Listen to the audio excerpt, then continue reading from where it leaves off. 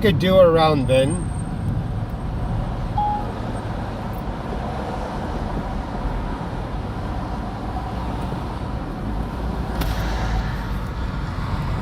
All right.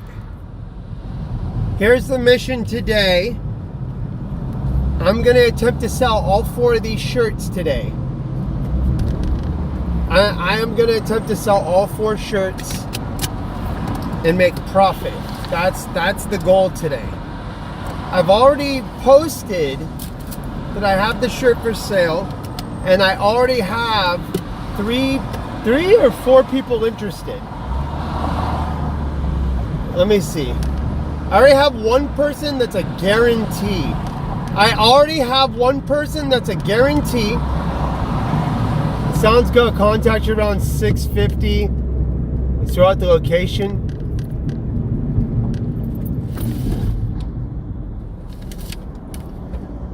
No worries, homie. All right, 1 sale down. We got a for sure sale tonight. Let's go! Yeah! And I'm on my way to a sale right now. So right now, I'm on my way to this sale. We're gonna sell the XL. We're selling the XL right now. I'm on my way to a fucking sale right now. Hang on. I'm live right now. Just so you know.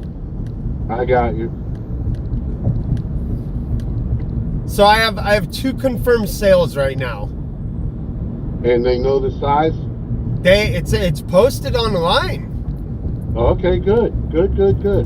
The XL is the most sought out after size because this is America. It's a lot of big people. Everybody's fat. A lot of big people in our country. What do you wear? I wear a large or an extra large. It depends. Extra large some extra large looks good on me. I wear a 2X.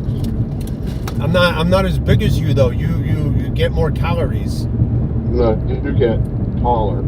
I'm much taller, and if I gained weight like that, I'd look weird. You would look weird. That's why I should only eat lean and just gain muscle, because I wouldn't look too bad. Well, I've seen I've seen transformations with people who are scrawny like me, if not more. And if you just build on top of that muscle, you don't turn out too bad, especially in your abdomen area. My abdominal muscles will definitely, if I like tone them out. Hang on. Yeah, we're talking to my dad. We're talking to David. Why do people think I grew up in a gated community? You already asked me this. Well, they asked it. They asked it again. Tell you why people think you grew up in a gated community, because you were always locked into the backyard. No. Like they know that I live in West Park. Like I grew up in West Park. They think that house Linda lives in, like that's the house I grew up in. That's what they think. That is a gated community. Where Linda lives? I'm doing all right. Where Linda lives? Yeah. Linda doesn't live in a gated community. No, her house is gated, but not the whole community. No, they're talking about the community, like a gated community, like in Weston. People think I grew up in Weston or in like Stewart. Yeah, people think I came from money, like you are a millionaire. You did come from money. People think that you're a millionaire, like you are a millionaire. I'm not a millionaire. People think I drove a Mercedes to school. People think you owned a Mercedes. No. They think I drove around in a Bentley. No, people think this. People think I drove around in a BMW. In a Sentra. 1989 Sentra. I don't even know what that is. That's a Nissan. Yeah, Sentra. my family, they had a brown car that you used to dog the shit out of. I thought that was a Honda. Was it? Maybe it was. No, it was a Honda Accord. And you rode a motorcycle for a while. I drove that motorcycle.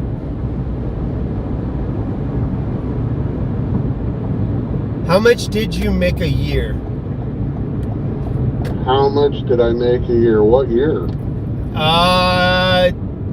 Let's say 2001, when I was living there and you were married to Linda still. I was making probably about 40,000 a year. And then when Linda moved out and you were working for Jeffrey. Me and Linda combined was 50. You and Linda combined made 50,000 a year. So these people think what I make a year, it took two of you to make. That's how. And then what happened was in like 2001. You think my family's rich? They think I came from money. I got fired from Tropical Glass. They don't know that I came from like a very humble background. Like. And then, yeah, but you went to a good school. No. Why did I get into that school? Why did I get in there? No, Which school? Nova. Why did I get into Nova? Because I put your name on the list. No. Come on, bro. Come on. Tell them. Tell them how it works. No, you got to tell them how it works. You're beating around the bush. So, in order, like 2 months after you were born. Hear this? Listen. You have to put your kid's name on the list 2 months. You have to put like after you're born, like the day you're born, you need to be put on the list. Yes. To go to the school me and Josh went to, the one I got kicked out of. You didn't get kicked out. I got removed from that school You got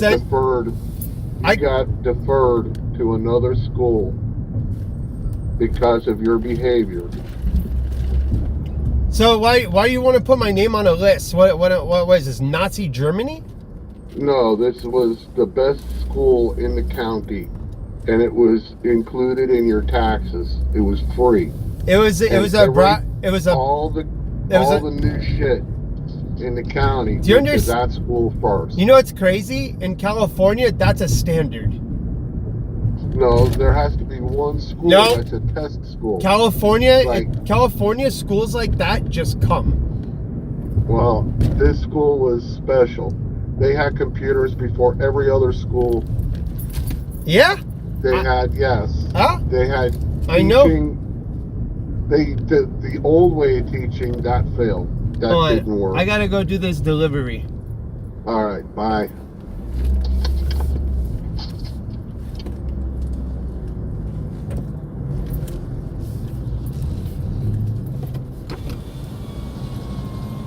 Hey, is this 2301? 2301? Yeah, for jump off, you'll be day bus? I'm looking for Connor? Are you Connor? No, look, go around bus, you can park at the handicap. Yeah, for sure. I appreciate you. Yep.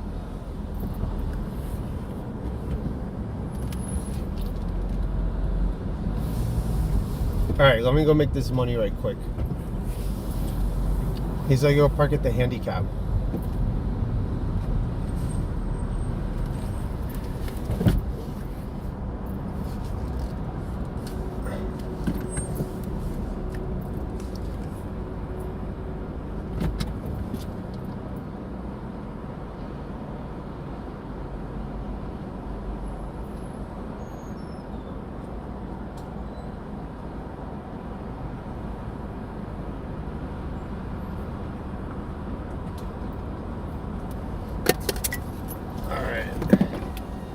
Let me go get it from the trunk.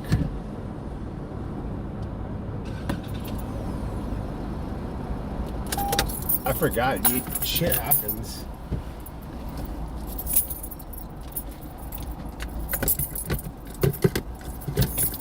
Here, let me see if I can do this fast.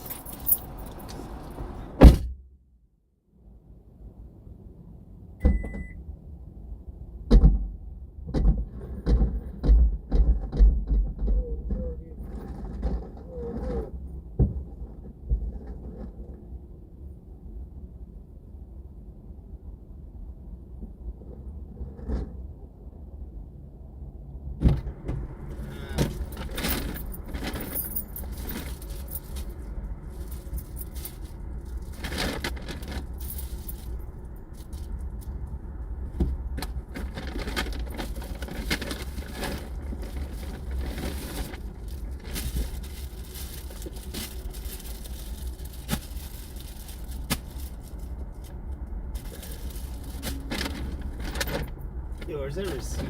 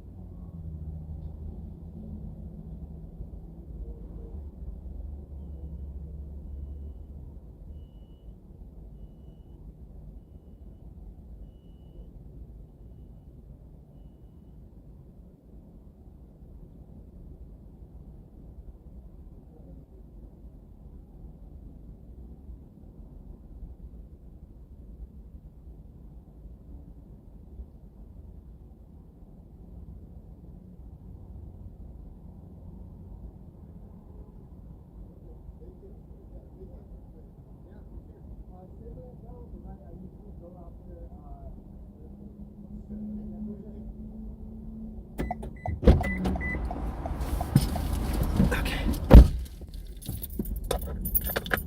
All right, $93, dude.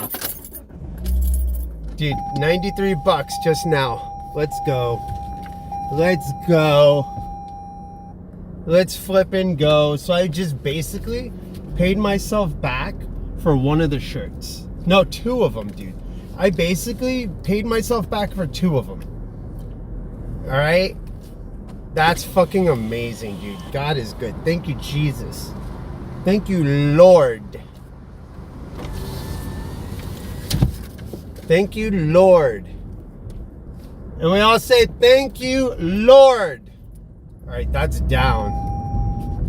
3 more to go. 3 more to go. Here, let's take one of them off StockX. All right, let's go back to patrolling. Dude, that's crazy easy. Crazy fucking easy job today, dude. Fuck me.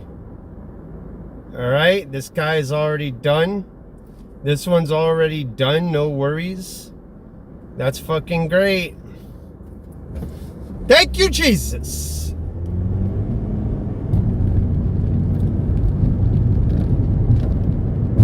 Let's look at the PayPal. PayPal looks fat. PayPal looks fat. Oh, man.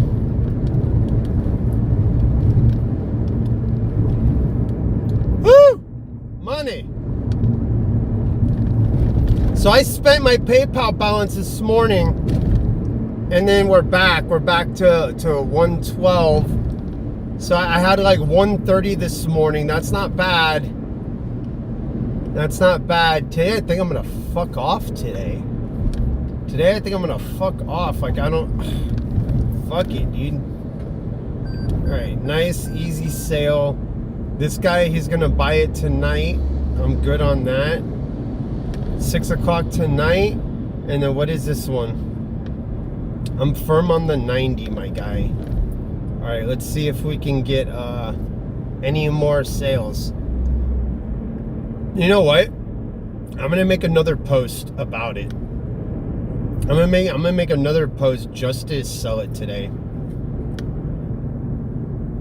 I'm gonna make 2 posts. And if they say anything, I'm gonna be like, oh, I got 2.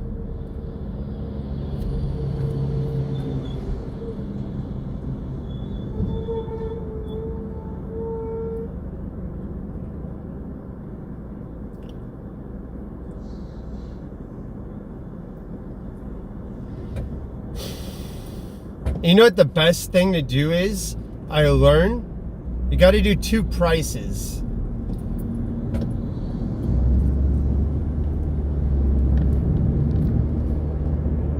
Supreme Motion Tea. I will always grind, dog. I love grinding. Till the day I die.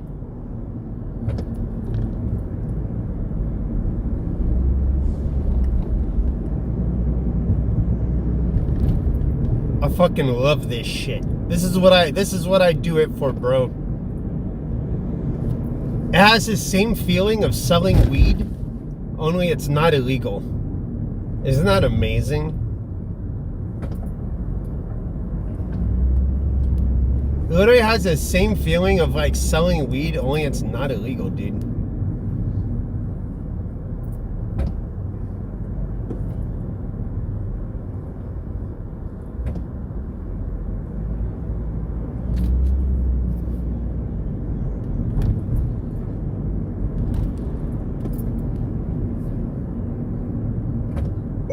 I have a XL Supreme Motion Tea for sale.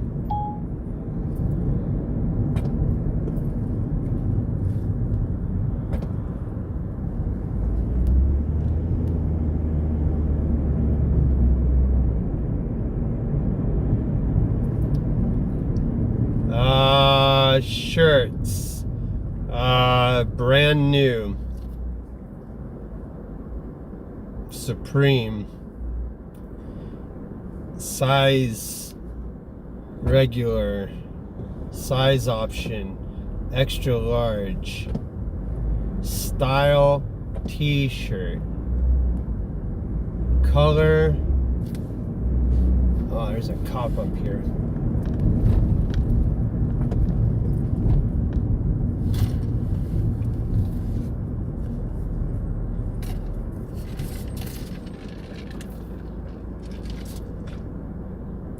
Color black. Let's put $100. This is how you do it, bro. And then you don't ship it, and you post it local. Listen, I put $100, right? And then you go back to it. Once you post that at $100, you manage the item, and then you edit it, and you say, you know what? I don't want to do it for $100. I'm gonna do it for $90. That way it looks better. That way it looks like you're putting it. They're saving money. That's a sales tactic I just created. Get your ass out the fucking road!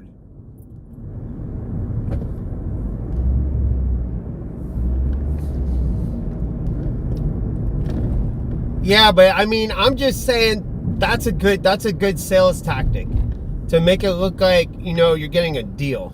Because I had it for $100. Now it's $90. You're saving $10. I don't want to sell it for that anymore. Yeah, boy. We're out here in the field.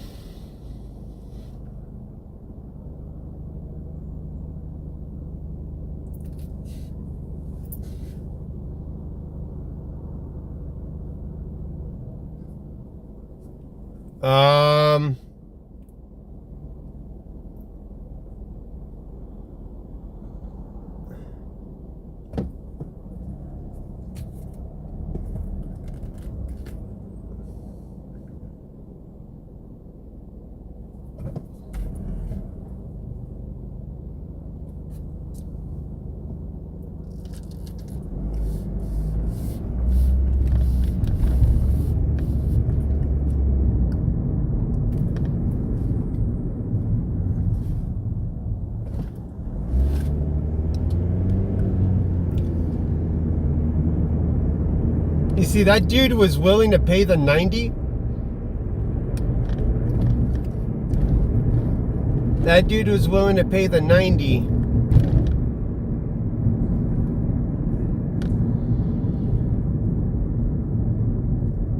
Yeah, dude. He was willing to. I mean, look, on StockX, it's more money. I'm saving the person fees. I'm saving them stress. I'm saving them all that. I'm going to you. I'm bringing it to you across town right now. I'm willing to. I'm willing to hop in my car and go and do what I got to do to make the money. I make the money. Money doesn't make me. I am making the money.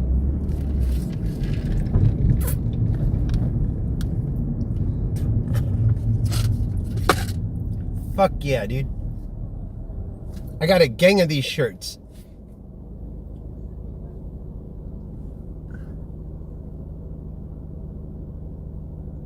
How much for Motion Chief shipped? I'll do it. I gotta do it. I gotta do it. I got it. I'll ship it to you. I can do it for 90. I can maybe drop it to 80, but if you do it like today, and you got to pay the shipping, you got to give me the money for the shipping. I'll ship it USPS. I'm gonna get the envelope, and it's out, dude. It's out. Once they're gone, they're gone. I had to go there early this morning, line up. You feel me? How much I pay retail? I'm gonna be honest with you. I pay 40 retail.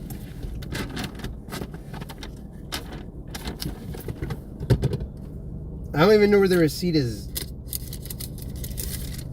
I don't even know where that fucking receipt is, dude. I had it. I don't know where it went.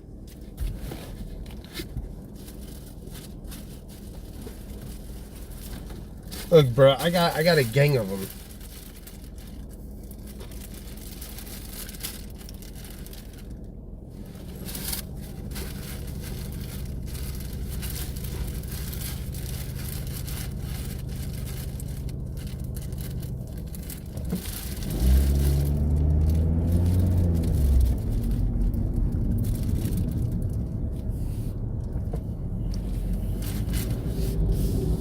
But you gotta understand, I went there, dude. I went there. I took the time to go there. I took the time. I took my money. I went there. Most people won't go there. Why not ship it? It takes too long. I want it today.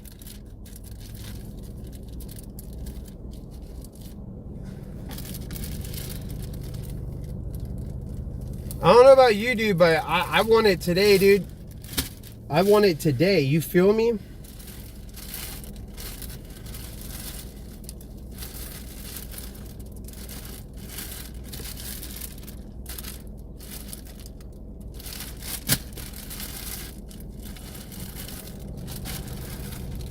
I got 3 left.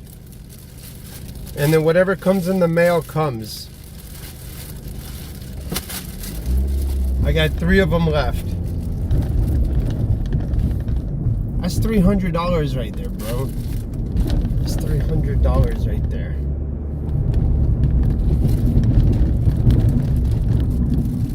We don't play. You only make the money.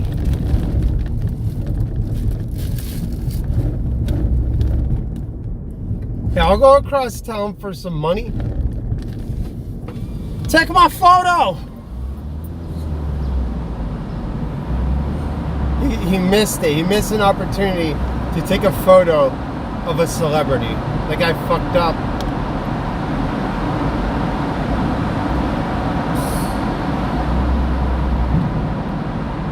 Did you buy yourself one? Of course I did. I got this large one right here, and I got a white one, a white large one on the way in the mail. I had to secure my bag this morning. Like this morning at exactly 8:01, I bought one. I bought another at 8:02. By 8:03, they were all sold out. I was only able to get one of each. Bro, people in line, they could only get one. People in line, they could only get one, dude.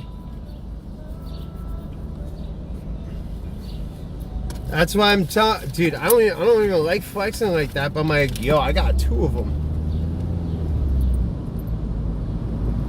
I'm about making that paper, dude.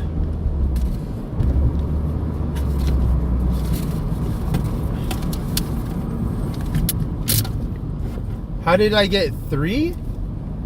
What do you mean?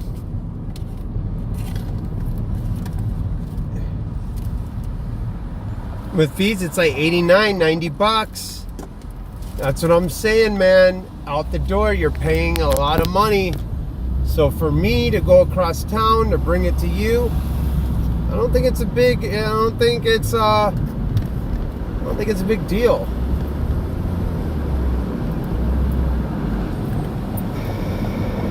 That's the thing, dude. I got 4 of them. I got 5 from the store. I got 5 from the store, and I got 2 this morning. So I got 7 all day. 1 I'm gonna keep, and I have 3 extra large I'm gonna sell today. This large I'm probably gonna keep. I'm probably keeping this large. Look at that. That one's fire. It's just fire. Fire shirt. You just can't go and pick that up.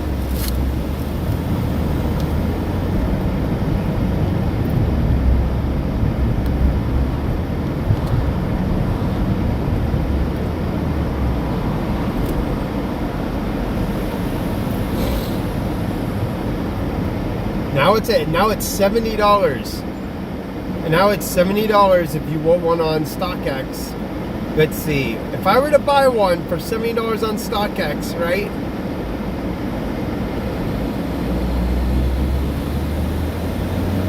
Let's see. If I want a large on StockX, right? And I go to review order, and then you look at it, it's $96 you're paying.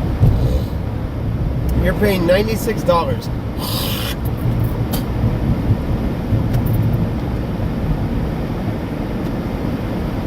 Bro, I gotta eat.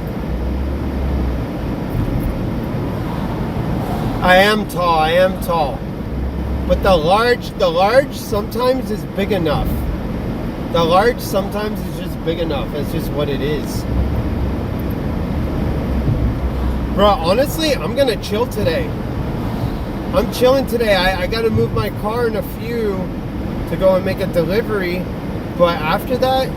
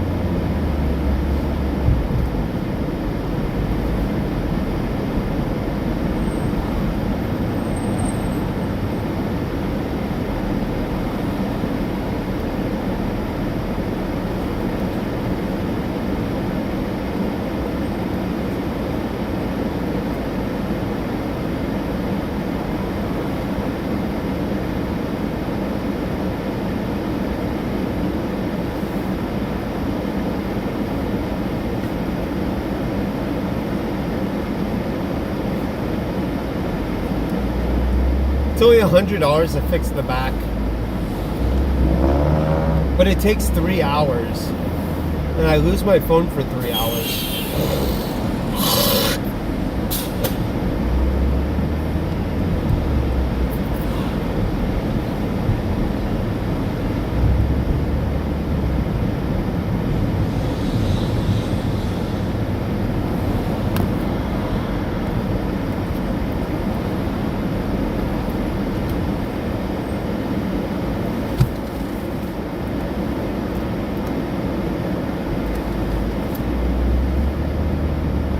Heyo.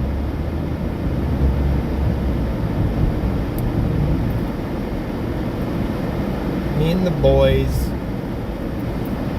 I don't have shit to do, bro. I could go home and smoke weed or whatever. I should have bought more, dude. And I could have just fucked off for the whole week and just sold t-shirts instead of fucking slaving away.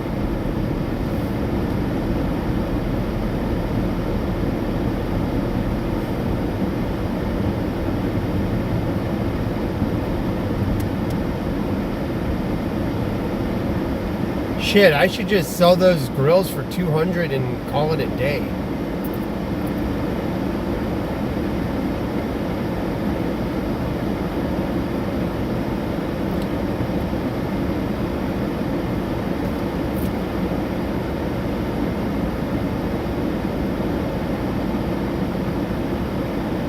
Yo, some people, they want it. They'll come and get it. I realize this.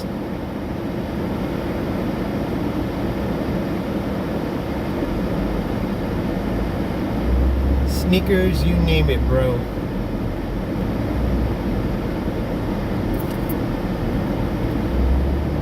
They call me Jim the Winner.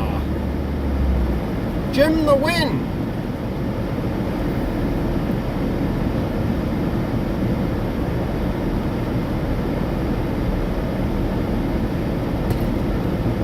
Where are we? Oh yeah, we're on 3rd. I had to look at it.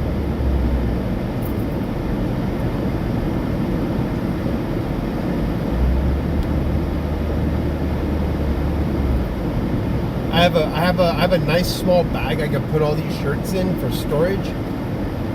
And then that's it.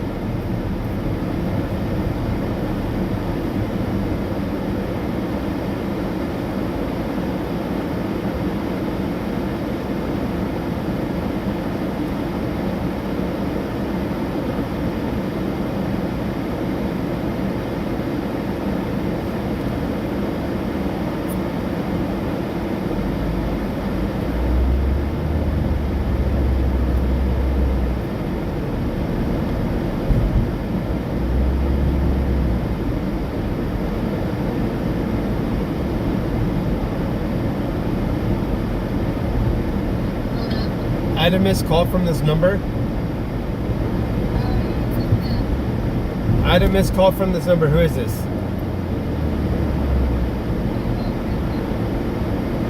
This is Justin. Who is this? This is Justin. Who is this? I don't know. I had a missed call from this number. Who is this?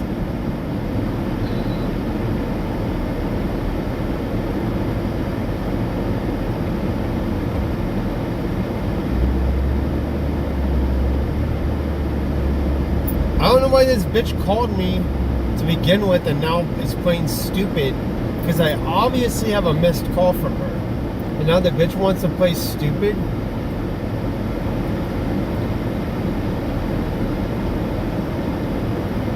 Poor people get iced coffee.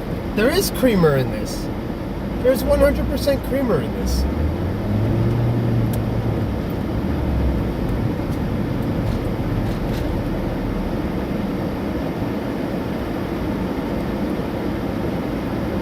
I'm wearing a Supreme white tee and jeans.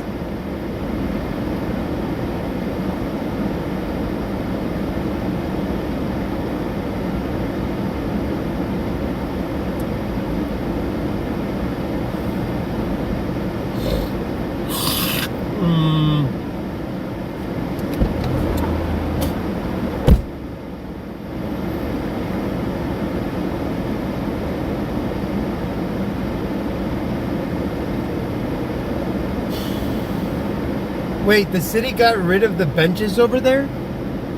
Yo, the city got rid of the benches over there and put like, what are those, poles?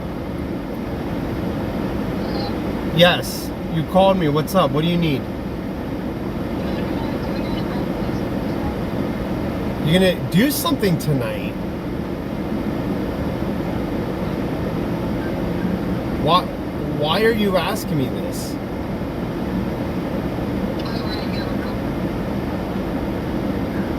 I don't know why you're asking me this.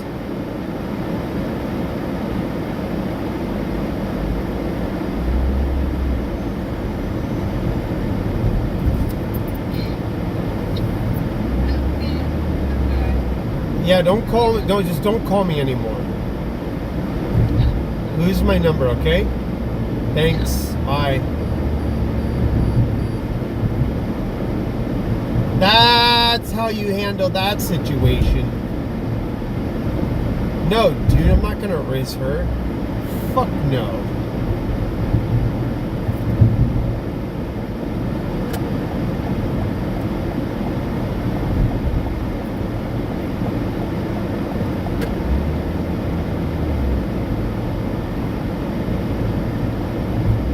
I know who it is, bud. I just play stupid.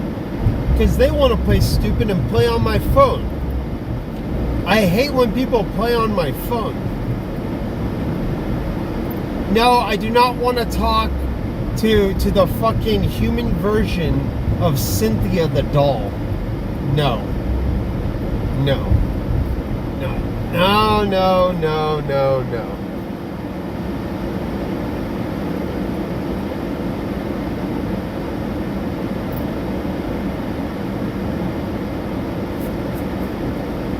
Last time I hung out with that bitch, she straight up looked like the Cynthia the doll from the Rugrats. Like her hair all fucked up and everything, dude. I am good. That lady looked like the doll Angelica carries around from the Rugrats, dude. Her hair was all kinds of fucked up. I don't know what she did, or she like fell asleep with the bleach in her hair, or what, but that was fucking wild, dude. That was crazy. I don't want to hang out with her, dude. Dude, I swear to God, she looked like the fucking doll. She looked like the fucked up doll from the Rugrats Angelica carries around. Bro, she looked just like that with fucked up hair and everything, dude. I am Gucci on that.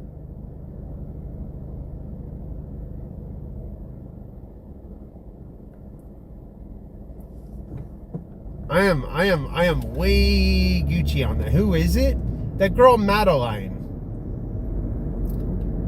She just wants a free meal or something and then to act weird and start peeling her fucking skin off and make me sick. I don't know, dude. I can't be around it. I'm good. I am solid. I'm a solid 20. 20 out of 10. Fuck it. I'm gonna round up to a hundo. She's that one Asian looking girl. The one Asian looking girl that like was all fucked up. I don't want to hang out with her, dude. Yeah, the girl who like sat in my car was all fucking weird and shit. I don't want to hang out with that. That's cracky shit, dude. That's crackhead shit. Nah, dude, look, I might be a messy fucking person. I might be a slob, but nah, nigga, you got me all kinds of fucked up on that. You got me all kinds of fucked up.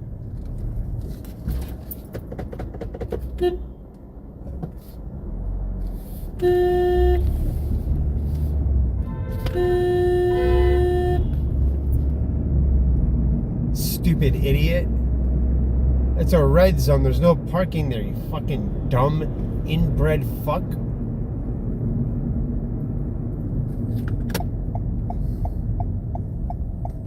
Yo, I dead ass called the city about this fucking street and they ain't did nothing about it yet.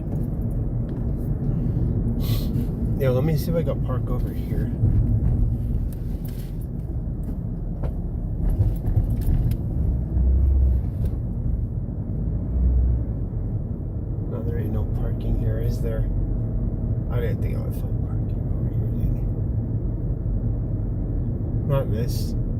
Not my street. There's never parking on my fucking street. And if there is, fucking lucky.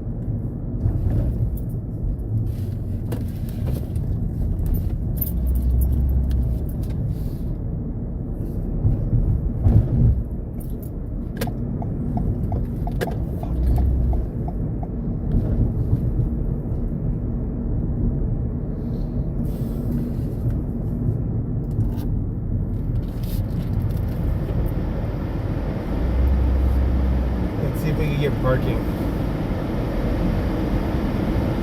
Oh no, I don't gotta do shit today because I already kind of I already made a path for easy money. Like I already did the hard work. The hard work was getting up early and just going where I have to go to make the money.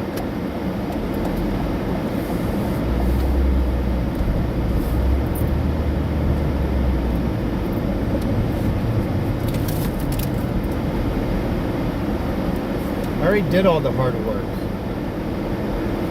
I'll park my ass right here, and if I can head out later or something, I don't know, dude. I might go make a lunch. I don't fucking know. Yeah, but I live in a city.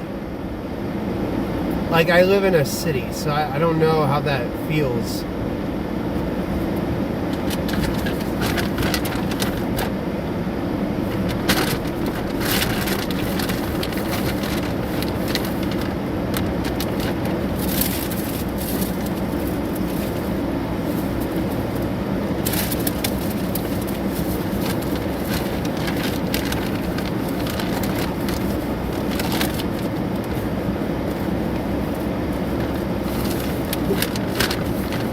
Maybe I should work dinner shift.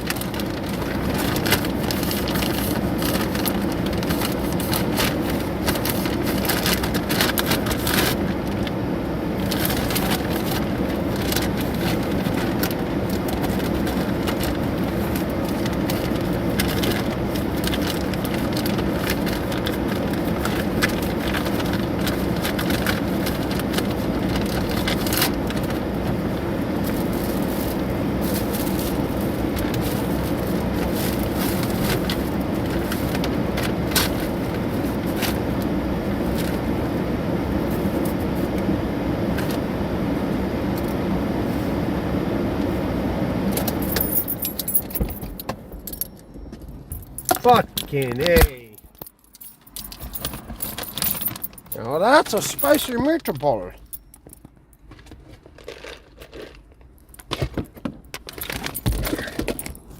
Well, my doctor gave me muscle relaxer.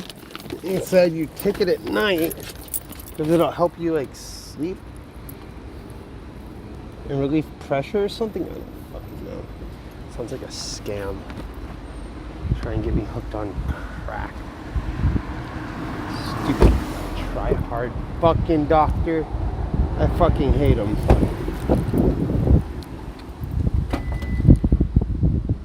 Next time I see my doctor, I'm screaming it at his fucking face. I promise. Next time I see my doctor, bro, I'm gonna fucking scream it at his face.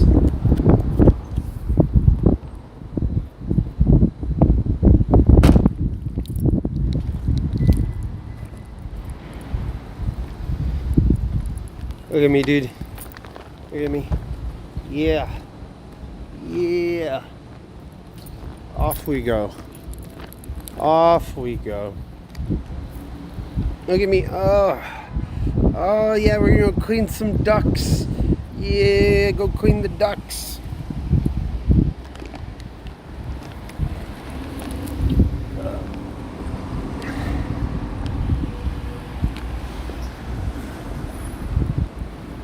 I already made paper.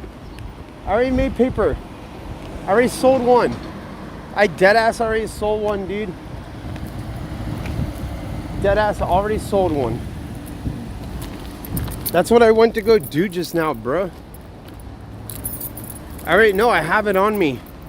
I'm going home. I'm going home to go put this away with my other items for sale. And I got to do accordingly, and then I might go back out to work. I don't know. It's 3 o'clock. I don't really have shit to do till later. I got to go deliver a shirt later. Clean your duck. Gonna clean some ducks. It sounds awful. It sounds really bad when you think about it. Cleaning ducks. Ah, shit. Forgot the vape. Can't get high without the vape, right? Got my vape on my ape on my skate. Turn up all day. So 7 o'clock in West Hollywood, that's money. That's money. That's money all day, dog. And then that money, I'm stacking for next week. Stacking for the next week. Stacking for the... That's what I'm going to keep on doing, bro. I'm going to take that 4, turn it into 8. Because I'm going to have more to work with.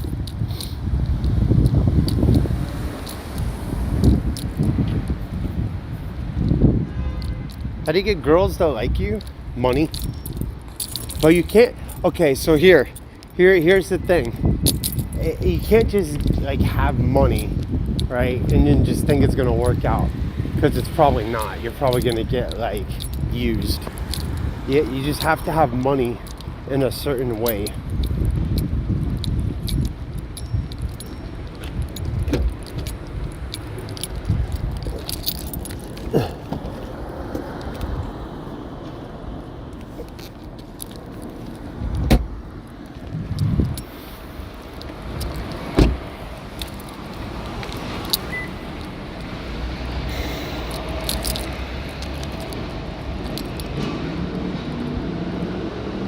How'd you make a sale? Was it a viewer? No, dude.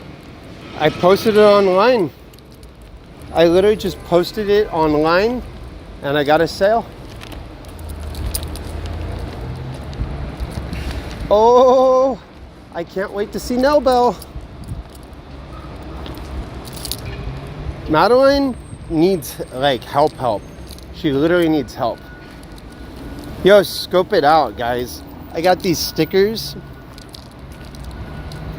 These stickers will flip for good money, probably. It's like when I flip them, though.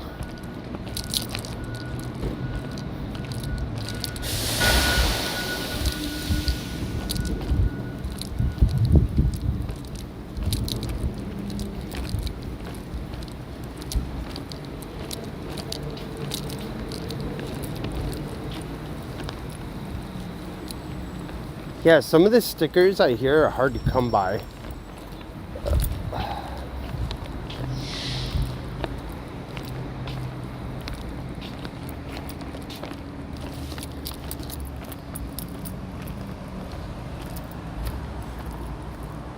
Down to earth girls, money. All right, let me tell you. Women, most women, not all of them, some of them are just like wiling out or doing whatever fucking life, because they most women want security. They want security. Not all of them. That's not saying all of them do, but most of them want security.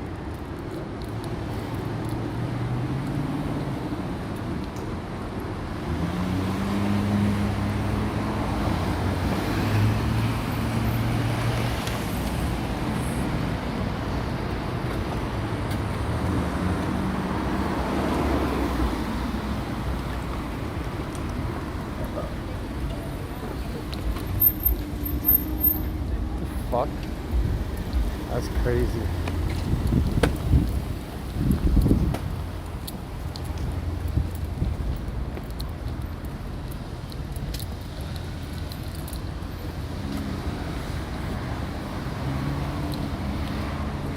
So if you're trying to ask the chick out, bro, you just ask her out. It's like, hey, are you doing anything this weekend? You want to go see a movie?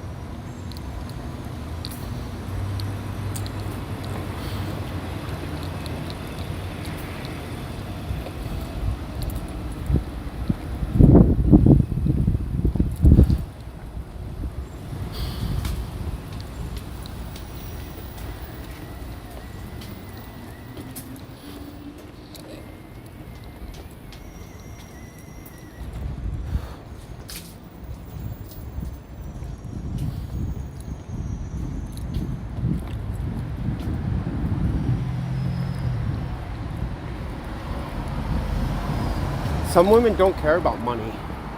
It's like you can have money too for some women, and like they won't give a shit. They just want to be treated a certain way. See, that's what I'm saying. You gotta you gotta figure out that person.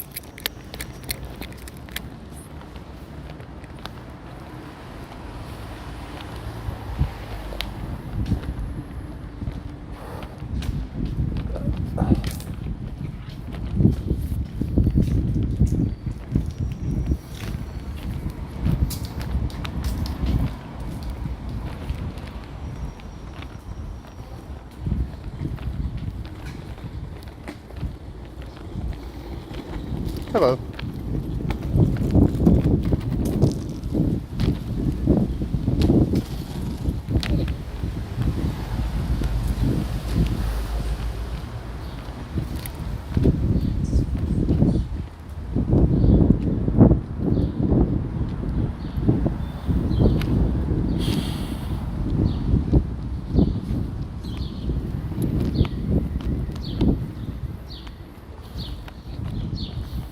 It's really what the chick is after. If she's after money, that's all you're gonna get is some chick after money. It's all about timing.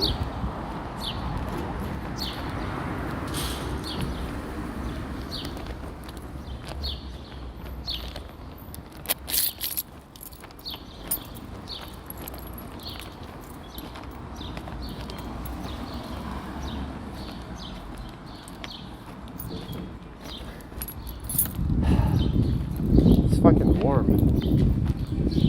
It's a warm one. It's a fucking warm one.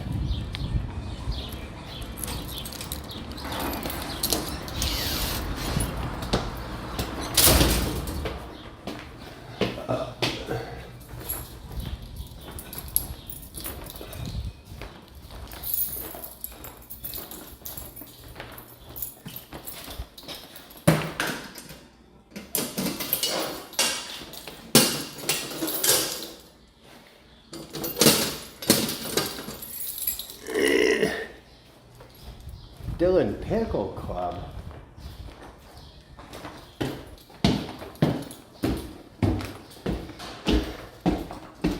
Do you think Bud Light will ever come back? Probably not. But Modelo is doing really well, I hear.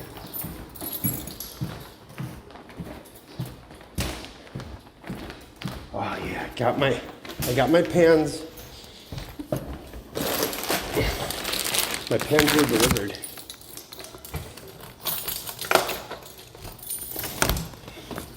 Hi, Nelly. Hi, Nelly. Hi, Nell. Hi, Nelly. I don't know. All right, go lay down.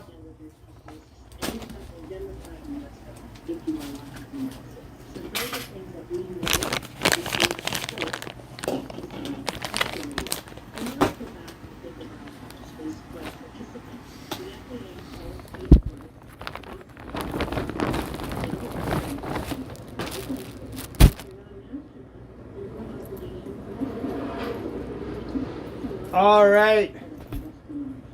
Another successful day. All right, let's go. 1, 2, 3. All my shirts got to go in the bag over here.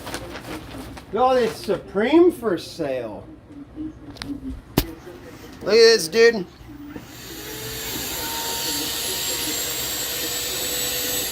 This is all stuff for sale. All that stuff is for sale, dude. Supreme dog bowls. We got grills, shirts. I'm building my inventory. Hi, Nelbo. Jim's building the inventory. Hi, Nell. Good girl, Nelly. Nelly, good girl.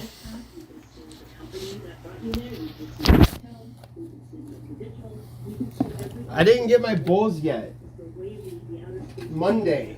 Regime has set this up is that anything that happens in space first has to go through a diplomatic channel. The bowls should be coming Monday, dude. And so every single slip and fall in a space hotel is a diplomatic nightmare. And so we really need to figure that out before we start sending a lot of people there.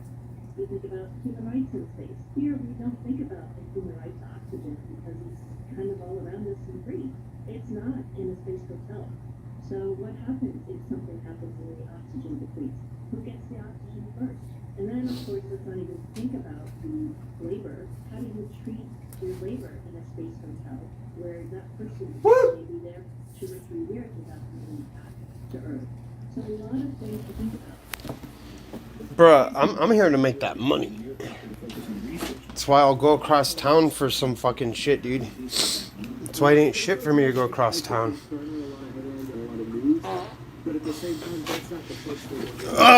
I just got someone asking for it. I think that you'll see a place that wants to manufacture pharmaceuticals or a new type of pistol or some type of filament or fiber optic cables and other things you can do with I just had someone hit me up for it. Very, very huge profit market. That's what's likely to happen. I just had someone hit me up. I just had another person hit me up for it. Dude, these are easy sales right now. I already have one sold that I have to go deliver you later. Even if space hotels are right around the corner, don't get too excited about booking a trip in.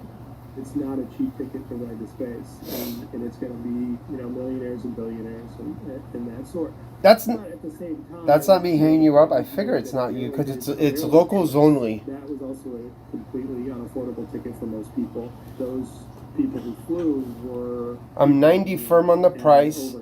Gotta go across town, sell it, and you feel me, dude? It's the goal for all the entrepreneurs in space as well to get those costs down to a point where it's not $10 million or $5 million or $300,000 ride into suburban space. Imagine by this time next year, I'm like buying thousands of dollars worth of Supreme at a time. So that's the goal. And could you imagine? Can we get to that point? Even the immense operating costs of getting to space, maybe years. All right, let's see what this is all about. I hope these fit. I really hope they're not too big. Oh, dude, that's perfect. That's perfect. Dude, that is perfect. You can't tell me it's not more perfect. Space is really, really, really hard, and it's an absolute cliche, but it's one that happens to be very true. It's just really hard to do. What an imagination? What do you mean, what an imagination? That I'm going to be able to continue to sell? How is that me being imaginative?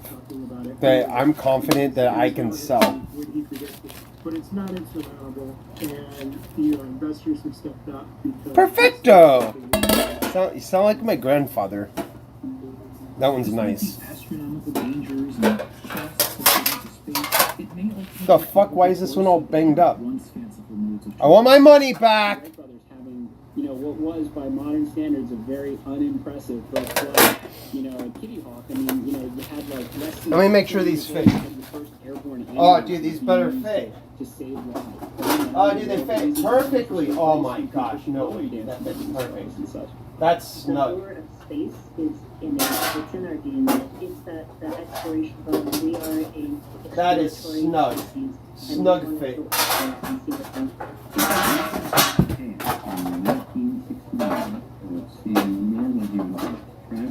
I could put a roast in that. Dude, I could put a whole chicken in this. And they can all see it for themselves. That'll create even yet another revolution in how we treat our planet and what we consume.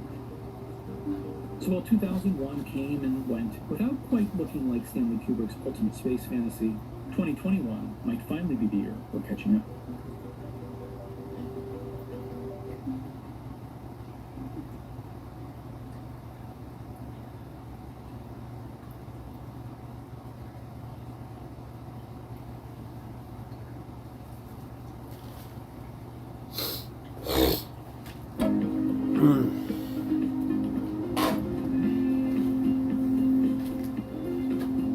Yo, as long as I can make a living doing anything, I don't give a shit.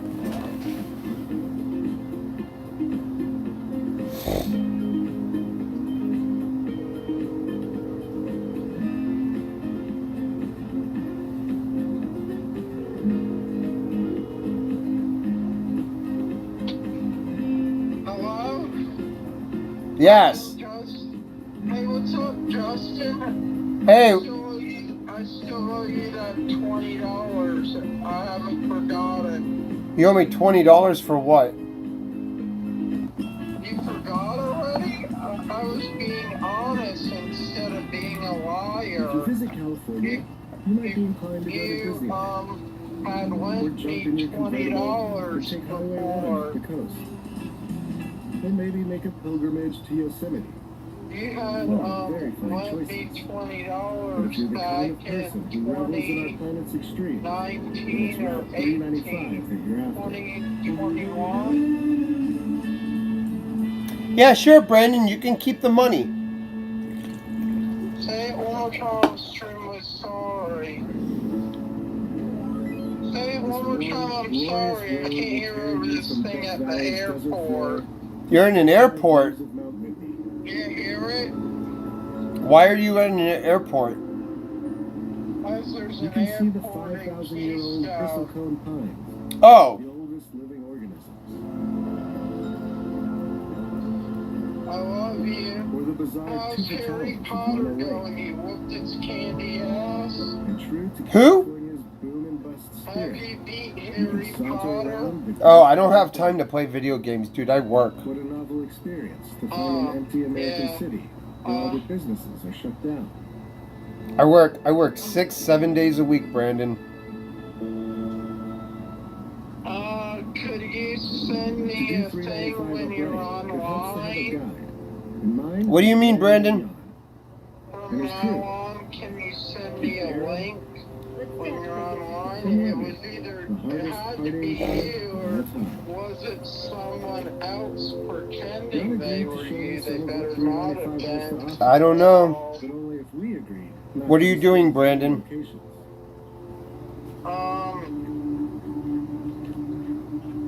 Just saying hi to you and that I love you. My name's Yeah, but what are you doing? I'm right in front of the dinner plate. It's a place I love, and sometimes I'm known. You're eating And dinner? the water's running. And the water's My running. Instagram account. Are No, I didn't eat dinner, but it's trying to cook. I love you. Oh, so wait, what do So you? what are you eating for dinner, Uncle Justin? I'm not your uncle. I'm your cousin, bud. This is BLM land, right on the Yeah, outskirts but of National what Forest. will I be if you And, had a it's one of my kid? favorite places in the world. Like Joshua Basically, had a daughter. everything outdoors, right? Josh had a kid, so that makes you an uncle. Oh, an uncle. Step uncle or uncle? No, you're my blood cousin, buddy. That makes you an uncle. That makes you an uncle. It's Jan's sweet truck. It's a 2019 Ford It's Ranger. 6:20 here. What time is it? 2:20 It's or 3:19. 1:20? It's 3:19. 3:19. But just on a smaller. Oh, simple 3 scale. hours We drive around difference? day to day. Did you know that Sig Hogdahl created NASCAR? It's great. And then Yeah, when I'm done and with you work, are I just correct. bail and go camping. Of course you are. Do you know if it weren't for Sig Hogdahl, Think of it as backpacking with a car. NASCAR wouldn't exist probably? Has a couple compartments. I believe you're right. I know you're right, Uncle Justin. Do you know why? It has just dry food, and when you get inside, there's a bed. The bed. Do you know why our grandfather did that? This awning. To make her life better. Fuck no, we didn't make no money off that. What are you saying? Oh, We didn't get nothing off that. We got no money. Our family got screwed. What are you saying, bud? yeah, just like the lantern. So, Just like oh my the gosh, lantern yeah, that yeah, one vacation dude house. came into his house and stole the Even lantern. with his It's nomad in front lifestyle, of me. non-Facebook What The lantern? questions the rest the of us. lantern that Did he the internet and created, the smartphones bulb have to piece ruin for it, everything? as When you he find the didn't super create special, the beautiful bulb spots is piece. that you busted He did it for the follows and likes. My grandfather, my great grandfather invented the Coleman lantern. That's what my cousin's talking about. And he got screwed because he didn't know to patent it.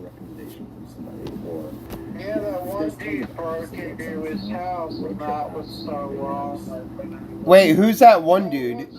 Who's the one dude?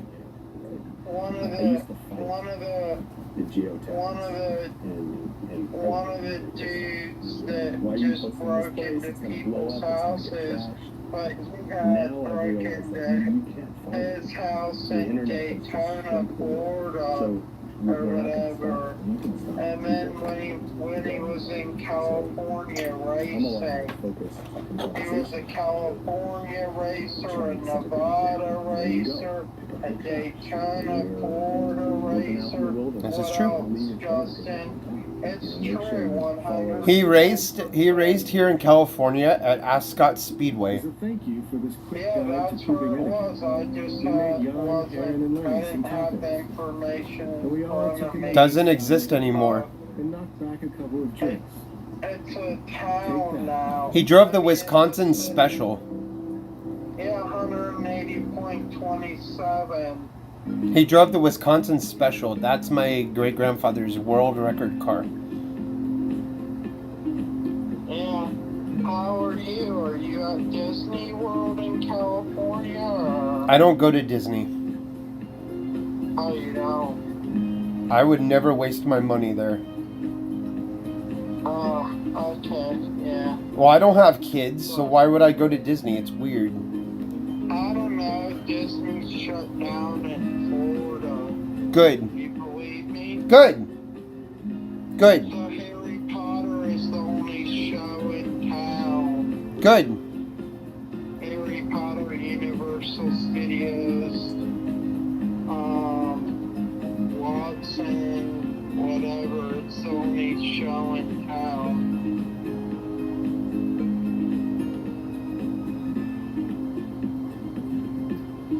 All right. Hey, I tried to get a hold of Grandma. Have you lately or no? Nope. She's so hard to get a hold of. She's so hard to get a hold of. It's like trying to the bag or whatever. I don't know what to say, bud. I don't know, but I love her. You love her. We all love her. Without her. I'm busy.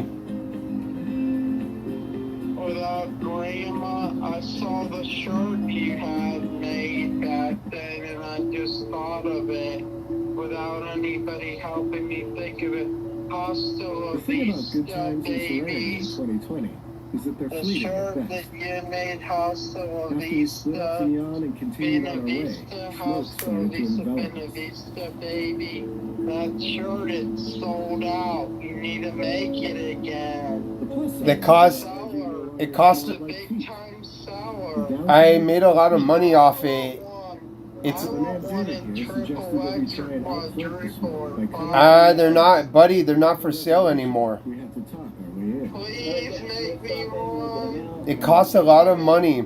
Yeah, no problem. We just wanted to get through it. Can you make me one a was a Honduras beautiful choice. one in Nicaragua one and They're not quite as effective as we had hoped. Honduras one and Texas. But Texas is special. Fast forward 4 hours or so, and we had managed to trade the smoky majesty of Yosemite What? for the smoky Grandma's a beautiful woman strip without malls her in of our the life. Central Valley. could say whatever, but without Grandma and you in my life, I wouldn't know what to do without you in my life. Yeah, for sure, because people fucked you over, buddy. Yeah, it's true. Because you're just kind of, you're a special one, Brandon. You are a special one. I love you. Yep. Sure, bud. So, when's the last time we talked? February 22nd. I'm busy. Hang on. February 22nd. Look at these, chat. Look at these. I got 2 of these. I got 2 of those. Hello, chat. Wake up. And I got 1 of these. Hello. Very, very large. Bro, the cigarettes are the best. It's kind of How many Harry Potters does he have, The Central chat? Valley stretches out over about 20 I got these stickers, the Supreme. Farmers here produce about 1/4 And then that Americans eat. I got these stickers. I don't know. This is kind of weird, bro. It looks sus. Cause the original photo is a dude and a chick, but I don't know, dude. It just looks sus. Access where on his neck? It just looks sus. Where? And he started the business. back This is in my cousin. 1982. He started with. Where does he have an abscess on his dick or his vagina? What the fuck are you saying? Got to the point where I'm sorry for saying that, but when you say abscess, Nobody said abscess. Nobody said any of that. What are you What are you fucking saying, dude? Stop it. sorry, but I thought you meant Stop whining. Stop whining. Stop crying. I'm sorry, I thought you meant nursing technology. You want some cheese with that wine? I love you, Uncle Justin. Without you, I'm no one. Come on. Look at that. I joined your chat. $90 right now, guys. Brandon, you want a Supreme shirt? $90. You guys are stuck with 90? Yeah, for a Supreme shirt. Harry Potter and Graham. I had to go wait in line for this shirt, dude. What are you saying? Guy or girl that sits in the pickup. Okay, well, you deserve it. I'm sorry. I had to go. I got a bunch of them. I got a bunch of them for sale. Since February and Dr. Martin Luther King That user March interface and really provides them with all the everything that they were information they need to doing. make sure that the machines are safe and that they're doing the correct job. So it tells them what speed they're driving, What? the engine RPM, the amount of gallonage per acre that they're applying at any given time.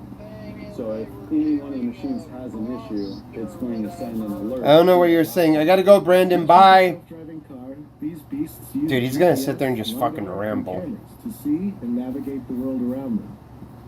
They also rely on pre-built maps of the orchards for extra guidance. Gus builds the machines right here, and then takes them out for robot training on this orchard next door. It's here that the company learns if the machines will behave and do as their software and human masters command. So this is kind of like this is a test orchard where you guys put it through the paces and work on the technology. Yeah, so this is our test orchard right here. It's right by our building, as you can see in the background. So every new machine, as it comes off the assembly line, it's put through a commissioning test. Right here, we test all the sensors on the machine, autonomous computer, all the safety systems, make sure it's doing what it's doing prior to when it's delivered to a customer. So what's it doing now? So right now he's doing a test spray. So he's just turning the water on to make sure that the system comes up to pressure, spraying water out of the nozzles just to make sure it's all functioning properly. Okay. It's got like a crazy turbine at the back, or? Yeah, so it's basically just a big fan. Okay. And that fan's driven off of the Cummins diesel motor, and it just basically creates a big airflow. Gus is already selling these vehicles to brave modern farmers.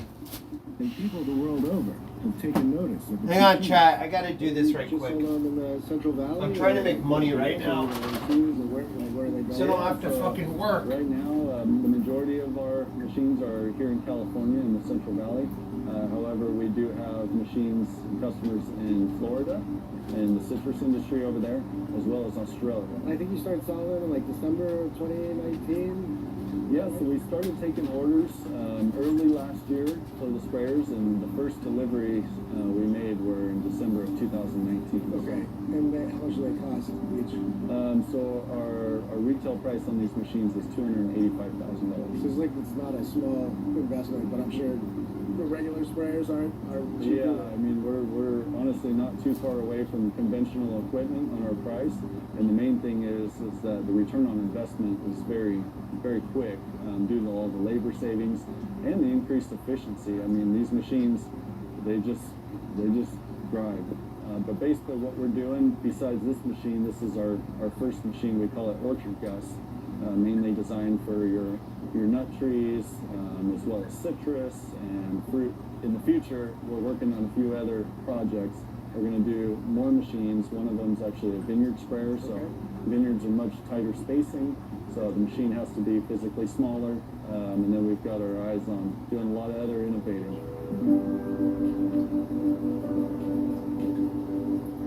That right there, friends, is a Central Valley farmer putting his whole fruit basket on the table. Gary's TED Talk can't be far off. And with that, it was time to get back in the RV. And to confront what happens when three men are bested by their own failings and the forces of entropy.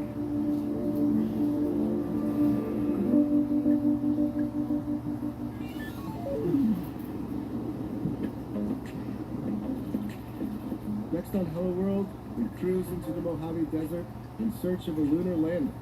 We have instruments that we are going to deliver to the South Pole of the Moon in December 2022. Instruments that are trying to scan the surface of the moon. And hang with the test pilot who walked away from this.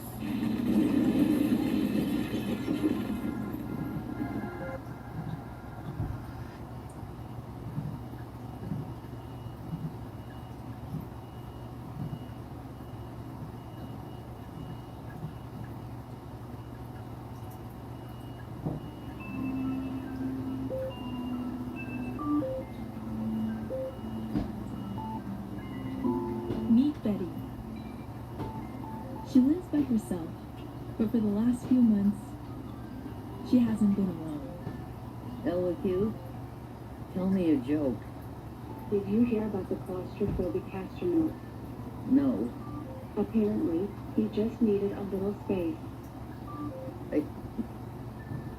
Most technology isn't made for 93-year-olds. But this woman is making sure that this particular robot is. Alexia, who are you? She's researching the way we interact with machines. And if she has her way, robots will soon be a trusted companion for all of us. My name is LQ. How can I help you? As technology replaces old jobs, it's also creating new ones. I'm Akihito, and I'm here to show you the jobs of the future.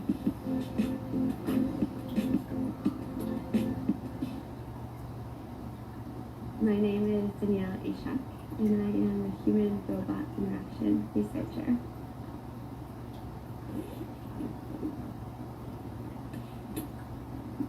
It's really hard to intuitively design a robot meant for a consumer audience.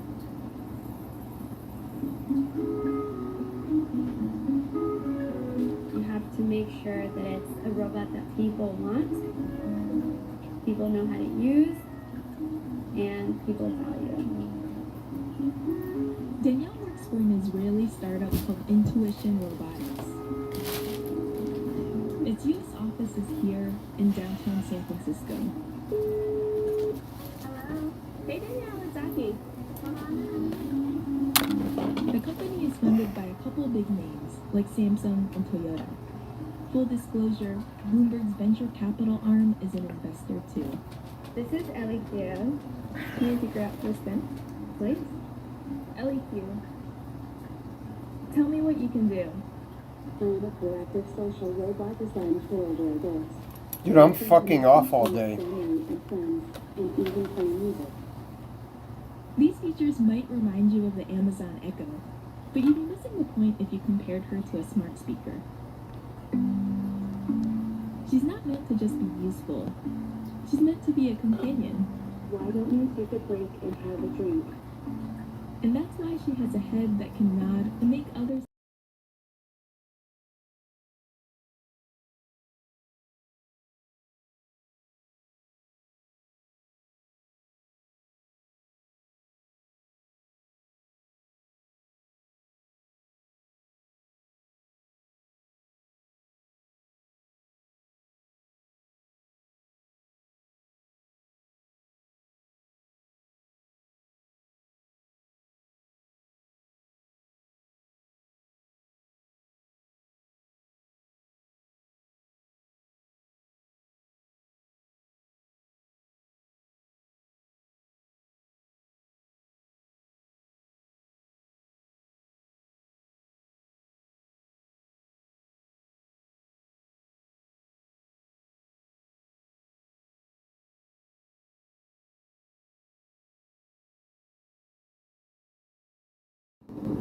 That's so weird. They're critical. We're building a product for people who we are not. I'm not a senior. That's so weird. How could you know how to design for someone Fucking weird shit. research? Because otherwise you would just be designing in the dark. Jobs like Danielle's are just starting to emerge. Until recently, robots were mostly in factories, separated from humans. But now, they're finally getting cheap enough, small enough, and smart enough to be in our homes. This has created a whole new challenge of designing robots that people will actually want to interact with. And that's where Danielle comes in. Yeah, that robot's not gonna work unless it has like AI intelligence. From the way LEQ moves to the way she talks. It's a very special. And they've been talking about this robot thing for like 2 years now. Frustrating, but at the end of the day, it's incredibly rewarding. And I think the most rewarding This chick, about it is when like her idea is good, but she's fucking delusional. like that they saw their feedback turned into something real.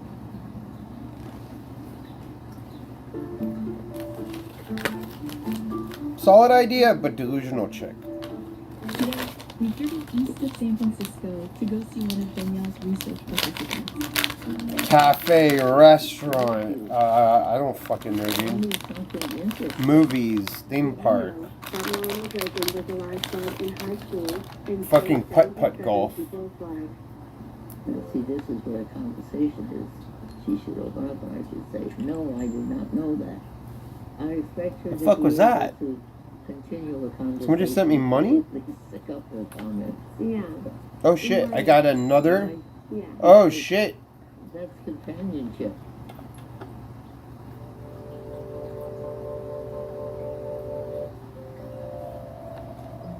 When Betty was around Danielle's age, she was working with some of history's very first computers. When I was finishing up my master's degree, I was working at Harvard in the computer lab when they were building Mark IV. A large room-sized computer. But now, this artificial intelligence stuff.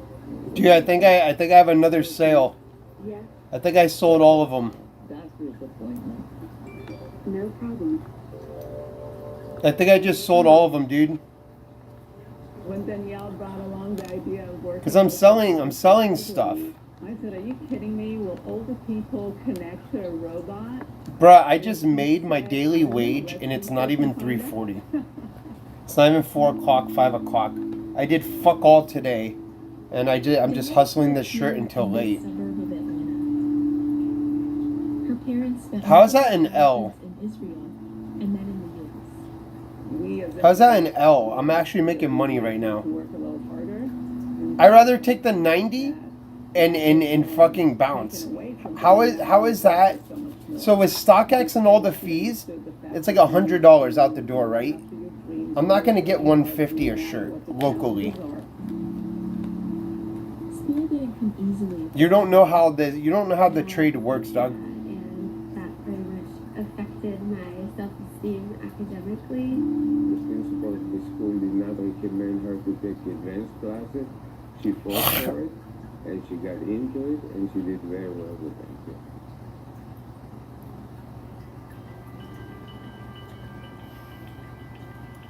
Danielle's first job out of grad school was at X, the secretive research facility founded by Google.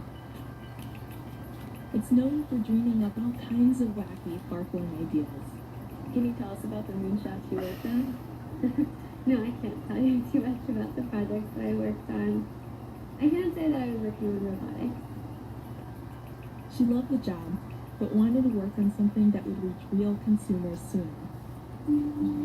So she left X after a year and joined Intuition Robotics.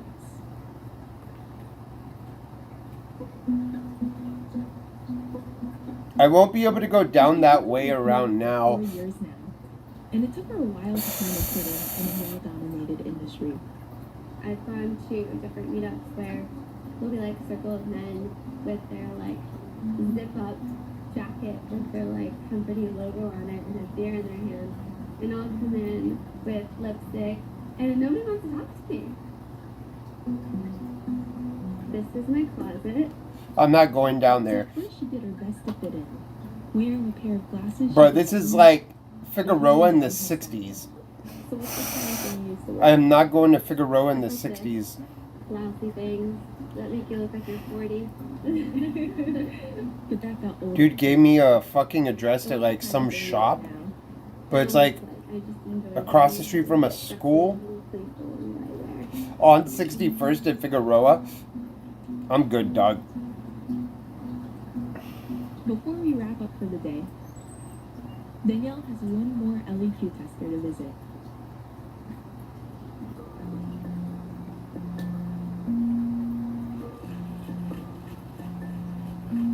Joseph is 97. And he's had the robot in his home for 8 months. I just made money, dude. I'm fine. How are you? No, I'm not going down there. Yep, he already knows the rolling 60s. I'm not going down there. 60 and Fig? I'm not going down there, dude. I'm white and I know enough not to go down there. Did you know that a cup of chopped red bell pepper contains... Bro, this is like Vermont and Slauson. Orange? What did you think of that? Certainly, the Yeah, I am not going down here. quite clearly. What about this? Let's see that. What's with you in Oxnard?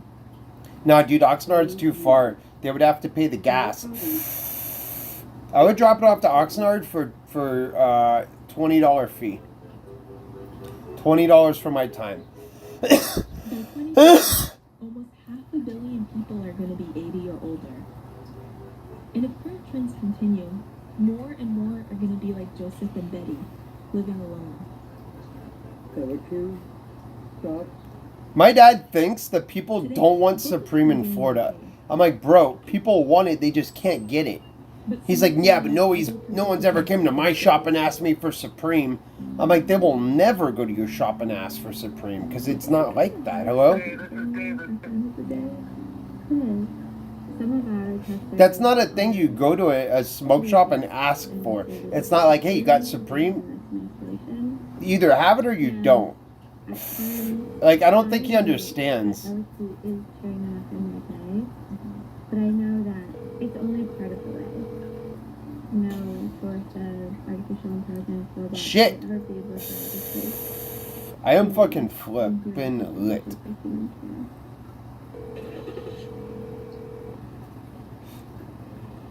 My brother and my dad have the smoke shop. And I told them, I'm like, bro, you could easily sell Supreme in that shop. People who skate smoke weed. Do what they love, help humans interact with more humans, help humans. I told him, I'm like, bro, he's like, not in my area. I'm like, bro, just because your area is like a bunch of black people doesn't mean the white people aren't going to venture off in your area to go and cop some fresh shit. Are soon going to be everywhere. And it's up to Danielle to make sure this robot-filled future leaves us just a little better off. So don't be afraid. And if you are afraid, come and join us. I promise it's a friendly place. Yo, it's $35 and I found it for $100 elsewhere.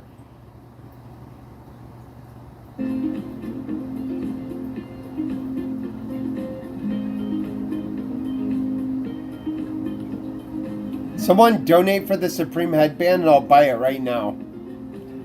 Yo, someone donate right now to the PayPal. 35 big ones and I will buy this Supreme headband right now.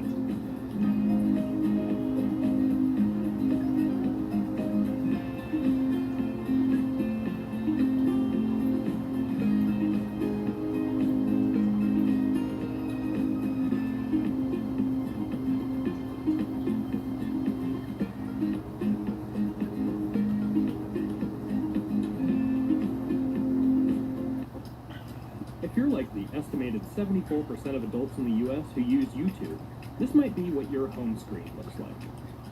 An algorithmically curated look into what you like to watch. Maybe some tips on how to prepare a new $35 or your favorite vlogger's latest video. But if you're a parent who shares your phone with your children, it probably looks a little more like this. Kids content on YouTube is huge. Views I don't know why this one's $100. 5 of the top 10 videos in all of YouTube's history are either music videos or kids videos, with Baby Shark having more views than people on the planet.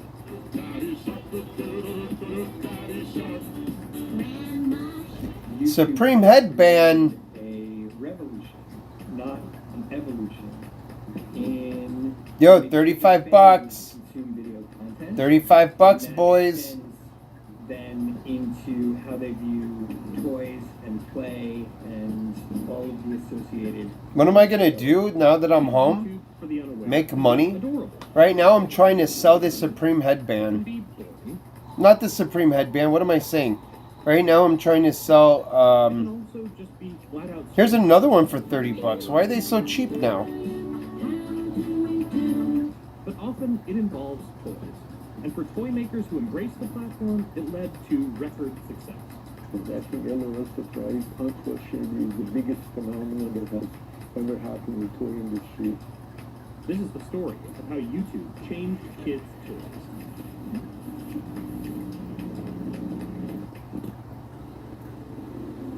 Play patterns, the way children play, is timeless.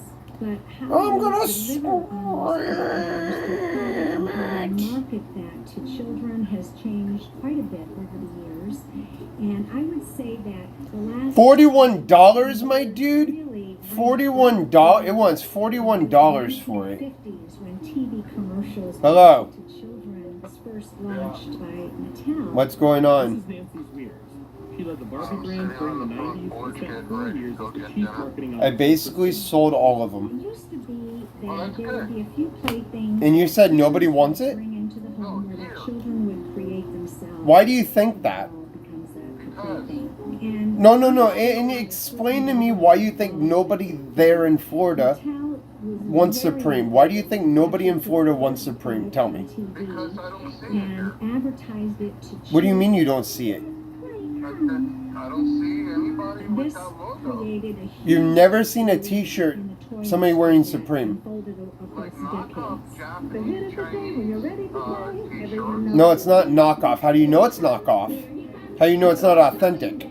How do you know it's not a design, an old design? You know the company's been around since 1994. So, no, we're not talking about flea market. We're talking about authentic. When you go back to the 1980s, what do you think of... No, that's not real. That's not a real. That's not real. You think of the original Transformers and Care Bears. Can you go on YouTube and read my chat and see what people are saying? No. Just see what people are saying, because this is just a general public, and what they think does matter. Because general public, I mean, they have an opinion. So, chat, do you think if I made a section with certain Supreme items, not everything, certain Supreme items, do you think people would come 60 miles from West Palm Beach just to buy Supreme, just because my brother's shop has it? Honestly. No. Add something. No, there is not. Add something. No, you don't tax. Well, technically it is taxed. Yeah, you're. No, you're charging triple the price anyway. No, that yes, people will pay that. So it's far from flea market quality. Have you ever had designer anything? You ever wear Gucci? No, never. You never had Gucci. You ever have Louis Vuitton? Once. And how did you feel wearing those jeans? Okay, how would you feel? Do you think you would feel the same if you had those jeans, those $300 pair of jeans, but they were fake? You wouldn't feel the same. You would feel like a fraud. That's the sales point. That's the thing. That's why I buy real Gucci and not fake Gucci at Santee Alley, where I could easily go get it. I save my money up like a normal. I don't care though. I don't care. The quality, bro. The quality is better. Look. You gotta listen. You gotta hear me out. Things like Supreme and Gucci and shit like that are made well. It's not cheap. It's not some cheap Chinese shit. It's made very well. My entire chat says that Florida people don't want Supreme. Only Jim's dad could think that. It's from the actual store, not the flea market. That's what they're saying. My Supreme is from the actual Supreme store, not a flea market. That's where people will come from West Palm Beach just because you have a nice library of products. Just because you get new products every single week, next day, I can do that. I can make that happen. That's the dream. He doesn't answer the phone. Doesn't it? Why should I have to send an email? That's psychotic. Do you see how my family treats me, guys? Chat, do you see how my family treats me? My own blood. Like am I adopted? No, it was given. You gave him money. Did you not? You gave him $5,000. You gave him $5,000 to start the business. You told me. No. So you gave him money. Where's my $5,000 to start a food truck? Yeah, I have $5,000. Match me $5,000. I have $5,000. Match me $5,000. So I can open up a food truck. I will give you back $5,000 in less than a year, 6 months. Easy. The food cost alone is going to cost me about $500 a week. I already did the math. I've already looked at it at Restaurant Depot. I can get Restaurant Depot delivered to me without having an account via Instacart. And if I'm fucking smart, I can sit there in the parking lot on my Instacart account and shop for my own groceries. And those became fairly successful pretty early on. Yeah, if I'm smart enough. And you saw them expand from. No, you're not hearing what I'm saying. I can do it on Instacart, and if I'm smart enough, I can just get paid to shop for my own stuff. So here's the funny inside right here. Like if I'm fast enough and smart enough, I could get paid to shop for my own stuff. So I basically get paid for nothing. So technically a discount. Yeah, still a discount. Still a discount. That might be true. To be our partners, and it was fascinating. That's what I'm saying. I have 4D chess move motherfucking ideas, chat. With I have a culinary arts degree. I have skill. And you would see it in the data. No, not a card. I need a truck. I need a truck that has a hood. I need running water. No, you have a setup. That's micromanaging. That's micromanaged shit, bro. That's micromanaged stuff. That's micromanaged stuff. No, it's not. You get a carbon monoxide motherfucking detector with it's also an alarm, and you're good. You don't need all that. You don't need that. It's not that expensive. You do the same. Yeah, they do that for RVs. You just convert it. From adults' perspective, it's terrible. 10 minutes long, No, I don't want to do a shitty RV. I see you want to do cheap. I want it to look good. I want it to look good so people. No, not a roach coach. It's not a roach coach. When I first heard of it, I thought it was the weirdest thing. I don't want a roach coach.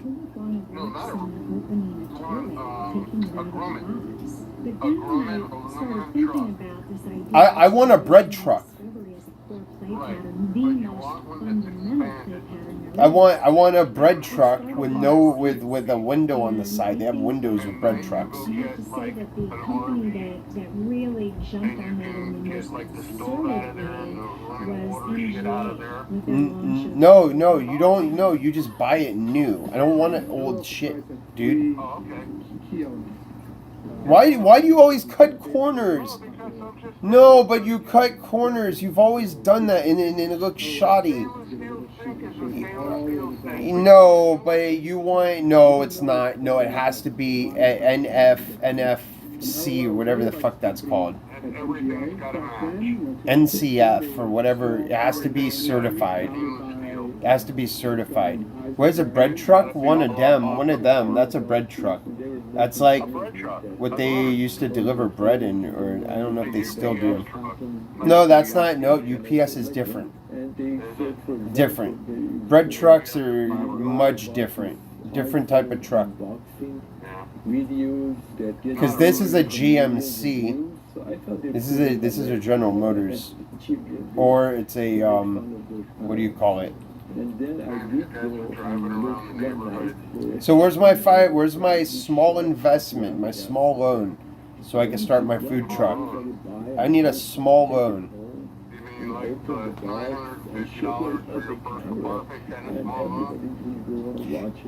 You're gonna hold on to some shit from when I was 19 years old. 19 years old. Now you're gonna hang on to. God, you always Jew me. Stop it. You should never. Yeah, but that's not to start a business. I was a child and I was retarded on drugs. I was on drugs. It doesn't matter. I was a child. I'm a grown-ass man that has a skill set, and I don't know, with this.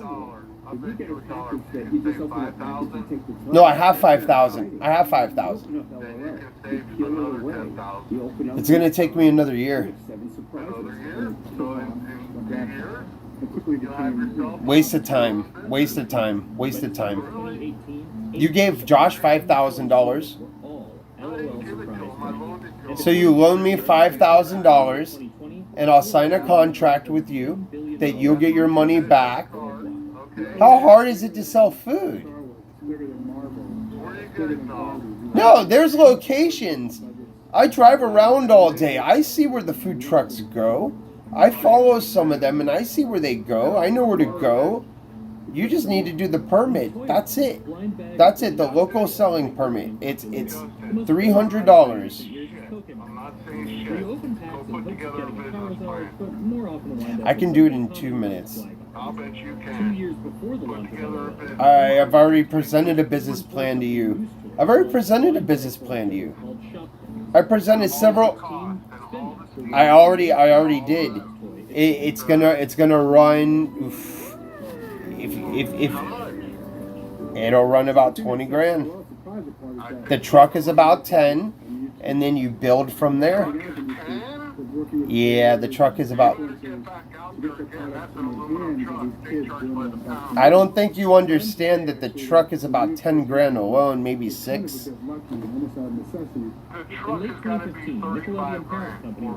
No. You could get an older truck. A new truck is going to be $100,000. New truck's 100 grand. Because you have to convert it. You still have to convert it. What do you mean? These trucks that I'm looking at for 20 grand has been used. Someone failed. I would rather suck off of someone's failed dream with my much better idea. Because people go into business without actually knowing the business or having the skill or talent. I actually have the skill and the talent, and I actually know the business. I don't want to get a job. I would tell those. I would end up cursing the person out first day.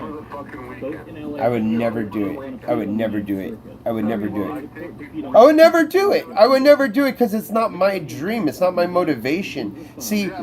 Here's the difference between me and you. See, you're older and you have more capital and you have more time and you don't waste money on frivolous shit. See, I have a sink or swim mentality. When have I sunk? When? Did I pull a gun on Ice Poseidon? Did I pull a fucking gun on Paul? Did I pull a gun on Paul running down the street? No, you're telling me that I sink, but I didn't pull a gun on anyone. But I did not. I didn't even steal the dude's phone. Okay, I'm going to Captain Max for dinner. When have I ever stolen from anyone? When did I steal? When did I steal? You know who knows? Am I a thief? You know who knows that? There's only one person on this planet that knows if you're a thief or not. But I'm not. I don't steal. You're that person. You're the only one that knows that. The last time I ever stole anything was Justified. The guy didn't want to pay me a check. So I was fair. It was fair. No, he didn't work. I did the work. I did the work. So, and the guy didn't want to pay me for 4 days of fucking hard work in the kitchen. So I took a bottle of Grey Goose and I left. And I never went back there. 4 days of work and it was only a bottle of Grey Goose. Hey, that was justified. That was my justification. That dude could suck it. No, I took it straight from the liquor room. Fuck him. That's what you get. That's what you get when a cook. That's what you get when you don't pay your cook. I'm stealing whatever I can fucking justify my worth, my value. No, not over it. Not over it. And I fucking left. Nah, I took a bottle of Grey Goose and I left, dude. I bounced. Goodbye. Nah, bro, this is when, like, Grey Goose... This is, like, when Grey Goose first came out. No, it wasn't a $40 bottle. That was, like, a $200 bottle at the time or some shit. Wasn't it more than... Could have sworn it was more money. It was, like, $60 or something for a bottle. I think it was more money then. Wasn't it? What did it used to sell for? Shifted nearly 50% of their marketing budget to social platform advertising. Brands would help seed video. I don't remember what it used to sell for. That could kick off a wave of creators making their own content around the product. In 2020 alone, Tubular Labs estimated that LOL-related content had amassed 5.1 billion views. This idea of imitation. So when you see kids playing with product, it kind I thought that shit used to sell for a lot of money. I don't know. I justified it. Justified, homie. Having this experience, the more kids felt what it would be like to have it and then wanted to experience it themselves. Yeah, of course he manipulated me. My dad is a manipulator. Kids are young. They don't understand what's necessarily an advertisement versus real content. And that's a big criticism of this industry. Is that He owes me $5 grand to start a food truck. Supervised by their parents watching these videos, and they don't realize that maybe that influencer is getting paid by the brand through that video, or there's some other compensation, and that, you know, blurs the lines for kids as they're sort of developing and figuring out how to consume media. Questionable advertising concerns aside, kids' YouTube creators would take off. Channels like Ryan's World would grow to almost 30 million subscribers, and a whole industry formed around them. When we first started working with influencers, they were very happy to work for free product. You give them the product and they do something for you. Then gradually influencers got smarter and started charging for their services as they started building a following. Now, because it is such a big business, the dollars can be significant investing in big influencers.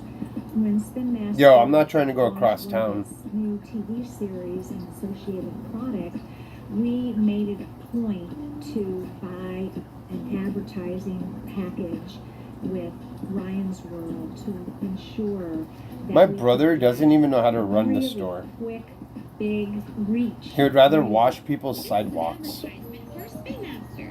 So from these unboxing videos, Imagine that's what you do for a living. we're creating narratives around the toys, the voices, meta universes, if you will, and it's really engaging content, even more so than the original unboxing videos for these kids. And you know, the content's coming out maybe once a week or even daily. So if you think about it, what they've done is they've created basically like a TV show around the toy. It's not unlike what we Oh. saw back in the 80s. Natalie Biden snorting cocaine that Hunter gave her. The Masters of the Universe, the Transformers. So we've kind of seen this full circle, right? So back to where we were. Sick family, dude. Basically, mini television shows created around toys. Sick fucking family. Content on YouTube is likely to face increased regulation in the coming years. In 2019, the company would agree on a $170 million settlement with the FTC. I mean, it's some weird shit though. Behind its made-for-kids platform, YouTube Kids, and each video uploaded to YouTube must be flagged as either made for kids or not. In a statement outlining changes to the site, YouTube would say that responsibility is our #1 priority at YouTube, and this includes protecting kids and their privacy. Still, the site is far less regulated than traditional television. Bitch like Cardi B has no idea what's going on. Her career is in such a turmoil, she needs clout of other people's suffering. And she's like, he won't go hell, he goes to a rock concert, this and that. Tries to use the situation to exploit like the news. They're not like feeling sorry that my mom has to take care of 2 kids. Not really giving a fuck that my stepdad's probably 99% chance he's dead.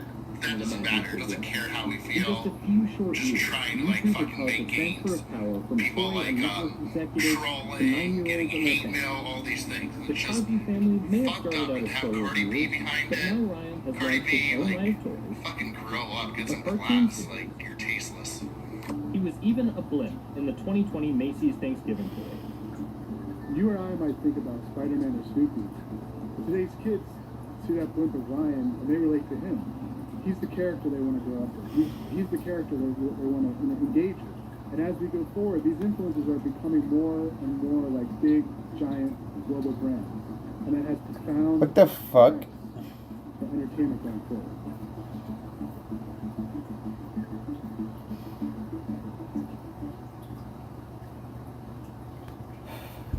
How much I make on crypto? I don't even know, dude.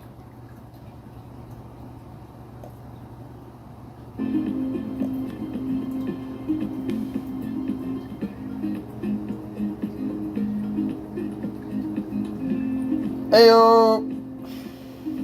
I actually made money.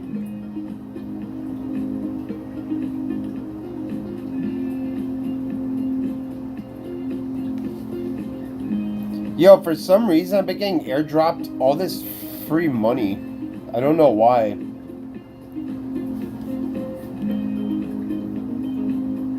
I'm not gonna really question it, but I'm like, hey, why is it airdropping me money though?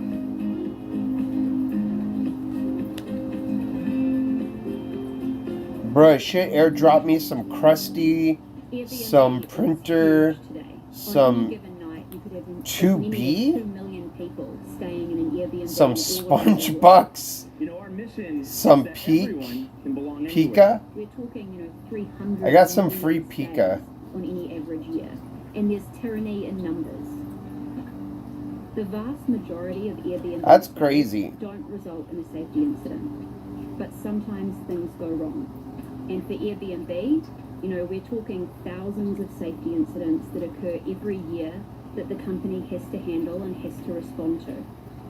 I'm talking situations like kidnappings, hostage. Bro, a lot of these coins are like We're brand new talking too. murder, we're talking And they're like, rape, yo, let's just we're give this talking, dude some the coins. worst violent crimes that occur in our society happen inside Airbnbs.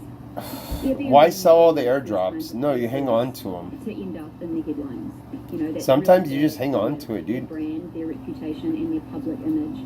Particularly because this is a business that's based on strangers. I got a bunch of Bart Simpson coins. So when crimes like this occur, I got it a kind shit ton frees of Bart their entire Simpson. business model. I got like 700, just under 800 billion Bart Simpson. I'm a reporter on Bloomberg's technology team, and I've been covering online It ain't worth companies shit. like Airbnb for the last 2 years. Not yet. It's still too new, I guess. Airbnb is a startup that's based in Silicon Valley, and like many of the sharing economy startups, it managed to grow so big so fast by essentially skirting regulations. Yeah, it's probably because I have money moving around. Break things, and it wanted to work against regulations in order to. And I'm also staking. That cities could no longer control it. On a peak night this past I also we stake. had 1 million people from around the world coming from. I am all for 180 staking, countries a dude. single night, staying in an Airbnb home. The vast majority of Airbnb stays, we're talking, 2 million people staying in an Airbnb on any given night, don't result in a safety incident. But sometimes things go wrong. And for the company, it was dealing with these cases was a really Oh yeah, I'm already challenging, staking difficult, that. Oh complicated dude, you area. could. You had hosts and guests, and Nice. sometimes they disagreed on what happened. You had regulatory issues in some of their biggest cities. Then you also Dude, I could had, stake Luna on the this. growth of the I'm platform. gonna start buying Luna on If here you're so I can trying just to have more prevent some of these staking. incidents, it could cut into revenue and cut into the number of listings that you have. So for Airbnb, it was Bro, I could about stake my trying to Neo figure on out here. the best way to handle these crises in a way that's Fuck, going to that's not only awesome. protect the individual in crisis, but also protect the company's public image. I'm using its I brand, use its Bitmart. reputation, I'm which is across the essentially what fucking its board. business is based upon. As Airbnb grew, like way too big for them to be able to take No, on you alone, never sell. You just hang on to it. Some coins, bro, just hang on to it and forget about it. What do you mean? Don't sell. Over the course of my reporting, I've talked to almost 50 former employees at Airbnb. I'm gonna hang on to Pepe coin. 7 or 8 of those work directly on this elite unit. These Inventable. Many of them come from military backgrounds or trauma backgrounds. Inedible. Traumatic situations. And I bought a bunch of that one. people who are going through I'm literally what they sitting on a consider ton worst of day in that. their lives.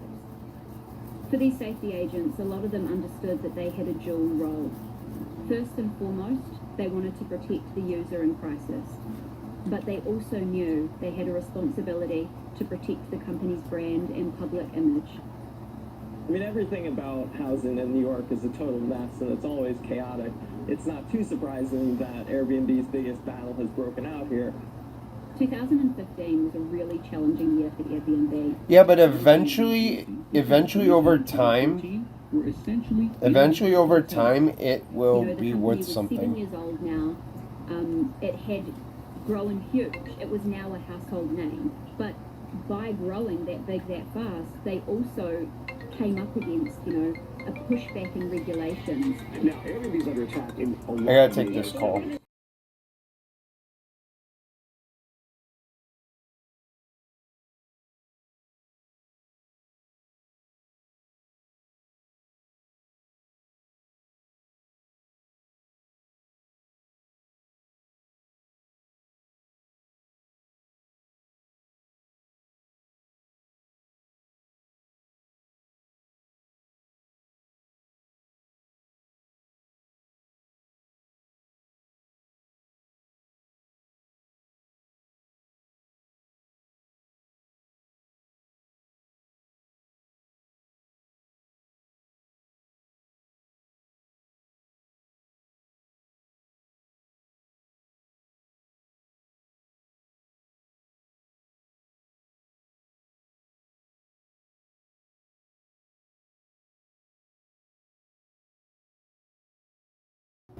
police report said this 29-year-old I woman can't left be her having keys every in a town fucking car phone call and public. returned to the Airbnb on her own. She thought that she was alone, but she wasn't. There was a man inside the apartment, hiding in the hallway with a kitchen knife. The Bidens are calling me. He grabbed her, Fucking A. dragged her into a room, and raped her. What the She later shit? fled. He did fucking what? About an hour after this attack, he came back, and police were in the apartment at the time. They opened his backpack and found 3 items of interest: the kitchen knife, one of the woman's earrings, and a set of keys to the Airbnb. This case was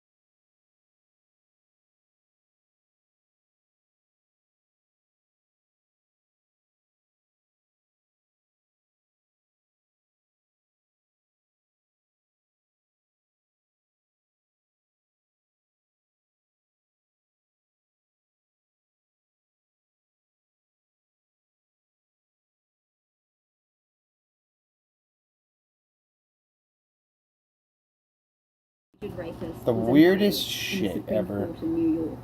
And Airbnb sent a staff member to find out if the company was Strange mentioned shit, in any of dude. the court Strange records. shit. And it wasn't. It wasn't mentioned in the police report. It wasn't mentioned by prosecutors. I'm going to bed. There's no mention of Airbnb really in No, any I can't go to bed. I gotta this make case has money. never been reported until now. And, you know, for Airbnb, that was kind of lucky. This case never landed in the media. And, you know, 18 months later, when this woman's lawyer Biden's reached out to the America. company, they signed a settlement for $7 million. And part of that settlement, there's a clause that says she cannot assert or imply responsibility on the part of the company. We've spoken to legal experts who indicate that what this really did is gag the woman from saying, "I blame Airbnb." I need more coins. Crypto! No, dude, I gotta sell. I gotta stay up until I sell all these shirts. Yo, I think the quick flip is fine. Airbnb is one of the few companies in the world that has this like online offline I'm staying up till I kind sell of the shirts, hybrid bud. situation where you have users who meet online and then actually meet in the offline world and stay under the same roof. And that means that the company, at the end of the day, really has to take more responsibility than other social media platforms might do. With Airbnb's terms of service, that really means that whenever there's a dispute between hosts and guests and the company, this is all handled behind closed doors in arbitration. I don't know. Most of these cases don't even make it to the court. It's mining. And when they do, the company will settle them so it doesn't go on through the courts. And what that means is that there hasn't really been a legal precedent that's set to determine what Airbnb's liability is here. You know, is it really responsible for when things go wrong inside its listings?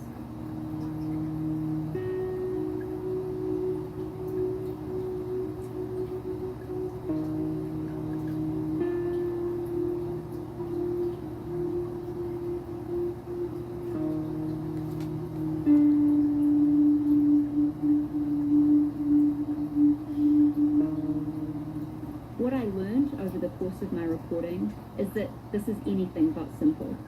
This is a complicated, nuanced area. There are difficult trade-offs here. The company also has to have hard, tough conversations about privacy. Airbnb's business model is based on strangers trusting one another. We often hear from the founders and the chief executive himself saying trust is their #1 priority. I've actually heard Brian Chesky, the chief executive of Airbnb, talking about how he didn't build a website or a platform that allows people to stay in each other's homes. What he built was a community that trusts one another. And when that premise is undercut, Airbnb's entire business model is under threat.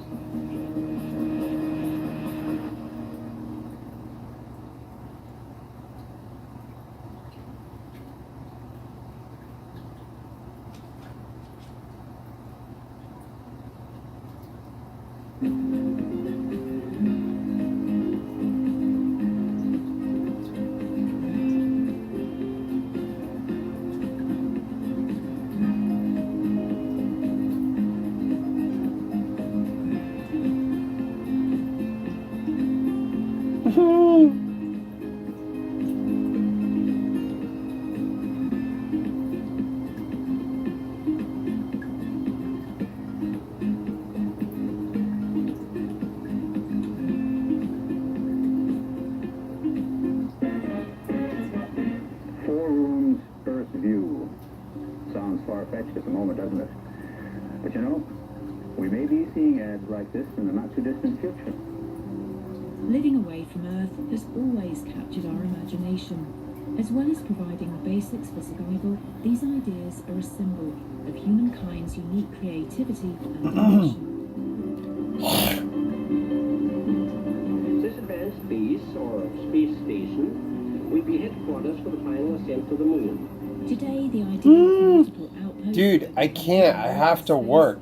Not till tonight. Can I end my day? Our lives the best we can make it. It's about, as a species, having a path for our future. And the mission to create these habitats is well underway, as private companies get ready to take that next giant leap.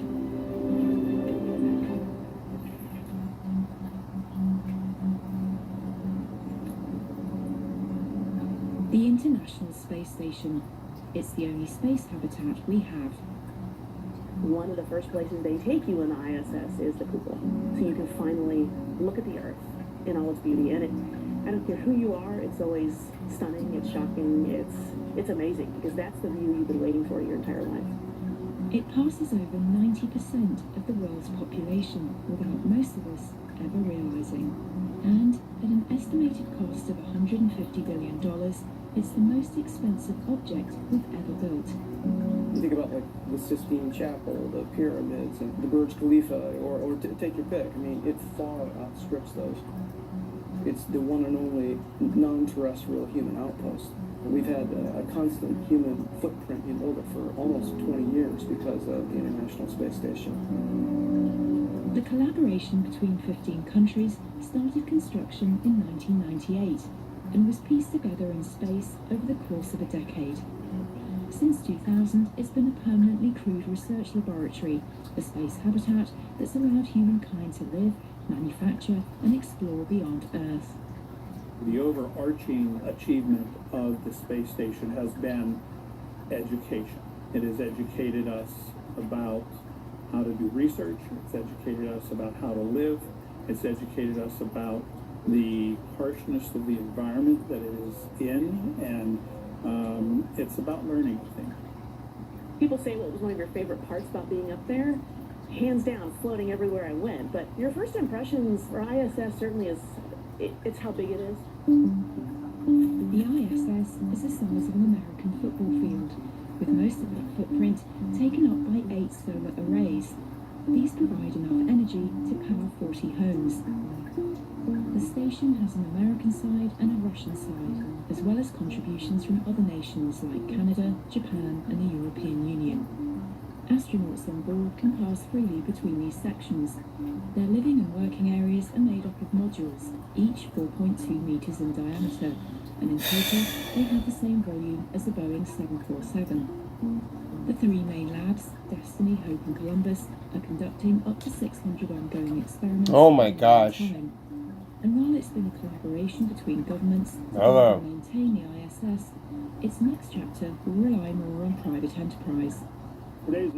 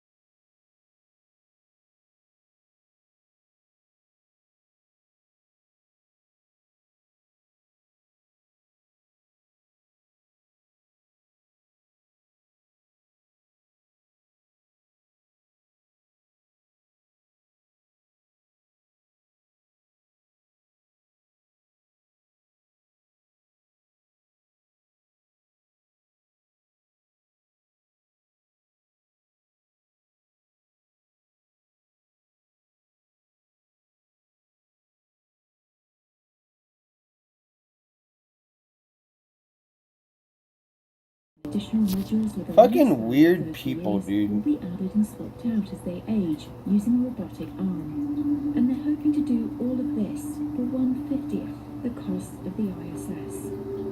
I mean, when you talk about our vision, it sounds really simple. It really is about driving the thought process and the cost down so that anybody that wants to take advantage of our place in orbit and a microgravity environment can do so. And that's really it. I need to go towards my feet. The International Space Station is a fantastic vehicle, but one of the big things is they have quite a few major components outside, which means you have to do an EVA, a spacewalk, to go fix it. The spacewalk on a good day is 100 hours of crew Let's time. go. To go do the spacewalk, so we're able to take advantage. Feel sorry for components. And so our Trina design Golden. is going to have all of the I don't know who that components is. in the pressurized environment. So we know what the basics are, water, food, clothing, life support, and we know how to Who's handle Trina it. Golden? And now the next step is how do we make it more intuitive And we want to now take advantage of the technologies and the capabilities we have today to build more luxury into the experience. The objective is to make the environment the backgrounds for all the users. You're every day doing whatever you want to do on orbit, research, manufacturing, looking out the window, whatever you're there to do, we want you to be able to do that and not even think about the environment. And it's because of our experience on ISS and what the team brings to Axiom Space, we're able to build that environment. You won't She's a real one, but do I feel sorry for her? What kind of a question is that? Do you feel sorry for her? She's a real one. With tickets starting at $55 million for a 10-day mission. But that's just one part of the commercial space station market that they think could be worth $37 billion over the next decade. Our first commercial customers are countries who have astronauts in space and want to expand their activity in space, and countries who do not yet have a human spaceflight program who want to send people up. And we've now got both research and manufacturing companies who want to do work with us while we're at the International Space Station and on our platform after it separates from ISS. Human spaceflight is particularly exciting because it's that slice of space that is really nascent. It hasn't undergone the crowding that satellites have had. It hasn't already had that explosive growth. It's really ready for that now. The first thing I'm really looking forward to seeing happen is the face of our first astronaut. I love PayPal. And knowing that we had a PayPal's done me very well over the few years. Ultimately, the separation of ISS when it's ready to be retired and deorbited. And then She's a SAG-AFTRA streamer charged with manslaughter from drugs allegedly fentanyl. It's almost like when Neil Armstrong put that first boot on the moon. This will be the first time that we've gone from a platform of learning how to live in space to build. Doesn't sound like a SAG actor. Other private companies also want to use the ISS as a starting point for their own ventures. Bigelow Aerospace already has one of its inflatable structures attached to the station, and others, including Sierra Nevada and NanoRacks, have put forward proposals. Space habitats are expensive. I think it's a false dichotomy to say, okay, we're done with the International Space Station, let's move on to commercial platforms.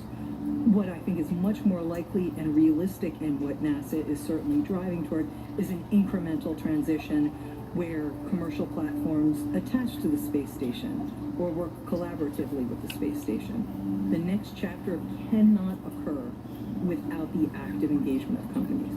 That said, that active engagement might not be as customers, might not be as drivers, it might be in service of government mission objectives. We will return American astronauts to the moon, not only to leave behind footprints and flags, but to build the foundation we need to send Americans to Mars and beyond. This proposed mission, along with SpaceX's own ambition to reach the red planet, has opened up a longer-term market, and some companies are already thinking beyond orbiting habitats like space stations to actually building on the surface of other planets. I was working in a firm designing skyscrapers, and I saw Elon, and he landed his Falcon 9 rocket in the middle of the ocean, and that for me was a trigger. I thought, wow, this could actually happen, and it's always been my dream to put a building on the moon or Mars. And if he's going at the pace he's going, it could definitely happen within my lifetime, and I want to be the one to build it. In this warehouse, alongside startups from across the US, architecture firm AI Space Factory are refining the production of Marsha, a 4-story structure they created for a NASA competition to design the next generation of space habitats on Mars. When we started designing on Marsha, I think we looked at everything that had been done already. And Wait, let me see something. But what we were given was a set of guidelines from NASA. They think the best way to build a habitat on Mars or the moon is to use what they call in situ resource utilization. So use the materials that are there. If you've seen sci-fi movies, you might see like glass and steel domes on distant planets, but the reality is to ship that kind of material to the moon and Mars would be so exorbitant expensive you would never be able to build in the first place. So the idea is to send a 3D printing robot, which can then harvest the materials you find on the site and build with that. The reusable print material is a mix of biopolymer made from recycled plastic or plants like corn and sugarcane, and basalt, the rock found on Mars and Earth.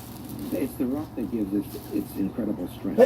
We've tested this material. It's 3 times as strong as concrete in compression, and it actually has what we call a tensile capacity to prevent itself from being pulled apart, which is something concrete's not very good at. You need to think at all times how do you optimize the amount of material that you use, and that's also why this thing is shaped like an egg. And if you think of an egg, it's a very structurally optimized form. It's very, very thin, but it provides the strength that the egg needs, and that's why this is shaped the way that it is. The egg shape, as well as the nested shell structure, also accommodates for extreme differences in pressure and temperature on the surface of Mars. But more research still needs to be done to find out how print materials could be gathered and how 3D printing would work in a unique environment of space. You're dealing with a completely different set of physics and environments, which is very hard. The cold, the low gravity, the vacuum of space, and finding solutions for how to build there or do anything in space just requires a high degree of innovation. There's no such thing as brute force when it comes to space. Like, you need to think about the problem, find a very elegant, lightweight, cost-effective solution. The next challenge is really going to places on Earth, literally taking the dirt that we're finding on the site and beginning to print with the dirt. We have to perfect this technology on Earth, and then we go to prove it out on the Moon, and then finally onto Mars. The first customers could include NASA and companies like SpaceX, who would lease out these structures for individual missions. But before that, AI Space Factory hoped their technology could be monetized as well as transformational here on Earth. The challenges of building on Mars forced us to kind of make this jump in construction technology, which we can now apply on Earth, to build more sustainably. So rather than building with steel and concrete, which are these manufactured, very energy-intensive materials, to go to a site, have a solar-powered array that would then allow our 3D printer to print in the most sustainable way possible. And we never would have found these ways if it wasn't for the challenge of building in space. 3, 2, 1, ignition and liftoff of the Falcon 9 to the space station on the first commercial launch from Kennedy Space Center's historic Pad 39A. Humans have now been consistently living and working in space for more than 15 years. And if we want to keep that up, what do habitats need to look like? And frankly, they can be large or they can be small, but the future of space habitats really, to me, comes down to the ability to persistently maintain human presence. Whether that's a few people or many people, that seems to be the dividing line between where we were before and where we want to be in the future. We have to learn how to benefit from what we do on orbit and bring those natural benefits back home, so we help ourselves out on the ground while we also learn to live somewhere else. And it really, at the very deepest level, is about survival of our species. So I get pretty excited when I spend a few moments thinking about what we're off to go do, because this really is the first step to learning to live off the planet. That first step is just the start of our journey to create a lasting legacy in space. While commercial companies may be stepping in to imagine what these new space habitats look like, it's what's happening inside of them that may unlock the future of space industrialization. On the next episode of Giant Leap, we'll visit the private companies who are looking to build their business around manufacturing in space. Using the unique properties of microgravity, they plan to create new materials with extraordinary qualities that can't be replicated on Earth, including new manufacturing techniques that could change how we build large structures in space and even unlock the ability to 3D print full human organs. But before low Earth orbit can become a new industrial center, we're going to need to take another giant leap.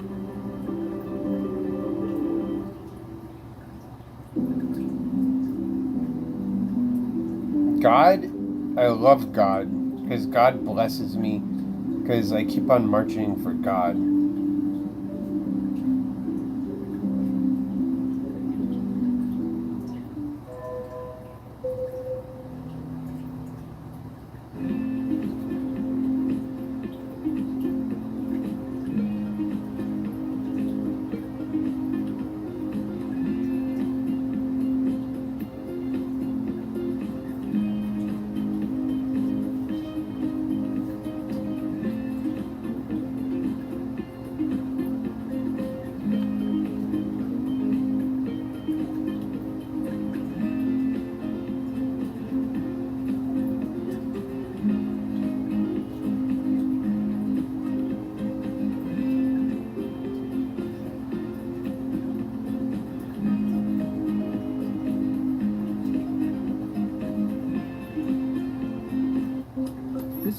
it used to work.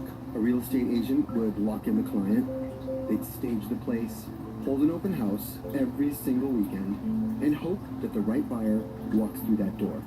10 years ago, you could probably go look at a house and circle back 2 to 3 weeks later and still have an opportunity to make a bid. The first time I received a lead on Instagram, my mind was blown.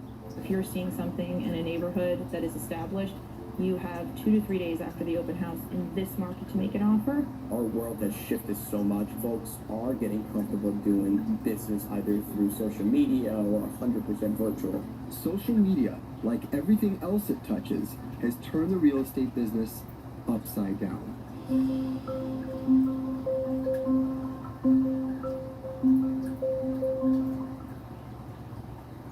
You've heard this trope before. Millennials aren't buying and owning as much as their parents' generation, be it a car, a diamond, or a home. But the lack of ownership is not always by choice. In 2018, a survey found that 89% of millennial Americans want to buy a home. They just can't afford it. As of 2019, millennials of all stripes owned only 5% of U.S. housing, compared with 15% for Gen Xers. In 2 years, SPCE. Ticket purchases the same way as their predecessors did. Now, this is down to the financial crisis. We have rising student I don't know, bud. And a higher cost of living. Now, millennials are getting older. They're earning more money and saving more. So now is about the time where a lot of them are going out and making those purchases. And now, having been stuck at home for over a year, the same generation that embraced Ubers and Airbnbs wants something to call their own.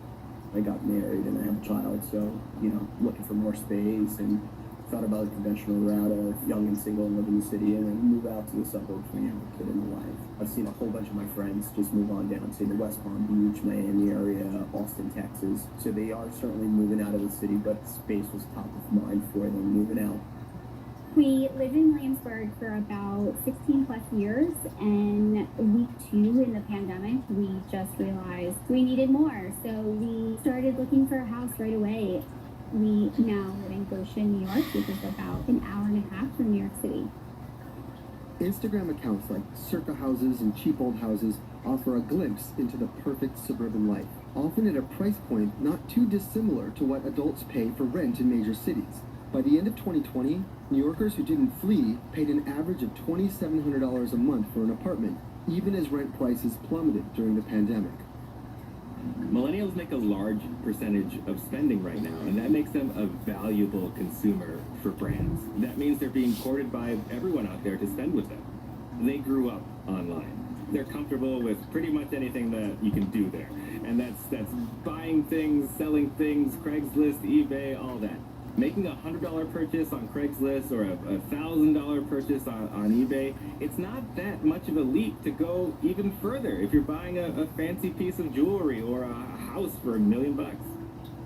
The uptick in home demand fueled by the pandemic, combined with record low interest rates, has made home buying extremely competitive over the last year. So much so that some millennials look to social media to shop and actually buy their first house sight unseen. I saw sort of something on my Instagram feed and, clicked, and we ended up seeing this house. The houses weren't really being shown at that time because we were in full lockdown. Yo, if I can make $100,000 a year off of flipping shit, oh man, that would be a fucking dream. The red-hot housing market spells opportunities for developers targeting this demographic, getting eyeballs strictly through social media. People are not looking in the back sections and times anymore for real estate listings. Our demographic is between late 20s to mid 40s, and that demographic is spending a lot of time on social media, and they're doing a lot of shopping via Instagram and other social media platforms. This is Joshua Gelb and Pele Hamburger. During the pandemic, the two New York City-based developers started Neville House, a new construction project 2 hours north of the city. Unlike most traditional real estate listings, the pair bypassed the use of a broker and advertised their homes directly on Instagram. No fees, no commissions. You used to have to hire a broker, work with them, they would do showings on site. Now you basically put your... Some of them you actually have to pay for it. In an hour you have 15, 20 replies. saying, "Can I come see it directly with you?" And That's crazy. That's crazy that there is some Discords for drops, and you actually have to pay for the Discord to like be a member to get like certain information. And create something that's attainable for these people. So you can have. That's crazy. That's a whole industry, dude. There's been quite a proliferation of these direct-to-consumer brands. There's just tons of them out there. It's not that hard to start up a website that sells things and get things manufactured for that e-commerce platform. So like Allbirds with shoes, Casper with mattresses, or Warby Parker with glasses. All of that means a lot more opportunity for brands in the online shopping space. So it's natural that real estate would want to get involved as well with these big-ticket items. 10 years ago, the broker would drive the search. Now, I think that my clients text me listings, they have alerts, they find things quicker than we do sometimes because we're out and about. I'd say that the buyer is much more involved these days. Social selling is creating brand new ways to shop. So let's look at vintage clothing, for example. There are sellers on Instagram finding successful ways to sell one-of-a-kind items. It's that fleeting nature, the ephemeral nature of social media. You post the item online, and whoever's first gets that one-of-a-kind item. Now, real estate has similar scarcity to it. There's one place to buy. It's one home, one apartment, one thing. It's one of a kind. But the rise in social media real estate isn't just about the instant gratification. Researcher Andre Perry, who studies economic inclusion at the Brookings Institute, says social media has evolved from the days of online hangout spaces and mood boards to a powerful change agent. Social media is a primary source to get news and information, but it's not just about social media, it's about the movement that we're in. The racial justice uprising really gave people a sense of worth and empowerment, and so people not only are getting information about what protects people in the long run from economic shocks, things like wealth. In his research, Andre found that not only are Should I do that? millennials buying homes during the pandemic, the rate of home ownership among black millennials are at historic highs.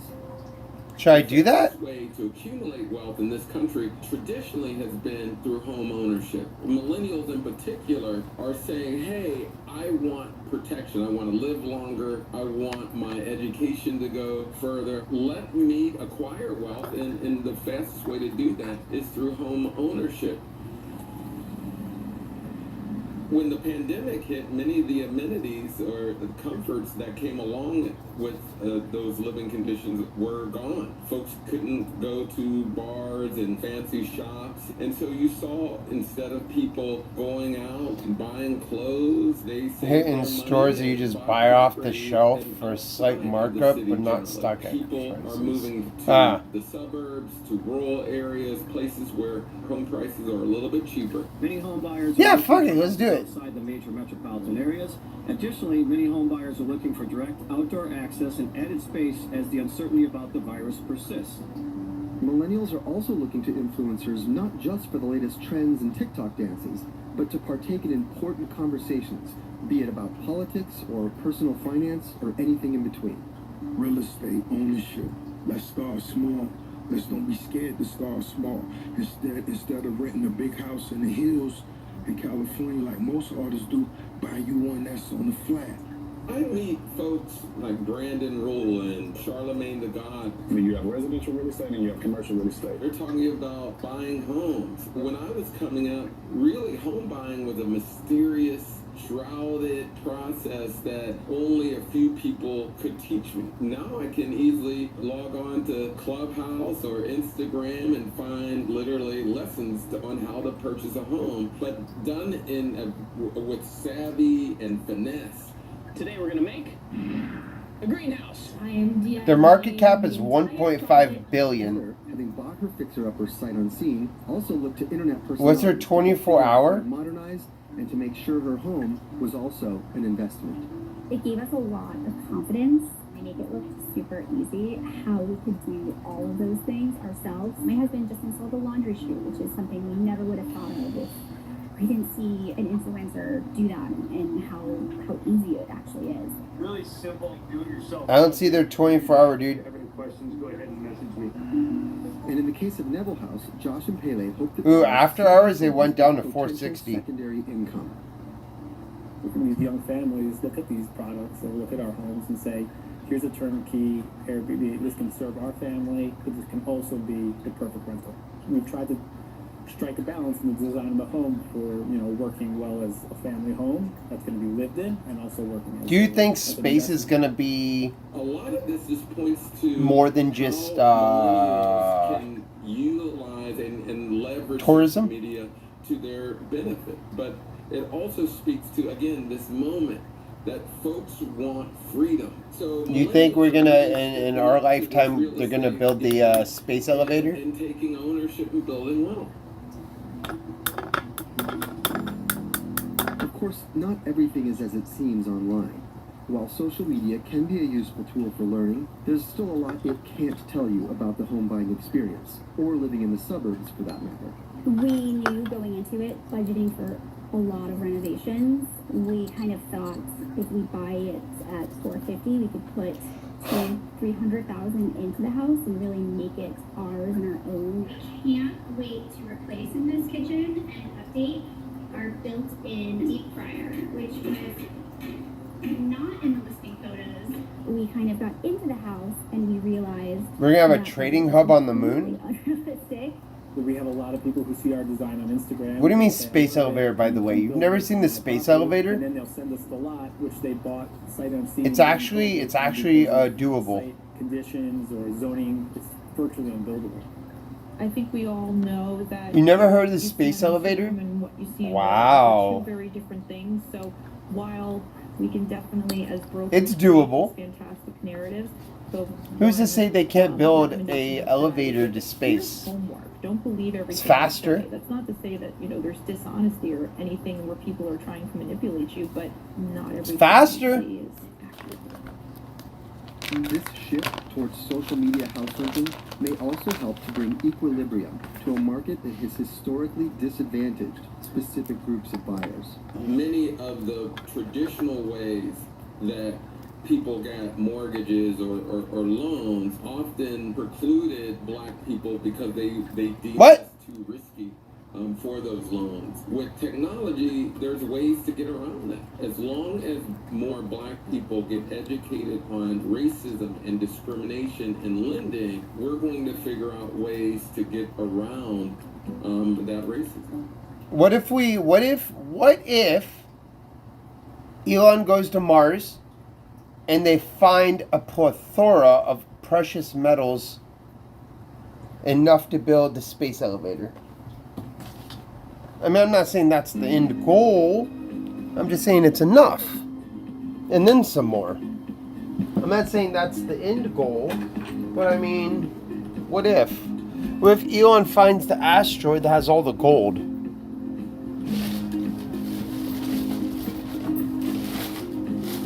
That means more gold for conductors, right?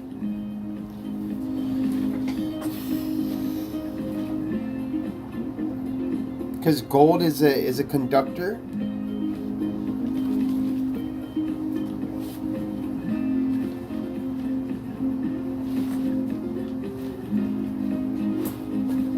What the fuck? How did I just drop that and it went like 50 feet, dude? I saw the UFC Where is this? Oh, pay-per-view here. on TV, and I was so overwhelmed with the athleticism, the skill.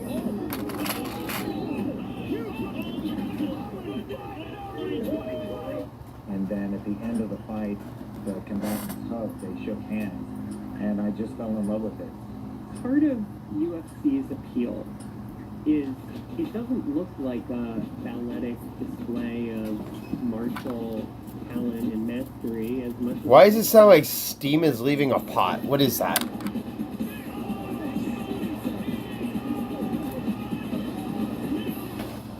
we choose to do this because we love the sport, but it is a business. And if you do not treat it like a business, I guarantee you that the promoter is. And you will be left broken at the end of your career. each of us have an individual story. Space elevator is a real thing. Individual stories, and you see not only crossover but intersectionality. A group of former UFC fighters that are suing the UFC scored a key legal victory on Thursday when a federal judge said he would grant their lawsuit class action status. There have been fights in every major U.S. sport about workers' power in the labor market. I don't think there's a guy in the sport, from the guy who just got his first fight all the way up to the Conor McGregor's, that is pleased with the way the UFC treats fighters. The way we've been strong-armed, the way we've been coerced. Fights over unionization in some sports, fights over free agency in baseball, and in boxing, the Muhammad Ali Act, which restricts the kinds of contract terms that can be imposed on boxers.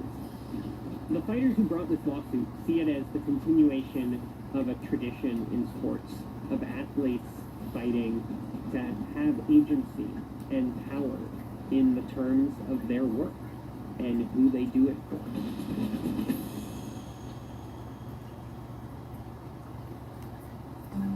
Mixed martial arts used to be pretty culturally and legally fringe in the United States. It was banned by most states. John McCain had famously called it human cockfighting. There are some rules in the UFC, but to a large extent, They showed me this channel today. and tactics and attacks are on the table, and people get seriously injured at times. My nose has been broken multiple times. I had my right pectoral torn off, had to get that reattached. I've had my jaw broken in 2 places. I've had my neck broken. Had my left ankle broken, had to get that repaired. I've had a torn right labrum in my shoulder. He broke my eyeball in the bone. Anybody ever hear of this channel? My left Apparently this guy used to be like really big. I caved in. I was blowing my own blood. I do. Don't blow your nose. Apparently he used to be like really, really big in like the shoe world. I don't know why he has such few views. By the former boxing coach Dana White and a casino owner. Why does this guy have such a few views? I don't understand. Brother Frank Fertitta. UFC was struggling. He used to get like hella views. Martial arts promoters. That's what the guy in line was saying. The money that they spent to actually purchase it for $2 million was much less than the money they quickly had. Oh, is it all the NFT shit right here? Revitalize it. They pulled off a Oh! that was quite successful. Dude forgot about what he was supposed to be doing. Regulation. They found ways to make compromises with state regulators so that the sport would not be illegal.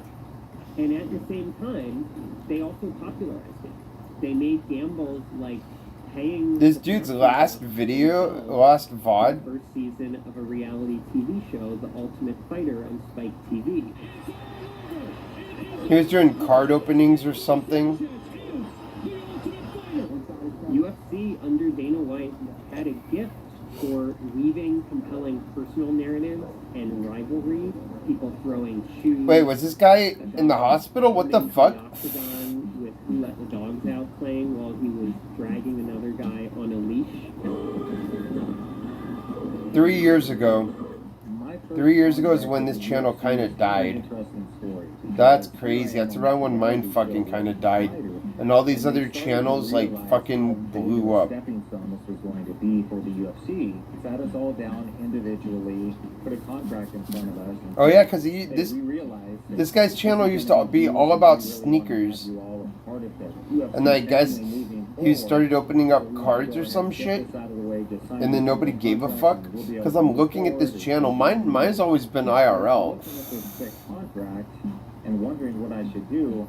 Dana White looks at me and says, Yeah. "Don't worry, this thing takes." But this dude, look how many shoes this guy has, dude.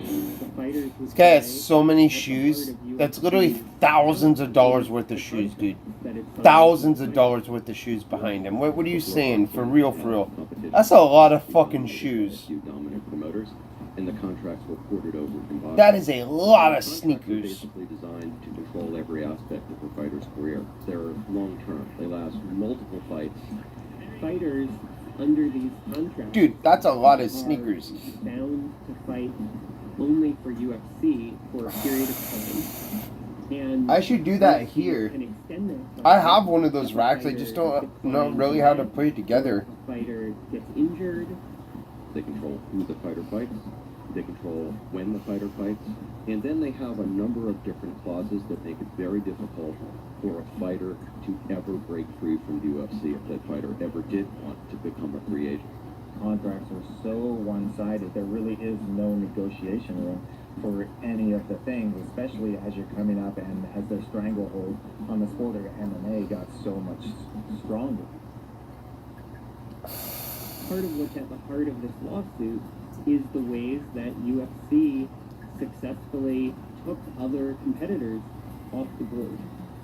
The UFC had such a stranglehold on mixed martial arts, and as they were buying up so much of the competition, shutting them all down, they really became the only option for anybody that wanted to do it professionally.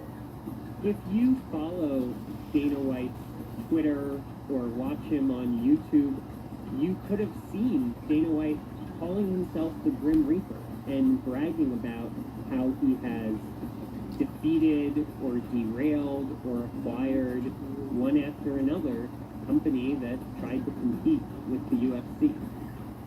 In 2011, UFC acquired Strikeforce, which at the time was the most prominent rival still standing.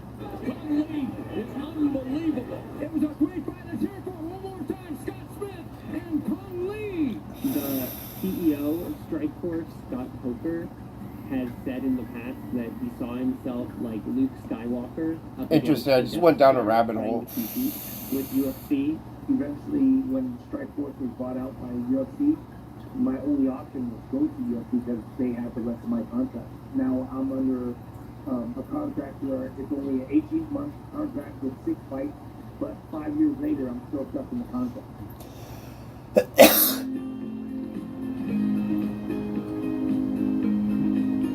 I don't know who the fuck bought this, but that's crazy, dude, to buy that. I would never. Bro, that meth pipe for the R? Nah. Dirty meth pipe? No, dude. I am not wearing a shirt with a dirty meth pipe on it.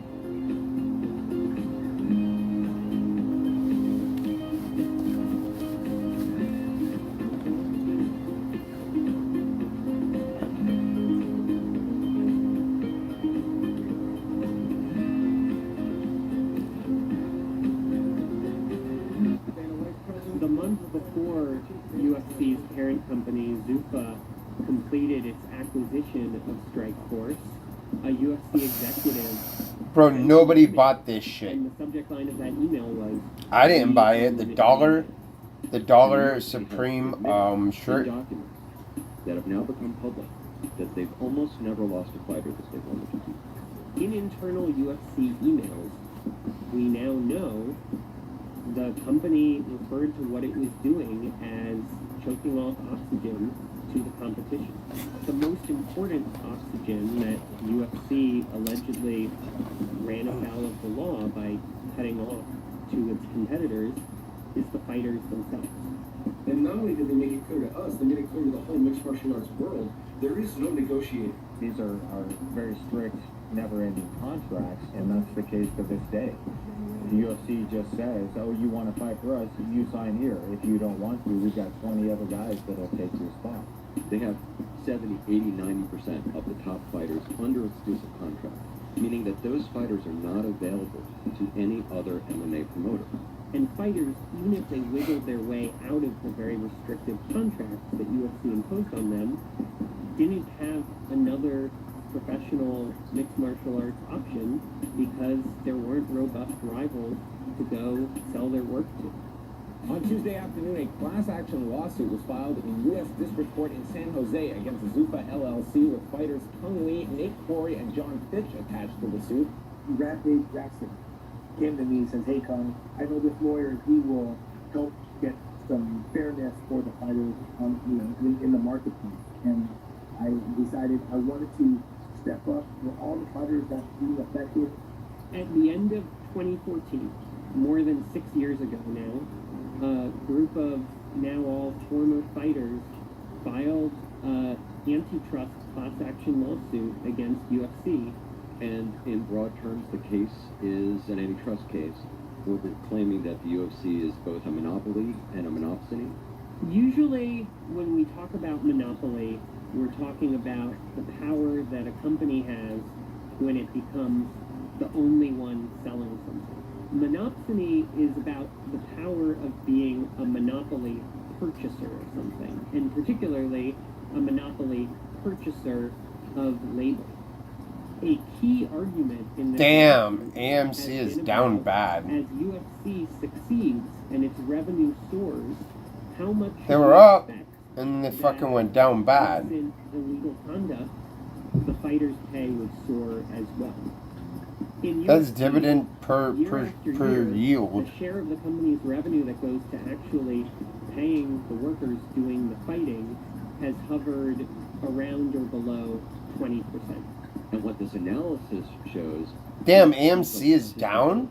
of the wrestling model, is that if the UFC was I competitive, think I'm gonna buy some AMC, dude. I don't know, that's pretty cheap. it would pay its fighters 50% or more. Wait, you said cheapest movie theater in America? Like hockey, just like basketball. Went down to what? Boxing. $4? Instead of paying 20% of the revenues generated, they paid 50% Sheesh. or more of the revenues generated. The fighters would have made $1.6 billion more during the period that we measured, 2010 to 2017. Sometimes when you write about allegations against companies, and particularly about lawsuits against companies, those companies don't want to say a whole lot about them or are pretty dismissive of the significance of litigation against them. UFC, in their comments to me, Maybe he moved on from sneakers, but the content, so the channel on this channel that I was looking at was built on sneakers. and that they don't want to. So the craziest part is, so my channel is built on IRL, right? I'm just curious as to why this channel died. Having side jobs, being reliant. 10 years ago, bro, 10 years ago, this channel was getting like 500,000 views, 250,000 views, right? The overview of my career from a financial Like sneaker views for sneakers, because people were into that. I can tell you now that I lived in my mom's detached garage the entire time I was fighting and had a second job as a bouncer. Those are really big numbers all across the board, my dude. Nate Quarry told me that over his time Shut up. at UFC, he fought fights while he was. I'm saying, yeah, but 10 years ago, 8 years ago, see, it was all built on sneakers. It's not, no, dude, it was all, this whole channel right here, my guy, was built on sneakers. That's what I'm saying. Like, my channel was built on IRL. I need to go back to doing IRL, or my channel will for sure die more like this channel In did. one of the hearings in this lawsuit, 15K, 14K, and it's all about if sneakers. the fighters were really the product, Yeah, no IRL. UFC were selling. I need to go IRL. Then the fighters wouldn't need UFC at all. That a fighter is not themselves the UFC product. Well, let's see if this modem thing works. An Apple engineer who makes a cool iPhone is the product that Apple is selling. We, the fighters, make this whole thing happen. And it's been driven by Chuck Liddell. It's been driven by Randy Couture. It's been driven by Conor McGregor. It's been driven by Brock Lesnar. It's been driven by all the greats that have walked before. Dude, Lindsay's never coming back. Stop it. We are the product. Lindsay would rather be living in a crack den. You'll be fine without it. Dude, she's living in a crack It's the den. identity and rank and popularity of those fighters that attract the eyeballs and make the sport what it is. And if you can lock all those up and keep them from other promotions, you can. Oh, that's smart. Damn it, Chalma, that's smart. That's smart. Chinese people gossip about my tattoo, but I know Chinese. That's smart. Tricky. Than any other MMA promoter, with average fighter compensation rising by over 600% since 2005. Our efforts have raised the global popularity of the sport and the overall revenue potential. Tricky, little booger. And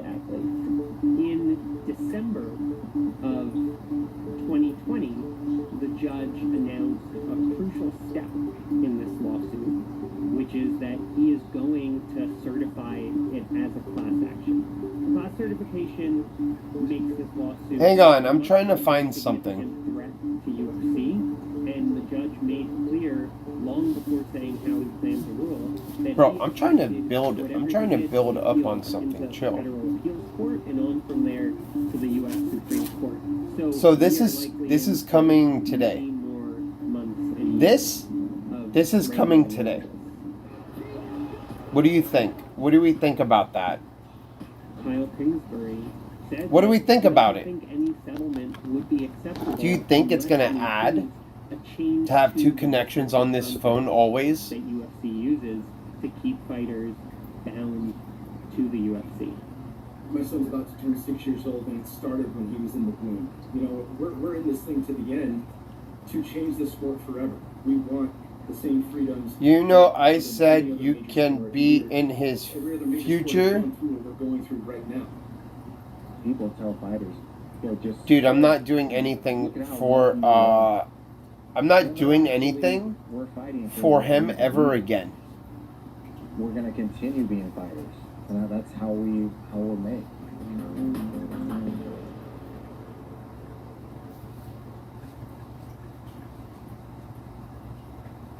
I'm not gonna do anything for him ever again. No, I decided that I'm not gonna do it. I'm not watching any clip, bud. I don't care. I'm not gonna do it. In order for me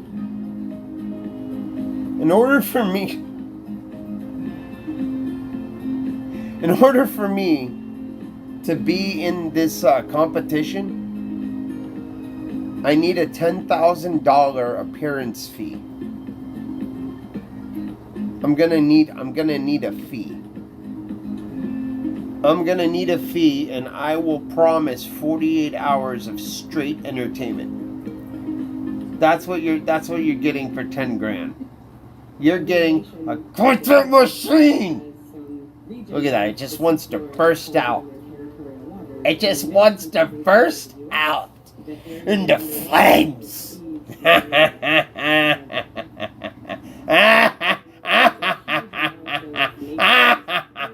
Regions are just really unexplored and characterized.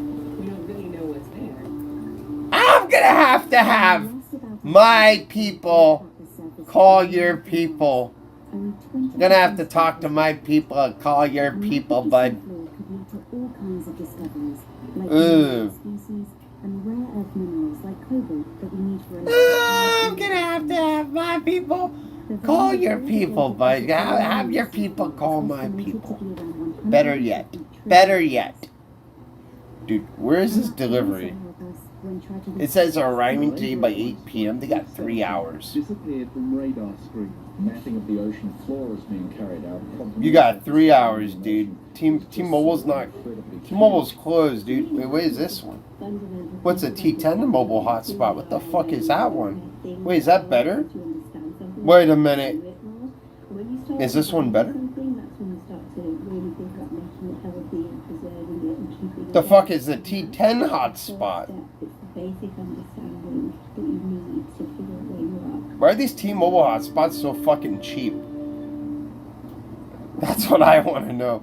Why is this Netgear one fucking $800? They cover over 70% of the planet, but most of what lies underneath is a Travel Wi-Fi? What the fuck is this cocksucker? A Sapphire, travel Wi-Fi Sapphire 5G mobile hotspot, portable Wi-Fi hotspot, cloud SIM technology, preloaded 5. No, fuck out of here, dude. I need unlimited. Seamounts, mid-ocean ridges, all kinds of things that we see on land that are just basically hidden from us by the water. As it stands, Wi-Fi hot spot. those are the parts we haven't mapped yet. At present, Unlimited. Unlimited. you can see some shape. Yo, should I have a 4G connection too? Based on prediction. roughly 80% of what you see for the world ocean floor is modeled based on measurements of the sea surface height and a computation. It sounds like ass. 4G just sounds like cancer. What is this cocksucker? $89. Free bots, YouTube mobile. No, where's Elon's? Fuck that. Where's the mobile device for fucking Starlink? I want that cocksucker. Nah, fuck it. I want that cocksucker. What is this shit? What is this shit? $179? Suck my balls. The other one was $30. Trying to finesse me out for fucking $130. It's fucking insane. That's fucking insanity. Fucking cheating ass motherfuckers. Yo, with the $10 I get from Paul for my parents' fee, we're gonna start a fucking food truck. It's a great idea. It's a great idea. We're starting a food truck. The area mapped has risen to 20%, and all the information collected is freely available. The more data we have collectively and other people can access, the faster the discoveries are made, which really pushes forward our understanding at a faster Dude, rate. I can get a food truck from AliExpress for $8,000. I'm fucking dead. AliExpress for real? AliExpress. It's gonna come in. It's gonna come in very. It's gonna come in pieces, dude. I gotta assemble it. Yeah, but you gotta import it from AliExpress. You gotta import that shit, boy. You know how much that is to import it, and then to get like certain what is it? I seen it on a YouTube video where they got one of these small Japanese trucks from importing it from Japan on AliExpress or something. But the truck was it was $1,500, $2,500 truck or some shit. It was a little truck for using on their farmers, whatever the fuck it was, and what do you call it? For them to import it, it was an extra fucking $6,000 or something crazy. Because they had to pay some fee and some tax and importing fucking, I don't know, dude. I don't know. Importing. That's why things are fucking expensive, dude. I'm gonna take a dump. Let's spend it on a fucking army truck. I'm fucking kidding, dude. Back to the ship, and we measure that time, and we're able to calculate the distance. Each individual. $165,000. You're fucking crazy, dude. Across the seafloor, and that fan is moving along the seafloor. So you have many tiny little beams going across, and they're traveling along. Hey, a custom-built wood fire pizza oven for $5,000, and then we can go make pizza and sell it to people. A fucking mobile wine bar. Think of it like a mobile wine bar. Flashlight, and you're shining it on the floor. A dog grooming bar. What the fuck? If you have 400 of these beams all across, so think of 400 people holding a flashlight. The closer they hold that flashlight to the seafloor, the smaller your beam. What? Which also means the smaller that. Why is this shit so expensive, dude? So it really depends on. I guess it is a whole fucking business. In order to see how much you can define an object. Bro, that one's $50,000 for a whole fucking food truck in fucking San Diego.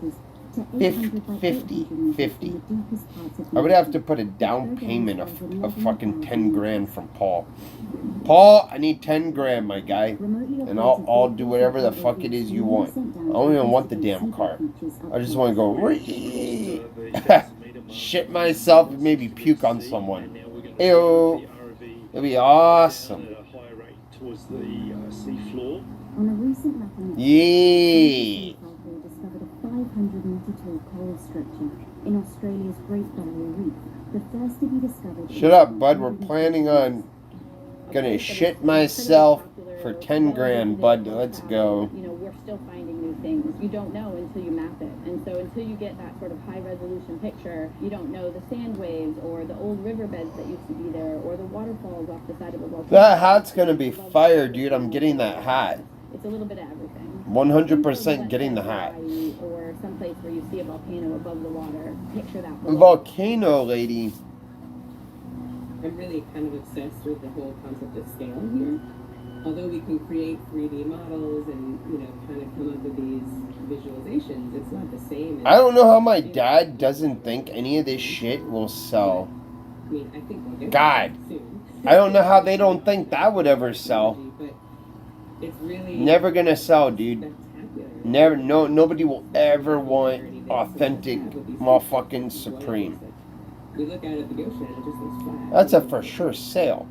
We really don't. My dad's like, oh, I get it from the flea market. I'm like, dude, you sound fucking like, yikes. Dude, flea market. I would not buy from a flea market. Fleets of autonomous vehicles data gathering process faster. What the shit is that? And new discoveries might help with exploration of all kinds. Stinky flea market. Provide us with huge insights as we go out into space as well and look for life and other kinds of life forms. MySpace? I don't know, dude. Is MySpace still around? We will have a different kind of access to the ocean because of virtual reality and augmented reality. Oh shit, MySpace is done. Sit in our living rooms and really experience what's underwater in a different way and see this different alien planet. No, MySpace is there.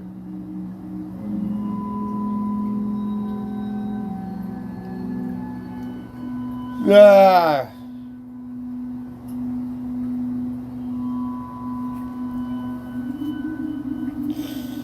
Oh my gosh, dude.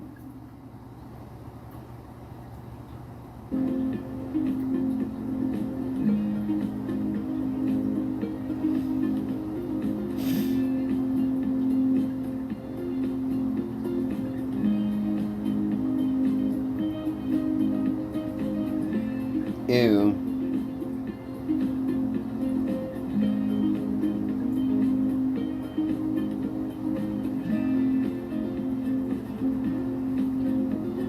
Fuck no.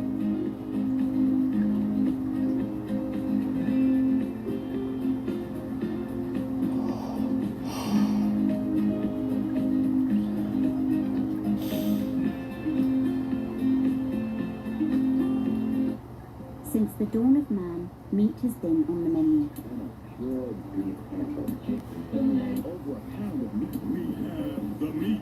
And even Yo, I gotta go back out and sell these shirts. Plant-based substitutes, around 89% of the world population consider themselves omnivores. We have come a long way from our hunter and gatherer roots.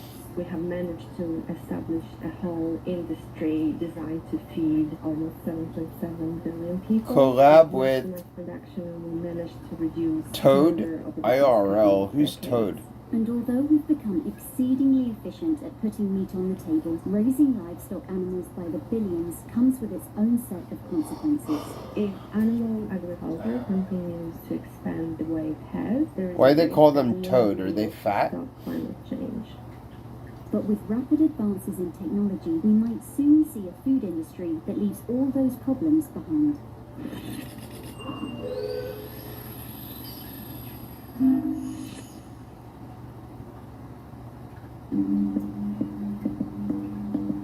I'm about to be one of the world's first commercial customers for lab-grown meat, cultured meat. It's Eat Just as the company, and I'm very, very excited. Here's the chicken. It's pretty crispy outside. It's really good. I mean, look, it's really tasty. Here at 1880 in Singapore, cultured chicken is being served under a regulatory approval granted by the Singaporean government. It's the very first time a cultured meat product, meat made from animal cells grown in a lab, has been approved for commercial sale. What the fuck? Eat Just, the company behind these chicken nugget style dishes, is based out of San Francisco and got their start in 2011 developing plant-based egg substitutes like mung bean scrambled eggs and mayonnaise.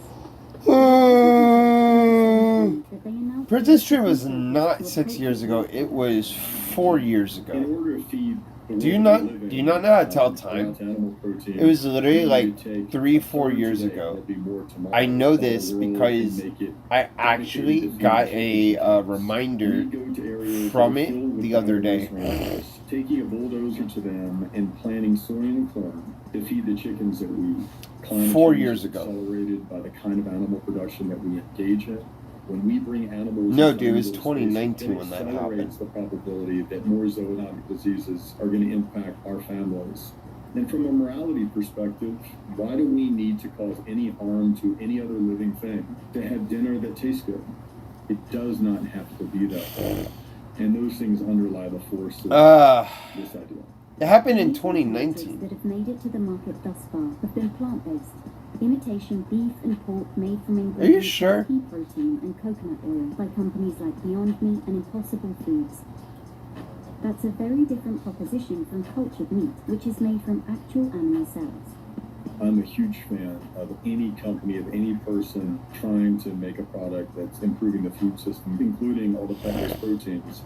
Maybe in some future menu you'll have this kind of cultivated chicken, and you'll also have a plant-based version. That's fine. But I guess you have to ask yourself, in our lifetime, is that diner likely to also remove the conventional option on the menu too? We do think we need a more permanent solution. We do think we sort of need, if you will, an end game to this problem, and we just think this is more likely to be the path to achieve that. So animal cell technology has been around for several decades for applications such as development of vaccines and other biotherapeutics. The first known prototype of cultured meat was done by Mark Post earlier in 2011, and essentially he was developing a beef patty. It was a very expensive prototype, if I'm not mistaken, above 250,000 euros at the time to produce just one beef patty. But it was more a proof of concept to really demonstrate that this technology is possible and that it can be done. The way that we grow and produce cultured chicken is essentially we isolate chicken cells from chickens without having to kill them. So from a small biopsy, for instance, we immerse these cells in a liquid broth that contains the nutrients that the cells need to survive and be healthy and to grow. We really need these cells to multiply to reach the numbers that are sufficient to make a meat product. We're looking into the cells that are really important for meat, so we think about muscle cells, cells. I have to go. I have to leave soon. I have to go to West Hollywood. The culture happens. I gotta sell one of these shirts. Tank, what we call the bioreactor, which is essentially providing the same conditions as the animal body. Warm temperatures, some sort of mechanical stimulation, so that the cells it's still selling for $67 online. Inside of the animal. After the cells proliferate and reach a certain density, the final step is essentially to after all the fees and everything out the door, they are in. We just make sure that the product meets our quality and safety. Like after all the fees out the door and everything, you're still paying $89. So I mean, you get it today. Milk, cheese, yogurt. A lot of those derive from fermentations. Still $89. Starting from a different cell type. In this case, we're just using the. That's still an $89 shirt, dude. In the beginning of the product. With all the fees and all that shit, and you still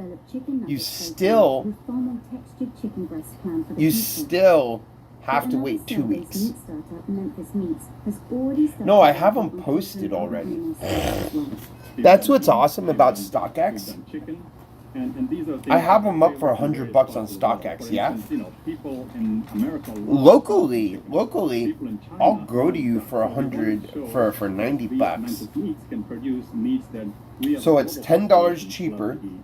You don't have to wait how we grow the meat from where No, it's grilled's different. But they're also I should sell on grilled nutrients too, they but need grilled's and how different. they actually come together to form the final product. I should sell across the board, you're right. I should have like a whole thing set up. And then next week, get whatever I need next week. Get whatever I need. Plus the sale is coming. They're doing the sale, the end of the season sale. So I'm going to be able to cop some bunch of stuff. On how this food should be regulated when we come to the market. As soon as we get Gang of money, dude. in the United States, people will be able to go to the supermarket and buy it and enjoy it. They'll be able to go to a restaurant near them and order meat directly from animal cells. But it's not just getting the meat right. Once That's a great photo. That's a nice photo. scaling becomes the next big hurdle. Before we could Make only an get eBay chicken for store myself, around my friends, Supreme. my family, my colleagues. Now we actually have the ability to make chicken for millions of people. So that You're not allows us selling to them for invest into 150. allow the Good economies luck. of scale to drop the price. The second is we need to reduce the cost of the nutrients that these sellers are consuming. So I think chicken Yeah. raises One shirt already paid back the nutrients we feed ourselves does for the half same of thing, my so we half need of to my drive that purchase. down. The cell density is another technical element we need to continue. One shirt paid back for half of my shit. Hammering on those things over the course of the next 5, 10, 15 years will put us in a place where we're significantly below the cost of this animal protein, and that will be one of the main inflection points that will lead to a new way of eating meat. So here's a close-up of a half-eaten crispy chicken bite. You know what? 2 shirts, I'll break even, dude. I'm eating chicken. I like chicken. 3, profit. 4, Normal chickens I eat. profit. And so I don't know why I should be very strapped. That's the craziest shit about flipping. Not really my first time flipping. And there are over 60 startups. But hey, whatever works, dog. Has attracted several prominent investors, including Sergey Brin, Richard Branson, and Bill Gates. But it's saving people time, money, effort. Giants such as Cargill and Tyson have invested in the space. It's this disruptive potential of Yeah, that's what's nice about eBay. You can set you can set a you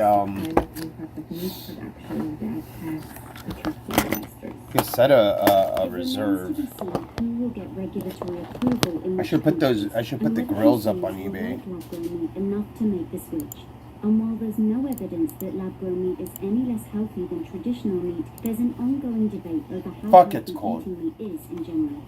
But if these products are a success, they could be the beginning of a more humane, less destructive meat industry. The food and ag industry is the most innovative industry in the world. It's always figured out how to feed a growing population, and we've never failed doing so. And it's been very clear to us that we are part of that, and we're going to figure out how to feed the next 3 billion people joining us. And I just see an evolution. We can do this a bit different. We can do this in a way that is consistent with the kind of people that we want to be, the kind of planet that we all want to live in. We can build a food system that reflects really the best characteristics of who we are, and that makes me really hopeful.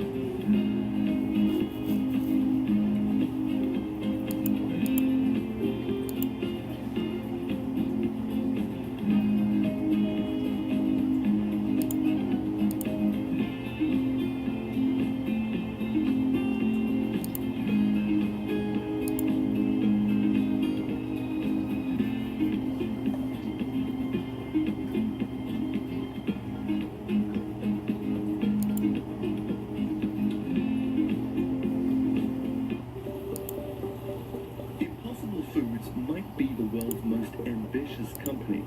Just listen to founder and CEO Pat Brown. People wonder how big the plant-based meat industry will be. It will be the meat industry in 20 years. We're going to look back and basically say, wow, remember back in the day when we used to use animals to make meat? Yes, Impossible's stated goal really is to replace the use of animals as a food production technology globally by 2035. That would mean supplanting a $1.2 trillion industry, not to mention a source of sustenance as old as time. To be fair, the company has got a lot of people talking about its products. So there's this thing called the Impossible Burger. What's called artificial meat, the realest, fakest burger in the world. Not that. But before Alright, I'm gonna need to come up with a name for my shop. competitors penetrate tough new markets and generally transform its product from a conversation piece into a I should do that. I should do one that just revolves around streetwear and Supreme. Because I could build reputation easy. Meat goes mainstream. Impossible Foods was founded in 2011 when Pat Brown, a longtime vegan, was nearing the end of an accomplished career in Jim Wares. I've been a scientist my whole life and just came to this realization that by far the most important scientific question in the world is, what makes meat delicious? Pat Brown, someone called a zealot for his mission. He really doesn't hold back. Well, I got a fucking message? To completely replace animal agriculture. Producing meat from animals is the most destructive technology on Earth, and if we're going to avert catastrophic climate change, we have to find a better way to produce meat. You've probably heard about the dangers of cow flatulence. Their digestive systems produce large quantities of the powerful greenhouse gas, methane. Methane. It's estimated that livestock farming is responsible for nearly 15% of all greenhouse gas emissions. Impossible claims it takes 89% less GHGs, 87% less water, and 96% less land to produce its burger. The key, of course, would be to get people to actually eat the thing, which is where the company's secret ingredient comes in. Heme, a genetically engineered substance with a bloody iron-rich taste like red meat. So heme is a very controversial part of the Impossible Burger. It's also what makes the Impossible Burger what it is. There are a lot of consumer groups and anti-GMO groups that oppose the Impossible Burger because of the heme. The studies on its safety are pretty short term, but the FDA has approved it and the company says it's completely safe, and there isn't any evidence that it isn't. Critics have also challenged the company's claim to health advantages over traditional meat, pointing out that while the Impossible Burger has less fat, sodium, and calories than its beefy cousin, it's also more highly processed. But let's be real, we're talking about mimicking hamburgers here, not kale salads. These burgers are definitely better for the environment, so that's a plus, but they are not necessarily better for your health. Yeah, Supreme Hype is kind of dead. Years in the lab, Even though I had a sale and I have one on the way. the Impossible Burger made its debut. And then this person's gonna come. Life in the public when it was sold, So I actually have two sales. And they went from sort of higher end fine dining restaurants into higher end burger restaurants like Bear Burger. I actually have two sales tonight. And then suddenly they started popping up everywhere. This tastes like a burger. It tastes like meat. This is all made from plants. All made from this tastes like beef. It's not just. So I have one sale I have to go to and I have another sale I have later. It tastes like. No, I'm not going to round two.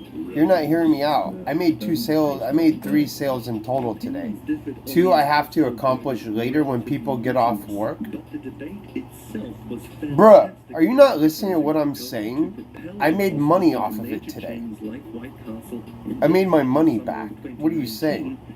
Fam, I made my money back. To date, the company has raised over $1 billion. We're not talking about round 2. I sold it on the line to people online.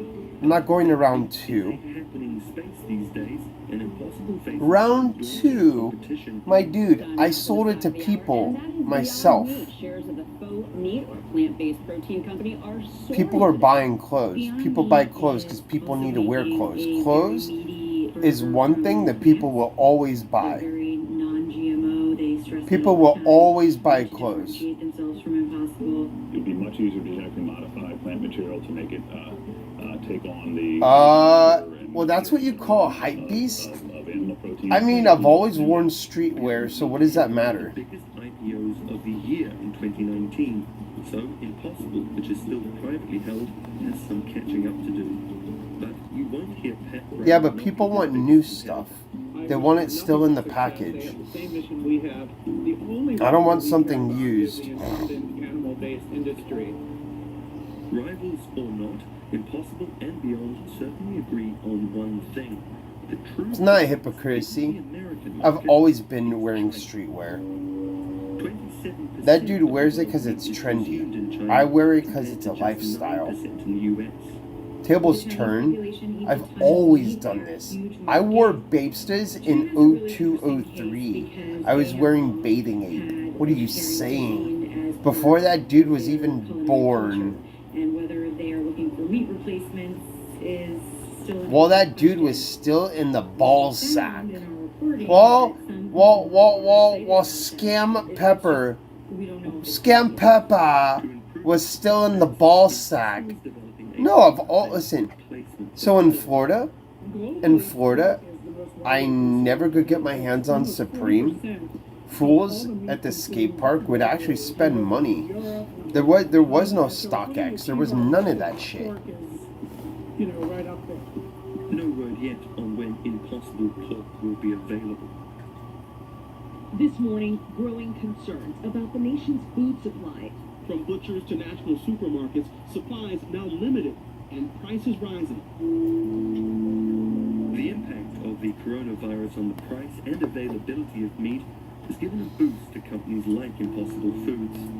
Over the 4 weeks ending April 19th, sales of plant-based meat increased. But Impossible has acknowledged some negative effects from the pandemic as well. He's only copying trends that I set 4 years ago. Literally just copying my trends that I set 4 years ago. Sorry, bud. But I set those trends 4 years ago. Let that sink in. Read it and weep. Read it and weep. Rolling out with Kroger supermarkets, and that's big. That's great for them. The question of whether this is like a long-term sea change for these. Read it and weep. These jeans I've been wearing for years. What are you saying? These jeans I've been wearing for years. For years. What are you saying? These jeans I've been wearing for years. I've been wearing these jeans for years. These aren't new. You can tell these aren't new. These aren't new. I know exactly where I got these. I yoinked these from Whispering Pines. I deadass yoinked these from Whispering Pines. These came from the Whispering Pines free clothing bin.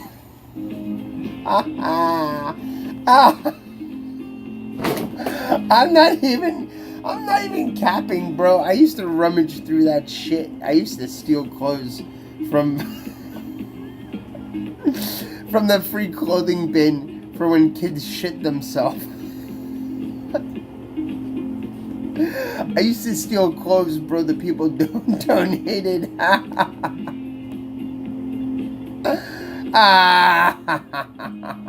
I'm like, yo, these are my size. Yo, we had this, so it was in the home ec class, dude. It was in the home ec class where they kept all the like clothes for retarded kids in my school for when they shit themselves. Yo, I would steal so much swag from there, dude. Steal so much swag. Oh my god. I don't give a fuck, dog. Oh, yeah, this shirt is Supreme, dog. It's a Supreme shirt. What are you saying? You just can't tell because I'm sitting down. Oh shit. The Lost and Found. Yo, don't knock the Lost and Found. Don't knock the Lost and Found. I found some swag there before, dude. I found some fucking swag there. No, it's not Lost and Found. It's not the Lost and Found.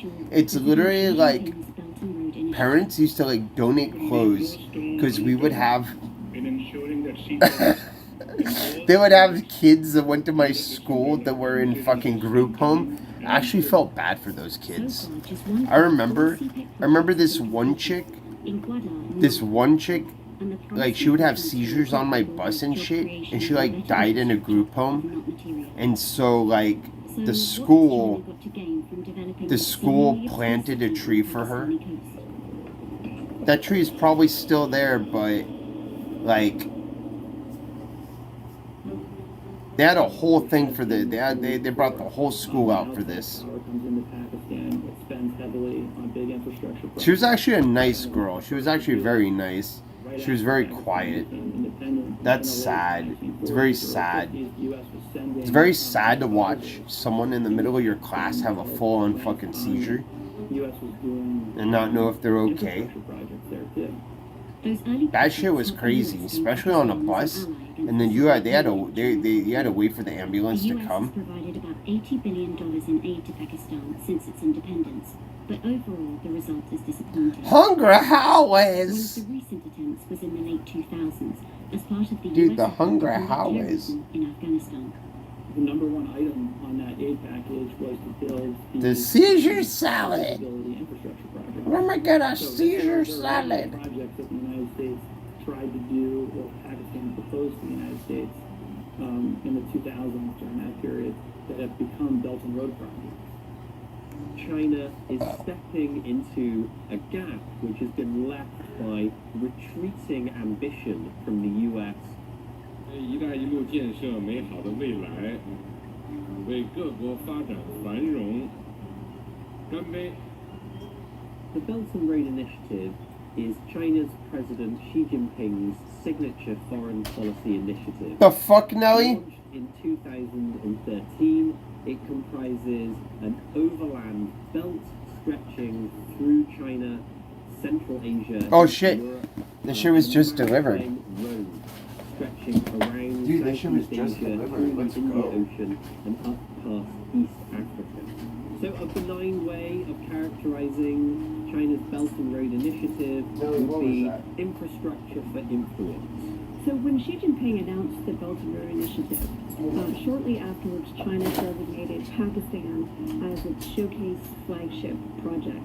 So the China-Pakistan Economic Corridor was going to be the biggest and most important showcase for the success of the Belt and Road. Pakistan is in great need of infrastructure development. They wanted to create a railway, a highway, roads, all kinds of economic development that is intended to help Pakistan. And it's meant to provide jobs, 2.3 million jobs for Pakistanis.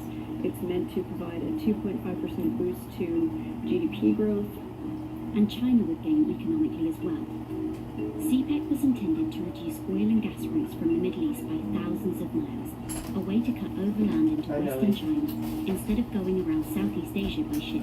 Hi, Nelly. Projects in Pakistan. Now, do you think chat wants to watch me eat a whole tray of turkey? Market. Chinese workers are brought to Pakistan to build infrastructure and then take wages home.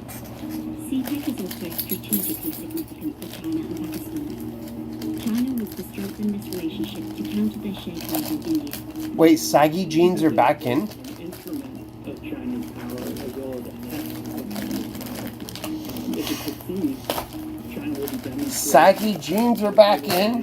what great powers have not been able to do in Pakistan, including the United States. Alright, boys. Which is why Gwadar is Ah! it's in Pakistan's Balochistan province, an area with Dude, this thing is fucking heavy. Why is it like a pound? Pakistan's province is actually populated by people who are of Baloch origin. They are Holy different fuck. ethnicity. They speak a different language. Dude, that came fast. The majority in power in Product of Taiwan. Shit, dude, Taiwan. As the poorest province in Pakistan, they have not sufficiently benefited from some of the. It's not even charged. that the rest of Pakistan has had. Scamming. That area is contested by My new Zoom. the people who feel that even Dude, I can't believe they tried to make Zune a thing. are still staging attacks. And they- Still to this day, I truly do not believe, like I just don't believe they try to make Zune a thing. I just don't believe it. I can't believe that they try to make Zune a thing. Authorities plan to develop Rudder into an Like if you told me that Zune was going to be the next big fucking iPod, and you showed it to me, and I never saw an iPod before, I would laugh at you. Like dead ass. If you told me that the Zune was gonna be like the next big hit fucking accessory, everybody's gonna want one. The US rejected Pakistan's offer. And you showed me the fucking thing, I would have laughed. I would have laughed you out the room. But in the early 2000s, Dog, you're getting laughed out the room, bro. I am gonna crack jokes on you. In 2006. The port was then managed by I'm gonna slaughter you, bro. In 2013, You finna get the Chinese slaughtered. operator took over from I don't even feel bad. Like, In 2015, bro, China announced this that it Zune would expand the was so ass. But 5 years later, little has happened. When you look out, Sam said I dress like a Mormon. and all of that. I don't even know what a Mormon is. And the only ship that was in the port at the time was. I didn't know Mormons wear Supreme. And so it indicated Apes, to me that the bathing port ape. was not particularly operational for commercial purposes, and a number of Didn't know it. have talked about this. Now I know. I'm educated.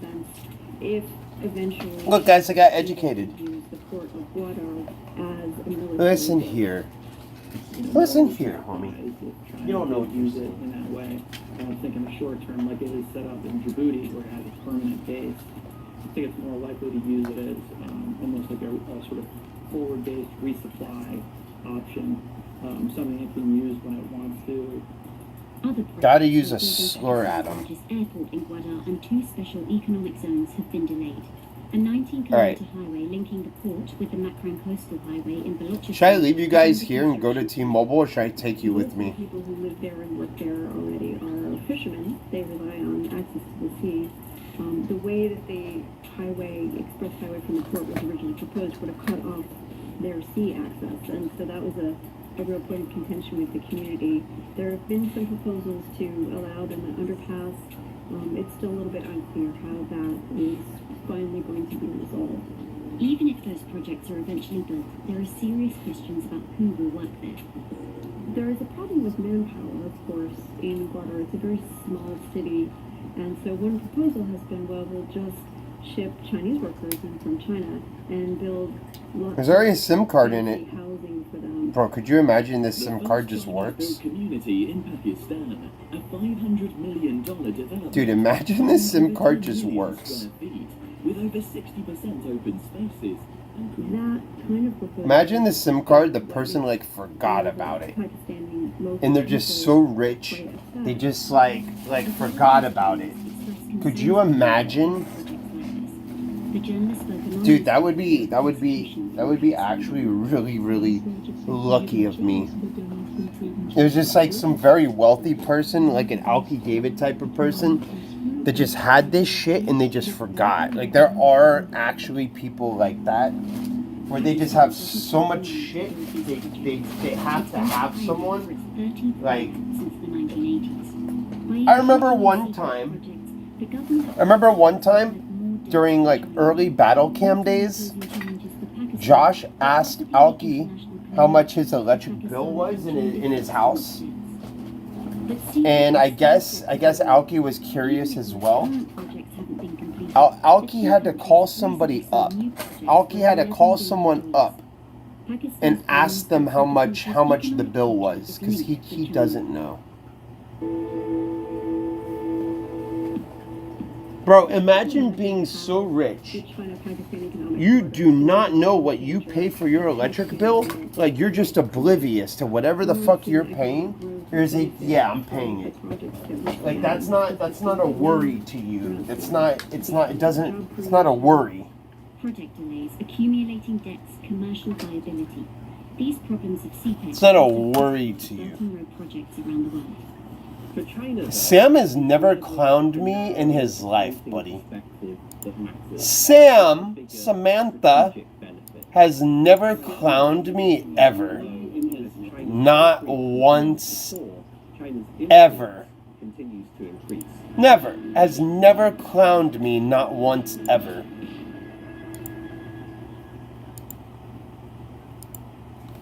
Never. You can't even show the clip, because it never happened.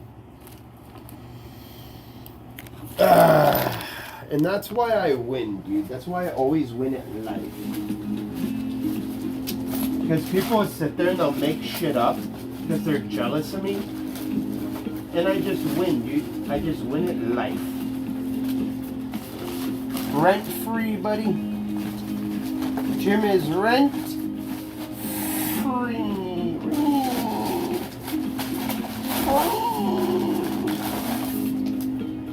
Rent free. What is this? The fuck is all this? Where's that fucking cord? Oh, where's that one cord I need? Damn it, dude. I gotta walk the dog soon. I'm gonna leave you guys here, dude. I gotta walk now. My now has to go potty. They Hi, were no. extremely forthcoming with the state of the game. Hi, no. The Cyberpunk 2077 story. Cyberpunk.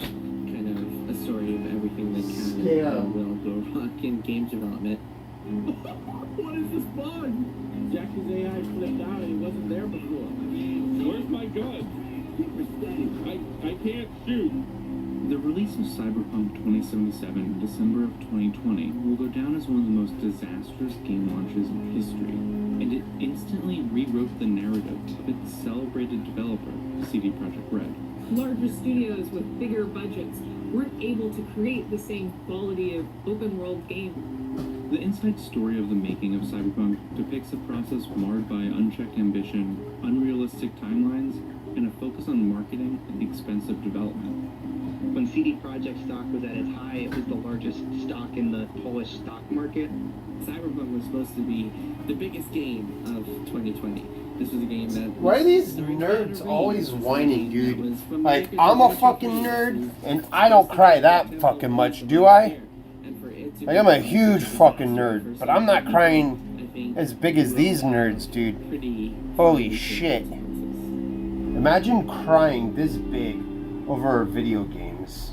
CD Projekt's origins are... CD Projekt Red doing this other stuff. In the West... I spent all $16 of my money. Didn't get what I wanted. Sonic the Hedgehog were becoming household names. The same was not true in a post-Soviet and economically depressed Poland.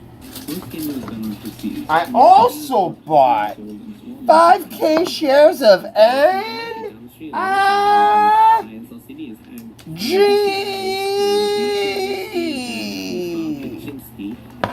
Decided they were going to start selling CDs, and they wound up striking a deal with the people who made a game called Baldur's Gate, which is kind of like the seminal role-playing game in the late 90s.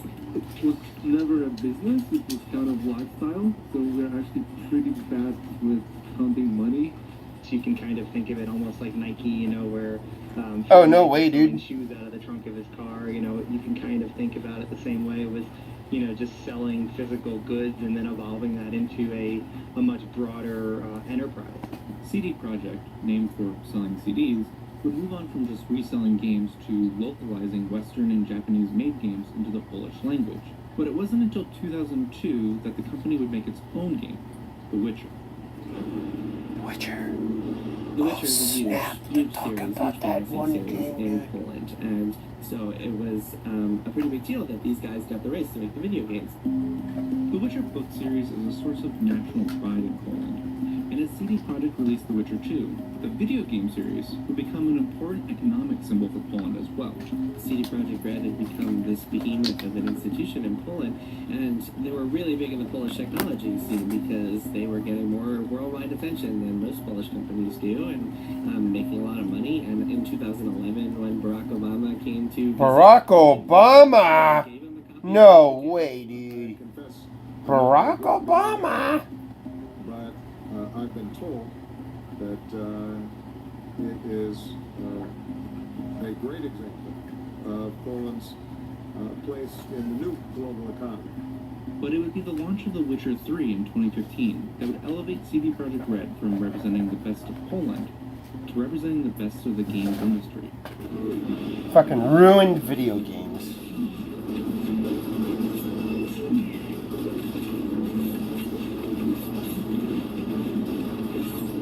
I mean, really, the thing people look for first and foremost, I think, is that the game is just good, and Witcher 3 was just a phenomenal game. There's a level of just storytelling, an emphasis on making every side quest count, on top of the atmosphere, the dialogue, the character interactions, the different ways stories can end. They nailed that. Other open world games felt empty and forced, and the developers of them gave excuses as to why there couldn't be more rich story or interactions.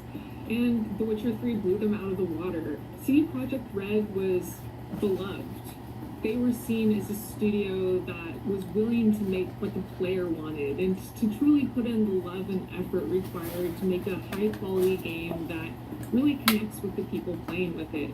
And the winner for Game of the Year 2015 is The Witcher 3. The Witcher 3 would go on to win over 250 Game of the Year awards, but along with being a critical success, for CD Projekt it was also a financial success.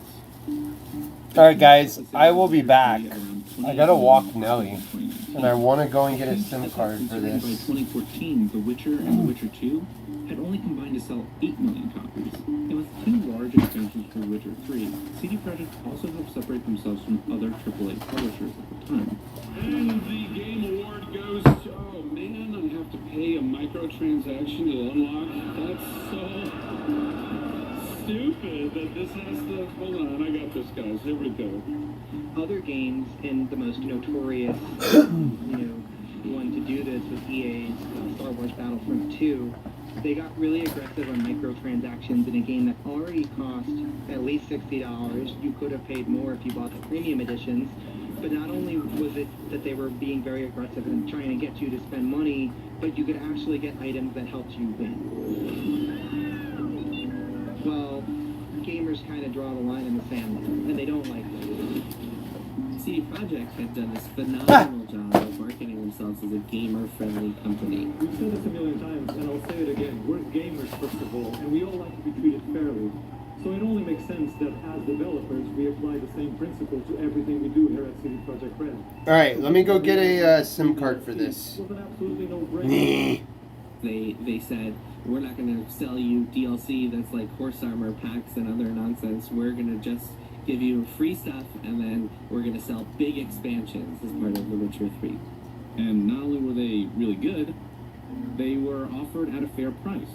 And this was a company that was seen as just like a company that really cared about quality and cared about its customers and would not do anything to kind of screw fans over the way that fans see that EA and Activision and all the other big publishers do. With a critically and financially successful game, as well as the goodwill from the gaming audience, all the focus would shift to CD Projekt's next release, Cyberpunk 2077.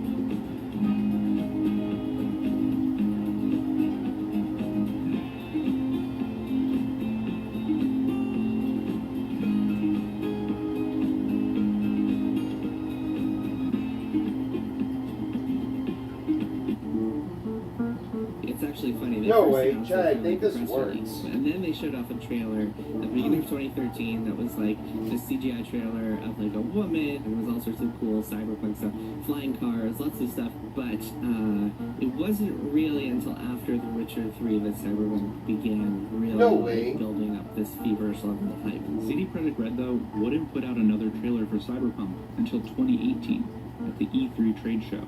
And they showed off it was like a 2-minute trailer of Cyberpunk. Looked pretty rad.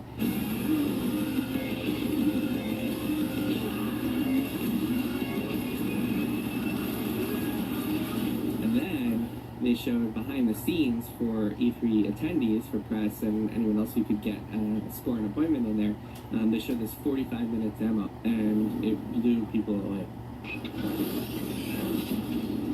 Welcome to the gameplay demo walkthrough of CD Projekt Red's upcoming title, Cyberpunk 2077. The gameplay you're about to see is from a work-in-progress version of the game. Everything you see is potentially subject to change. Holy... This, if they can live up to what they showed me, it's game over. It all looked incredibly impressive. They had enough action, enough narrative beats with just the right amount of tension. They touted how each of these NPCs, I think I have free thousands of them, internet. each one with their own daily routines and everything. We've greatly enhanced our crowd and community system to create the most believable city in any open-world game to date. So yeah, people were certainly blown away by this demo. It won E3 awards, and just people left the theater just in awe. What they didn't know, of course, is that the demo was completely fake. Fake demos are common at E3. Studios put together builds of games to show off what they intend the game to be like, rather than the actual state of the game. What was unique about this demo was that it was impressively long. It kind of plays into this idea that CD Projekt is very much a marketing-driven company, and so demos were really, really important to them. So it was really important that they make this demo blow people away, which it did. But that might have come at the cost of some time they could have been spending on the game. A year later, at E3 2019, fans will get another big surprise.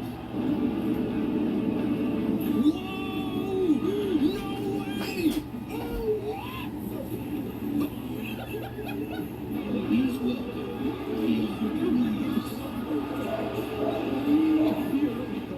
Of being there, of walking the streets of the future, is really going to be breathtaking.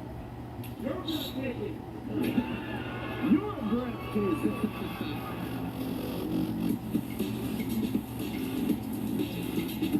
The Cyberpunk trailers showed gorgeous cities, beautiful lighting, really cutting-edge technology when it comes to the rendering of the game itself. People were very excited to be immersed in this gorgeous cyberpunk world.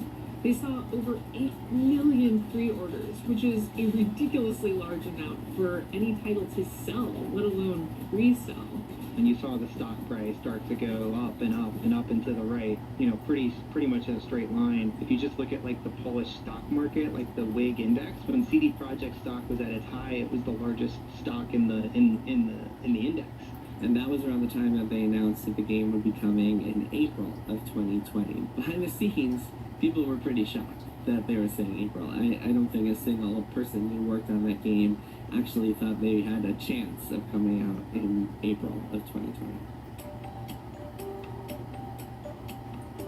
So in April of 2019, I published an article for Kotaku about the making of a game called Anthem, which is a game from BioWare that was disastrous in many ways, and the article kind of ran through why that was. And afterwards, I started hearing from other developers who had stories to share that they said sounded a whole lot like Anthem. The deadline is unrealistic, the direction keeps changing, things are floundering, we're going through a lot of problems. This sounds exactly like what you wrote about Anthem. Around that same time, perhaps coincidentally, I heard from the CEO of CD Projekt Red who wanted to reach out to me specifically to talk about crunch. CD Projekt Red had a reputation for crunch, especially during the development of Witcher 3. Their management wanted them to have a reputation for treating workers well and not forcing them to go through crunch. So Marcin Nowinski, who's the co-founder and co-CEO of CD Projekt Red, came to me and said, hey, I want to make a vow right now that we're not going to force anybody to crunch, that people will not have to work mandatory overtime on this project. Over the course of reporting, Bloomberg has conducted interviews with more than 20 current and former CD Projekt staff, most of whom requested anonymity so as not to risk their careers. CD Projekt declined to comment on the process or provide interviews for this story. The company would end up delaying the game 3 different times, first pushing from an April 2020 release to September, then November, and once again to December 2020. In order to meet the deadline, the studio would scale down the size of Cyberpunk's main city, as well as canceling some features.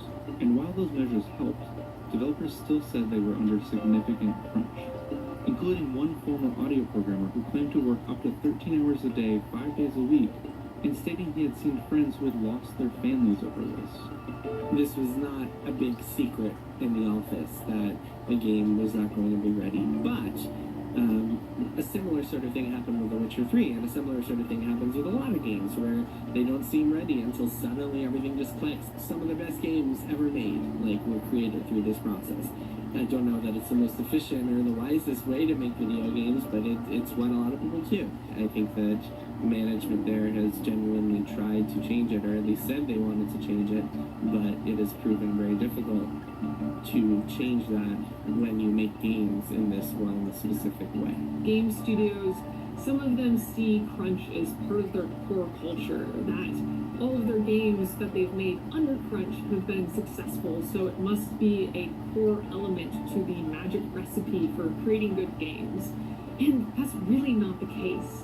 We've run studies and seen that at 8 weeks of working 60 hours plus, the output of a professional is the same as if they were working 40 hours a week.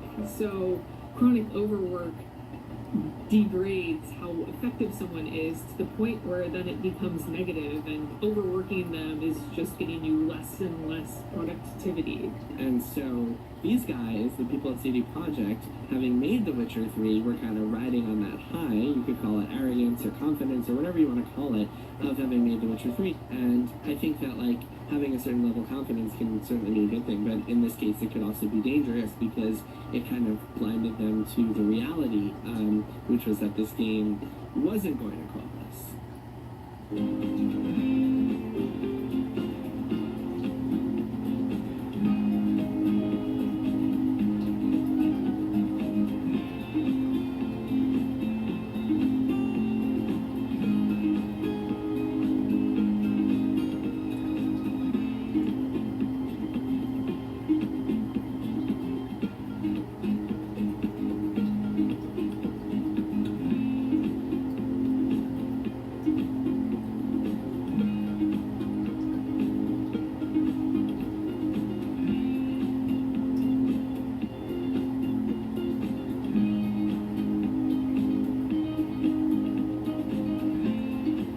Sony Pictures Entertainment is reeling from what may be the biggest and most devastating computer hacking in Hollywood's history.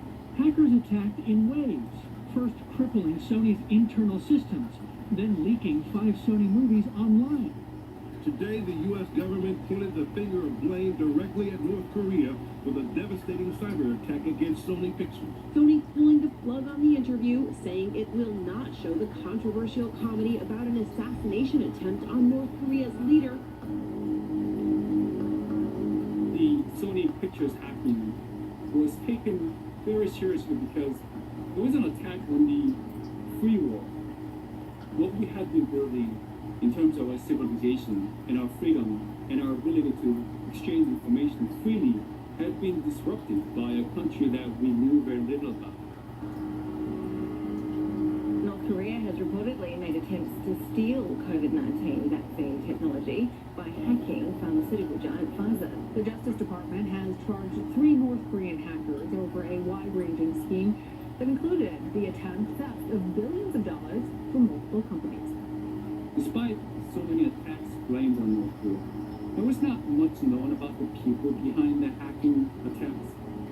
And my aim was to reveal who these people are, what they're like, what their operations are, and what their dreams and fears were.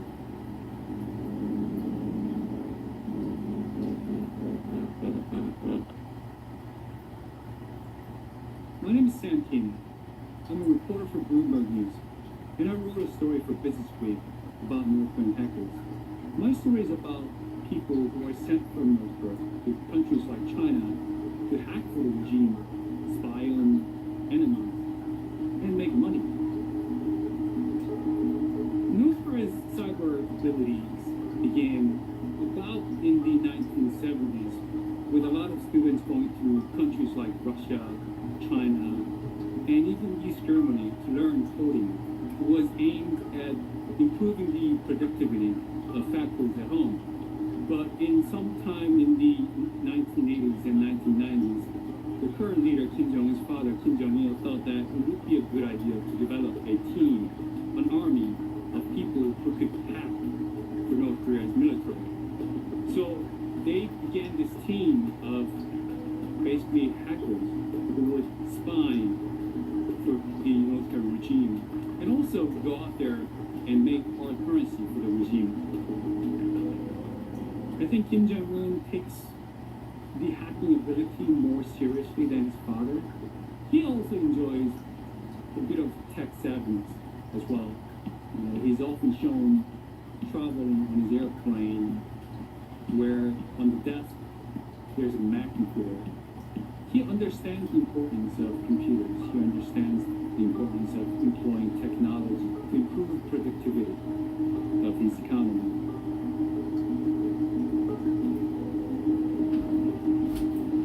North Korea is an isolated country with its economy pretty much divided. Shit, Nelly, stay.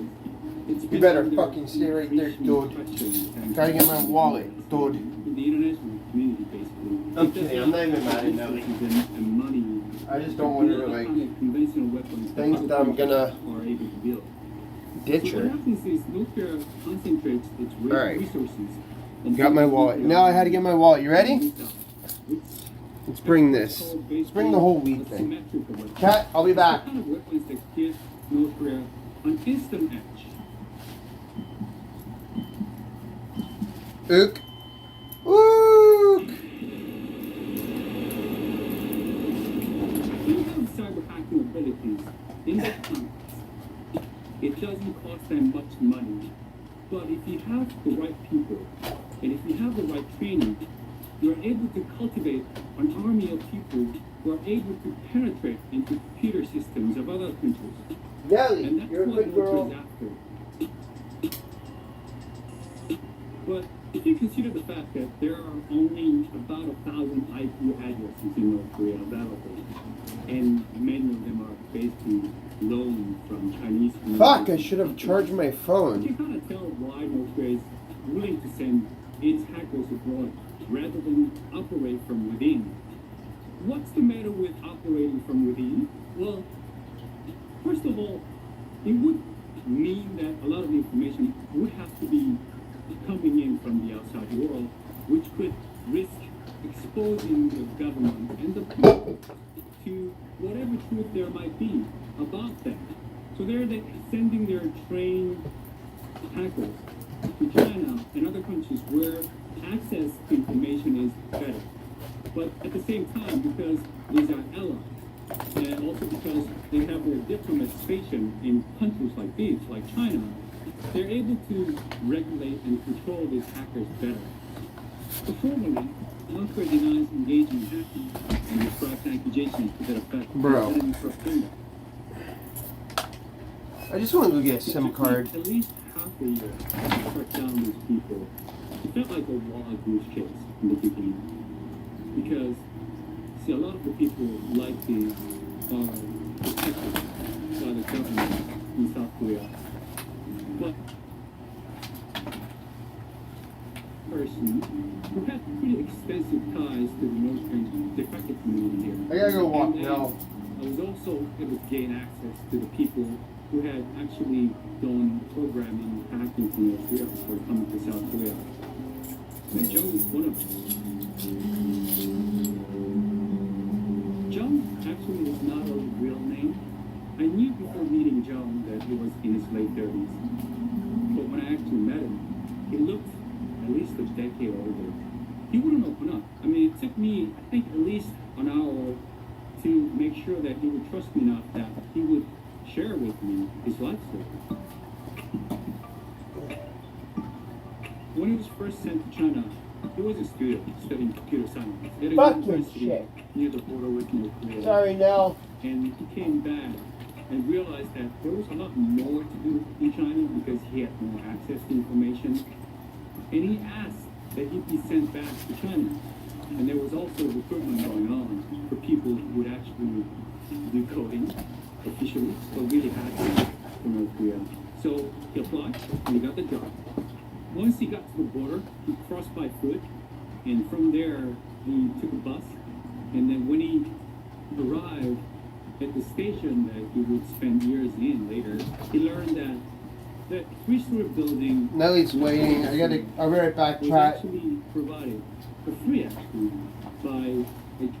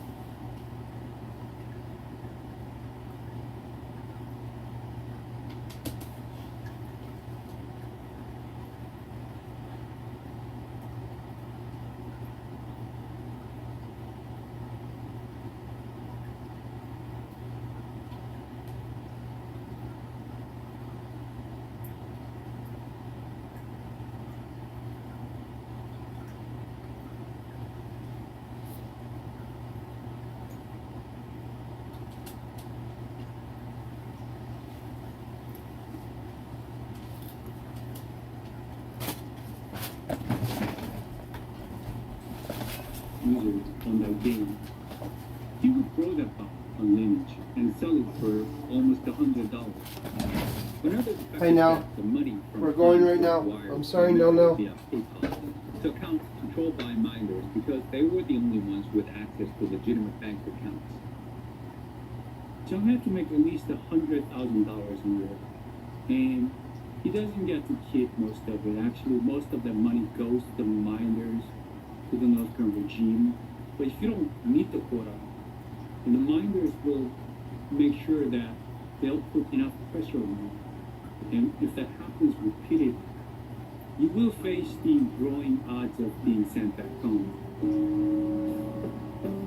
Among the three people that I spoke to, there's a common thing that they all tell me, which is that every Saturday they have to do this propaganda session, which is basically about gathering all the hackers together into a room, and they have to recite whatever messages, whatever lines come from Pyongyang about the Kim family, about socialism.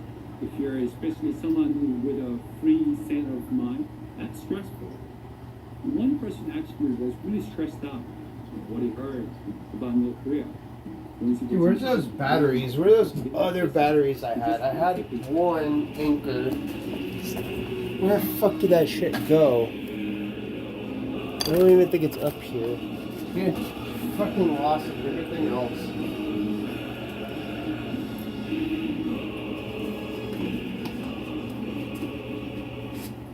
John was a senior member of the unit that was going to, and he was good at Chinese as well. Whenever a senior North Korean official came from North Korea to check on the hacking units in China, John would accompany him. He doesn't provide any details, but he calls it unsavory incident that happened between him and an official that he was traveling with. And that altercation prompted him to defect. But there was no one that he could turn to after defecting. He would, in disguise, roam around China. He told me that he actually enjoyed the freedom of, not being known to anybody, just roaming around a country that was huge. How did he make the money that he needed to carry on? He did the same thing he did, at the North Korean unit. He would take orders, he would reverse engineer software to make money. But at one point, he said he was just sick and tired of all this stuff. He wanted to find a place where he could just settle down. And he contacted South Korean authorities. Now, he lives in Korea. He met a woman here. Last time I checked, they had a baby. He works for a software company, ironically, an antivirus company.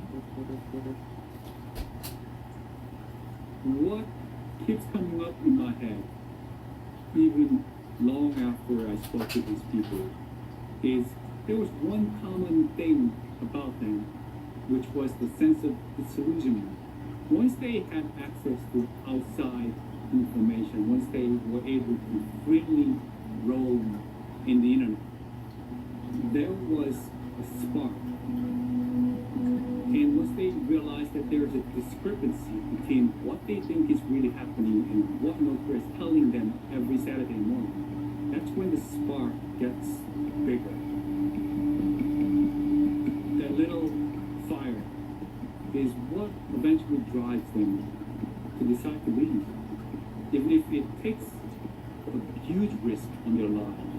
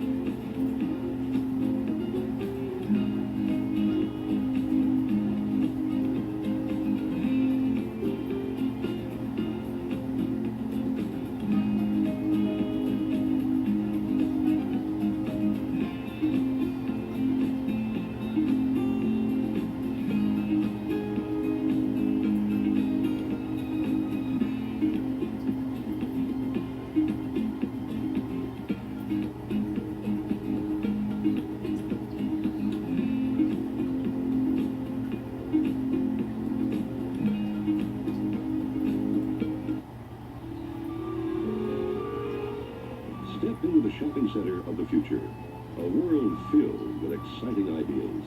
Since they started popping up in the 1950s, malls have been the quintessential American shopping experience. Bustling temples dedicated to the wonders and excesses of retail, food service, and entertainment, the rise of the mall coincided with the growth of the suburbs. The heyday of the malls really is the 1970s, sometimes referred to as the malling of America.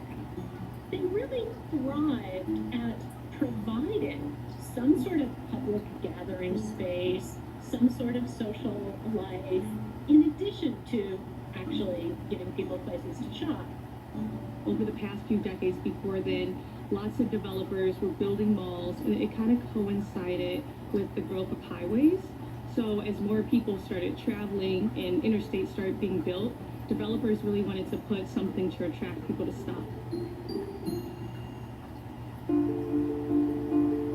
Take a look at an average American mall today, however, and you'll see a very different picture. Closed stores and empty hallways became the norm in many malls even before COVID-19 delivered them another set of problems in 2020. So, what happened? This is the story of the rise and fall of American malls.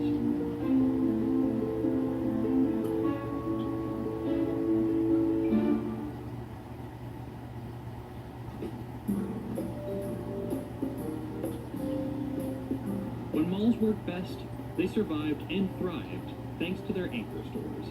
Those are the stores that are on the edges of the malls and that are outward facing to the parking lot.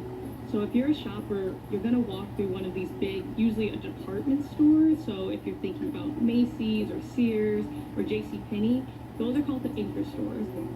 So once shoppers are done shopping there, maybe they wander to the middle part of the mall, shopping at the other apparel shops, or even going to buy some food. But you really had to have, a reason for people to shop in the first place. Because anchors bring in all those people, they tend to pay very little rent. Around 80% of income for mall owners come from the inline stores inside them. Over the past few decades, malls have been facing challenges from all sides. The first being, there's just too many of them. As early as in the 90s, the malls were beginning to compete with each other. We have a lot more retail square footage per capita than Canada. We have almost 7 times more retail square footage per capita than Europe. After the 2008 financial crisis lowered retail spending across the board, malls, and especially their department stores, also had to contend with a new challenge that was growing fast. Malls started to suffer in the early 2000s with the rise of online shopping. Suddenly, they didn't have that captive audience who had to go to the mall to buy something. You didn't have to get up, get in your car, drive all the way to the mall and then see a bunch of other people. You could just do it from the comfort of your home. Department stores overall have become less relevant over the years. Many have fallen totally off, and that's Sears, JCPenney. Several bankruptcies in this space have really hurt the industry. But as department stores go, so does the mall oftentimes. So if department stores start closing locations, that means they're usually leaving malls. This is the Greenbrier Mall in southwest Atlanta, Georgia. It's in many ways emblematic of the problems facing malls today. It's been there since 1965, so for more than half of a century, it's been serving this area of Atlanta that's predominantly black and also is middle-class neighborhood. It started with anchor stores that were department stores. So you had JCPenney and then Rich's, which was later bought by Macy's. So you had these two national chains. It had the first Chick-fil-A in a mall, like that type of format. So when you think about the history of malls, like Greenbrier had like the perfect template. But now Macy's will be exiting the mall, meaning that the mall will be left without an anchor, which is vital to attracting other shoppers to come into the stores. Greenbrier then becomes kind of an example or a test for all these other middling malls across America about what do you do when these large department stores, as a business decision on their end, are trying to just stay in the high quality malls. How does a middling mall survive? What's their next strategy?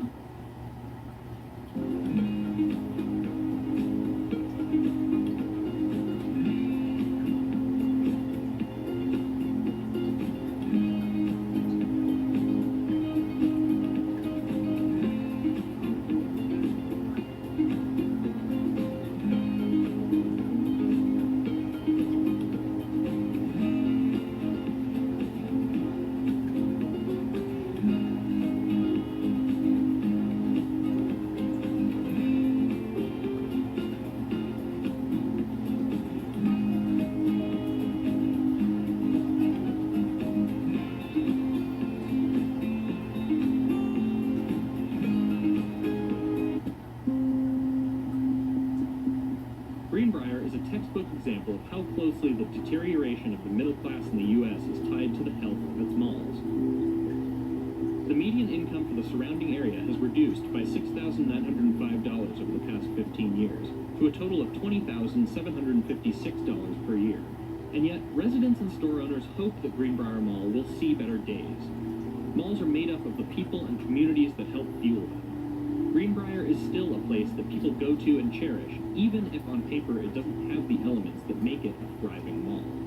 A lot of the existing constituents and residents there feel in many respects that they worked hard their whole lives, to be able to experience the American dream, the single-family suburban house in a leafy yard near a big mall that had a Macy's, and they're very reluctant to see that taken away from them.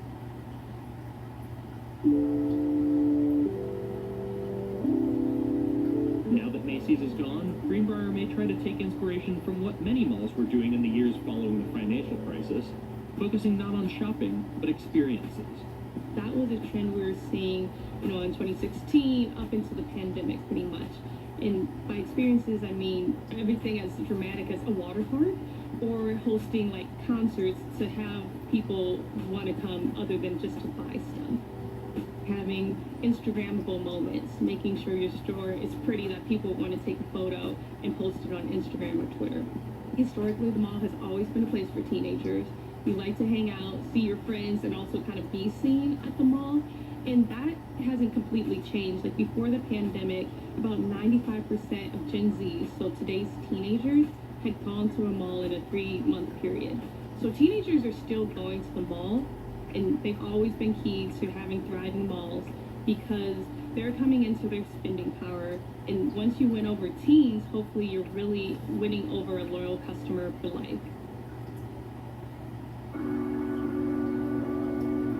But thanks to lockdowns across the country, most malls at one point or another were shuttered in 2020.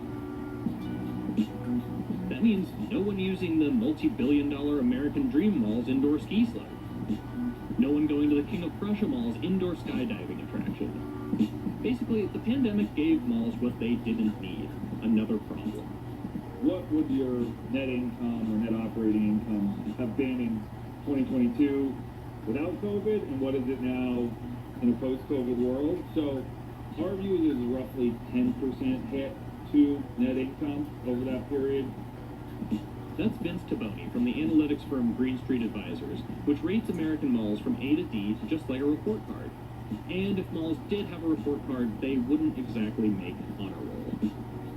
Here in the U.S., out of the 1,000 malls in the country, there are roughly 250 malls we grade A- or better. The B and C quality malls, which is the vast majority of the malls by count, we think are on a negative trajectory. And it's going to depend on a lot of the local dynamics, ownership decisions around how much money to invest in the property will determine whether this, mall is an ice cube. While there have been a few bankruptcies among real estate investment trusts that own mostly B to D malls in the past few years, A malls really are doing just fine. Some of the most productive shopping centers in the country are super high-end. So I'm talking about Bal Harbor Shops down in Miami, Florida. There's Americana Manhasset in Long Island's Gold Coast, the Grove in Los Angeles.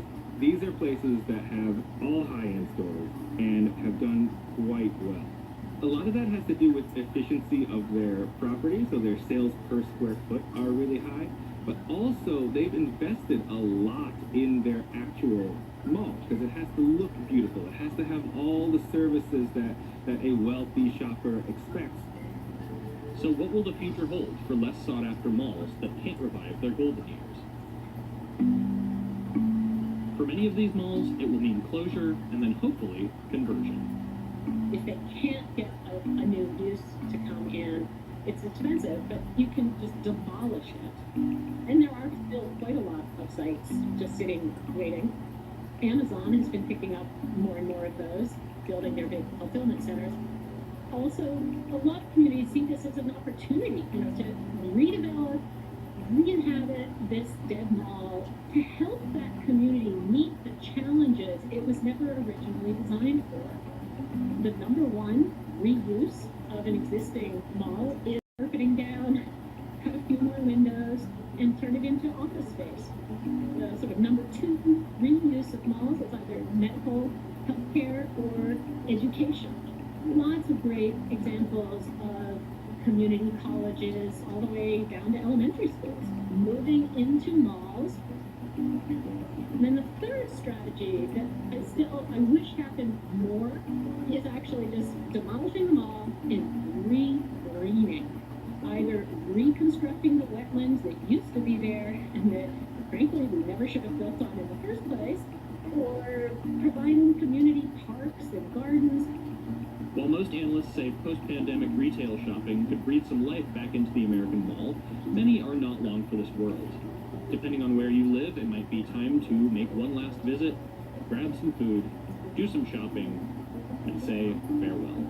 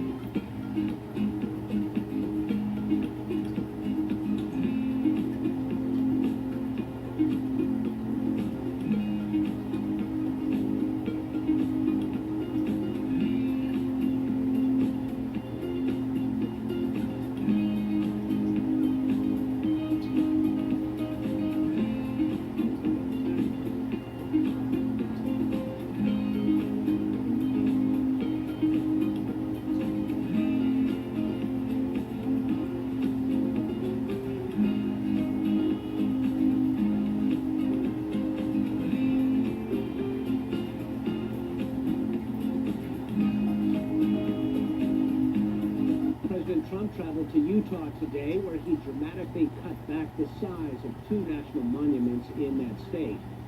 When former President Donald Trump announced plans to scale back 2 national monuments in Utah, there was outcry from a lot of people. One company in particular. Patagonia really is a resistance brand. They embraced the liberal resistance against President Donald Trump and really put themselves at the forefront of that movement. In 2017, it sued the Trump administration for sort of slashing the size of these 2 national monuments in Utah that were kind of meccas for climbers. It said at the time, joining the legal practice was both extraordinary and obvious. The company's general counsel said it took exactly 1 email to the board to decide to actually do this, and the case is still out. Well, I think the only thing this administration understands is lawsuits. We're losing this planet. And we have an evil government. And I'm not going to stand back and just let evil win. This year it got even more active. It changed its mission statement to quote, Patagonia is in business to save our own planet. And then it manufactured these little tags on some of its clothes that if you flip them up, it says, vote the assholes out. Very implicit, running up to the election. And it launched a digital tool to help people find their polling place. And on that digital platform, it says, vote the climate deniers out of office. Again and again on repeat.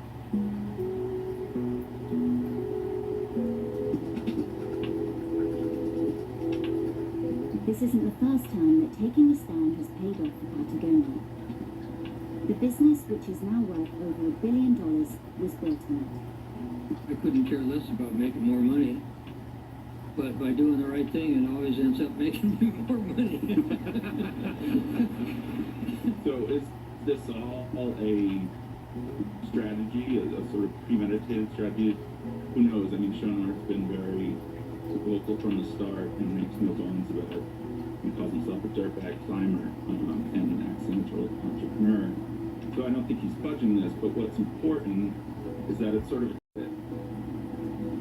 If you want to understand the entrepreneur, study the juvenile delinquent.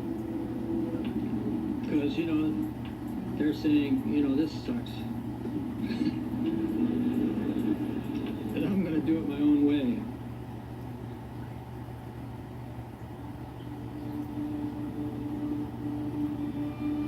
Of course, like every other teenage kid, I had no idea what I wanted to do with my life. When I was 16 years old, I took off and drove across the country, went into the Wind River Range and discovered mountains.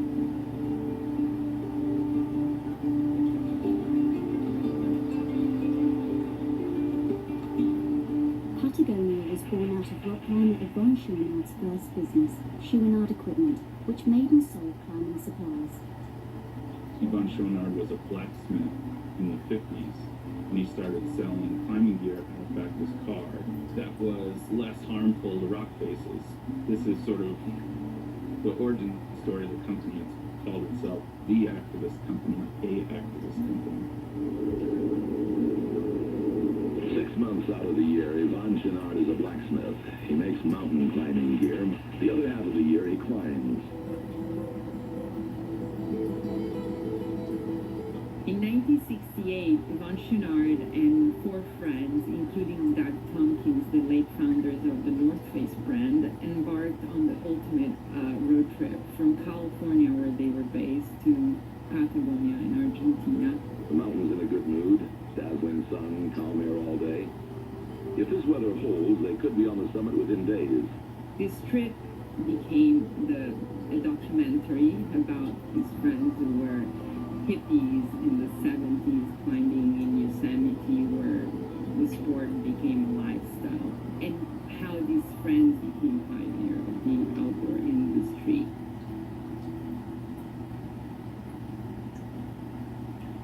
Chouinard moved from selling pitons to polyester, and in the 70s, Patagonia was born. In 1973, Chouinard and his wife Melinda opened the very first Patagonia store in Ventura, California, where the company's headquarters remain today. Melinda Chouinard was the driving force behind many of the employee benefits, like on-site childcare, that helped the company achieve an impressive 4% employee turnover rate.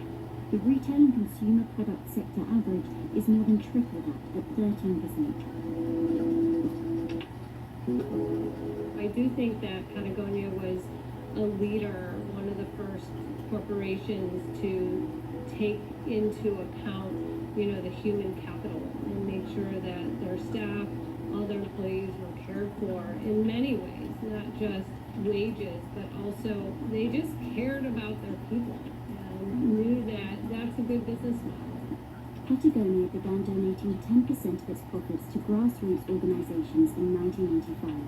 This later became the 1% of sales that Chouinard labels an earth tax. I don't think it's philanthropy. It's rent for us living on this planet. While Patagonia was creating the blueprint of how to be a socially conscious brand, it was also turning a profit. It even made Inc. magazine's list of the fastest growing privately held companies. So every time the company makes a decision to do something socially and environmentally active, it is met with success, and that isn't lost on Chouinard or any of the other leaders of the company. The more money Patagonia made, the more it gave away under its philanthropic program. Between 1989 and 1991, the payroll grew by 40%. But trouble was on the horizon. I think for 1991, we are looking at a recession. The question is how deep that recession is going to be and how long we'll be in it. Sales fell flat and the bank called in the company's revolving loans. A company that prided itself on taking care of its own laid off 120 people, roughly 20% of its workforce. We're going to start running the company as if it's going to be here 100 years from now. With a renewed sense of purpose, Patagonia was ready for what it called business unusual. It started with the costly move to recycled and organic materials before launching a clothing repair service to discourage fast fashion. And Patagonia's influence was growing. What was intended as Chouinard's philosophical handbook for employees became an international blueprint for sustainable business, printed in 10 languages. What's interesting to me is that all this, I hate the term on brand, but it's very on brand. It really works for the kind of company he's created. It works for the kind of employees he's been able to recruit and retain. It all is very seamless in terms of the identity of him and the company and what it means in the marketplace. So over time, the company's mission and its marketing have become the same thing. The inflection point came in 20 jab in the New York Times that said, "Don't buy this jacket," and it sort of got into the nitty-gritty on, the carbon footprint and the water footprint that goes into, a piece of apparel like a parka. And at the time, Chouinard said, the best jacket for our planet is one that already exists. So the company at that time said it needed to address the issue of consumerism, which, coming from a for-profit business, it's pretty hypocritical. Sales increased by almost 40%. The stance of this is hypocritical is loud and constant, talking about consumerism in a critical light while very much being a part of it. Fast fashion is top on the list of environmental destruction. And not just destroying the environment, but impacting human health. They are in the fashion industry, they're a clothing retailer, and to come head to head with that is courageous. That'll last, but you're also educating an entire generation of people to understand that whole ideology that you don't need to change out our outfits. In 2014, Rose Macario was appointed as CEO. During the next 6 years, she grew Patagonia into a billion-dollar company, while also scaling up its environmental goals and bringing a more political voice to its activism. Yvon had this model where he was basically saying you can have a great business, you can make quality product, but you can also do the right thing by the environment, by your employees, by your community. And that, to me, was like the most holistic vision of business that I'd ever seen. So right now, Patagonia has a team of about 20 people solely focused on activism and grants. And this all comes at a time in the past decade when consumers are paying much more attention to the social footprint of companies and where they buy their goods. So what's happened is all this is good business for Patagonia. In the past 10 years, revenue and profit of the company have roughly quadrupled. It's private, but estimates are it does about $1 billion in annual sales, which is sizable. And that's part of the reason why it's been such a fortuitous cycle. As it's ramped up its activism and become more vocal on these things, it's resonated with the market. As the company branched out into other areas, including a venture capital fund for environmental causes and sustainable food, revenue reached a new peak of over $1 billion in 2017. But this was still small change compared to fast fashion heavyweights like Nike, who made $37 billion that same year. Patagonia's conscience hasn't always been reflected in its customer base either. Personalized vests have become the go-to corporate uniform, and the expensive price tag has helped the brand earn the nickname Patagucci. It's expensive stuff, it's expensive apparel, and that is part of their calculus in terms of the activism. You know, a lot of the more sustainable parts of the supply chain there's a premium for organic cotton or sustainable down. The Patagucci label is a symptom of that. So Patagonia products are very popular, of course, with people who are active in the outdoors, but also with people who are not as active. For instance, people in finance wear the Patagonia vest to go to the office, and that's because of the image that the brand projects. And so they have to live with the fact, although they, preach for the environment and want to stand for good, they're victims of their own success. Patagonia set sales records in the first 3 years of the Trump administration. Now, in 2020, things have changed. As COVID-19 brought the business world to a halt and the American people voted in a new administration, Patagonia appointed Brian Gillett as CEO. As far as its CEO transition goes, this one's happening quite strangely. There's no real budget for next year yet because of everything that's going on and all the uncertainty around that. Patagonia's new focus is going to be on forging a relationship with the Biden administration. It should be a more close relationship, but Geller still has his guard up. During the Obama administration, they didn't always agree, and he expects the same with Biden in the White House. They plan to bring litigation wherever needed against any government needed about the issues that they care about, and that's climate change and the environment.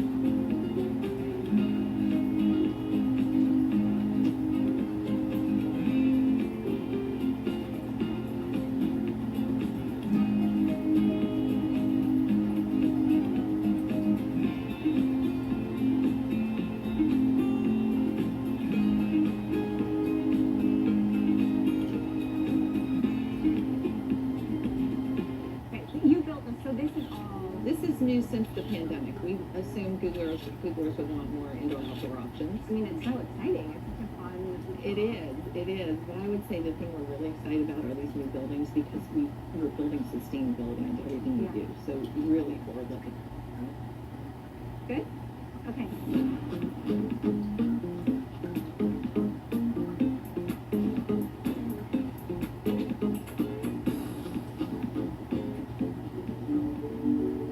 This is Bloomberg Studio 1.0 with Alphabet CFO Ruth Orr. We're not far from her childhood home. Her father was a physicist at Stanford, her mother a psychologist. After graduating from Stanford herself and then earning a couple more advanced degrees, Cora landed her first job on Wall Street in 1987, where she would spend almost 3 decades, until Google's co-founders lured her to Silicon Valley. It's wonderful to be here with you. It's great to have you here at the Google Cloud. Thank you for having us. So we are at Google headquarters in Mountain View, and at this very same time, you are making massive investments in New York office real estate. You're expanding headcount in Atlanta and Chicago and Washington, D.C. What's the strategy behind all of this? Well, at the core, we believe in hybrid work. So we do want to bring people back on campuses, but not full-time. We're thinking it'd probably be a 3-2 work week, but we think coming together is just such a core part of innovation, serendipity, culture, every element of it. And we're growing at a really rapid clip. So we are excited to be expanding our real estate footprint.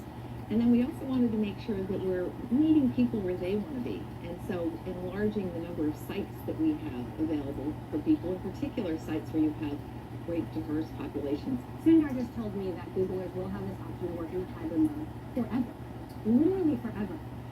Obviously, you're embracing this massive cultural shift. But what are the risks? What do you worry about? So the positive we've seen is there's a productivity uplift, we believe, in giving people the opportunity to be at home some of the time, not do the commute, be able to deal with everything else in their life, and coming into the office.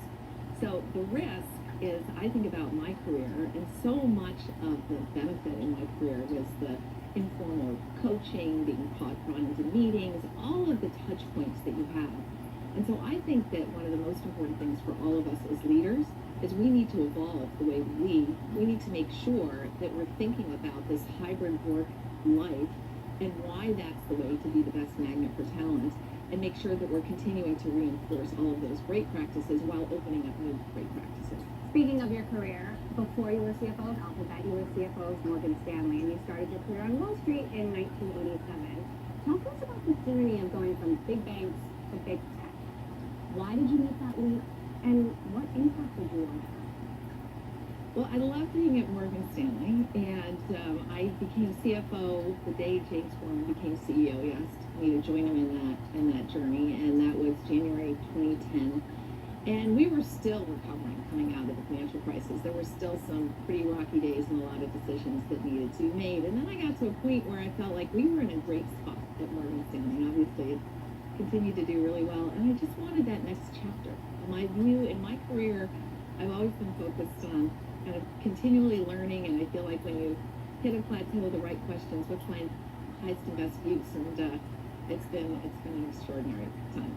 You also survived Wall Street in the 80s and 90s, which is notorious for it.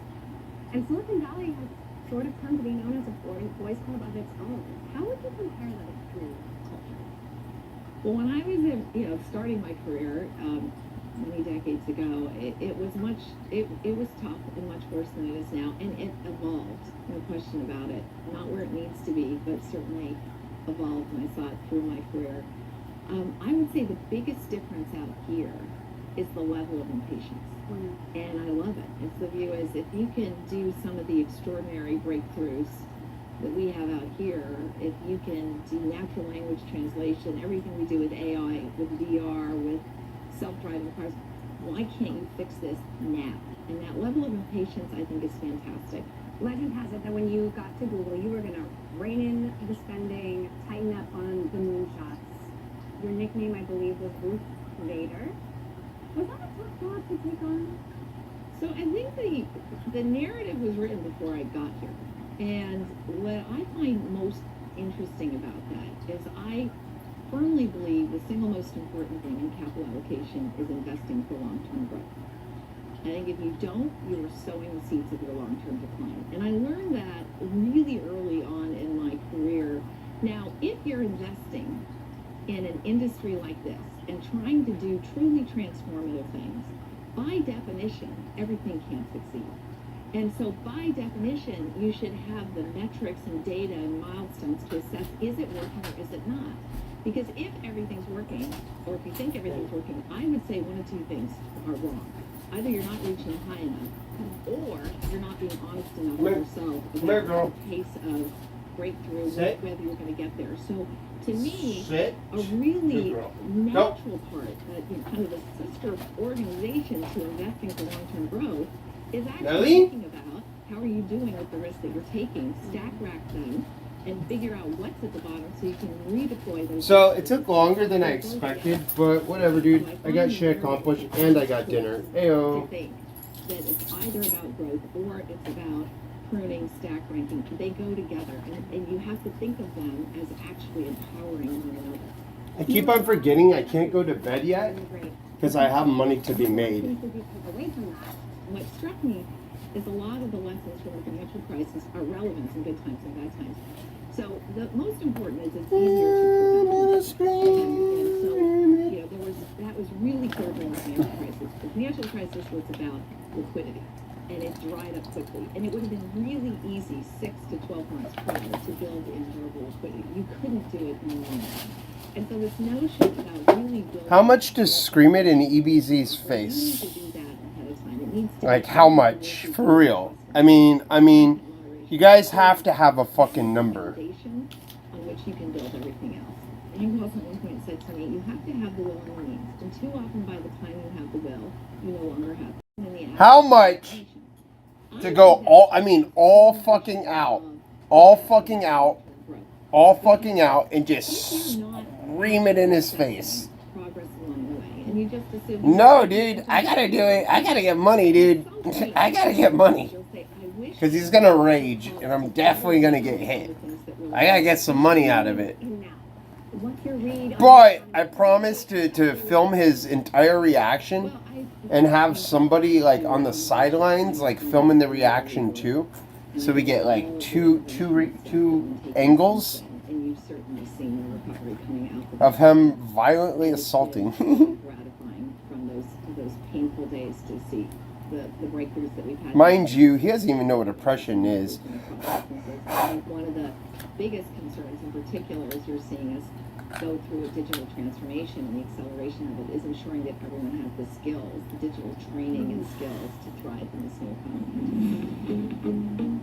Google now reaches more than half the people on the planet. Why shouldn't we use Google as a monopoly? We often say that people come to Google not because they have to, but because they want to. What is this lady telling about, dude? She fucked up. So many people. She doesn't even work for a company anymore.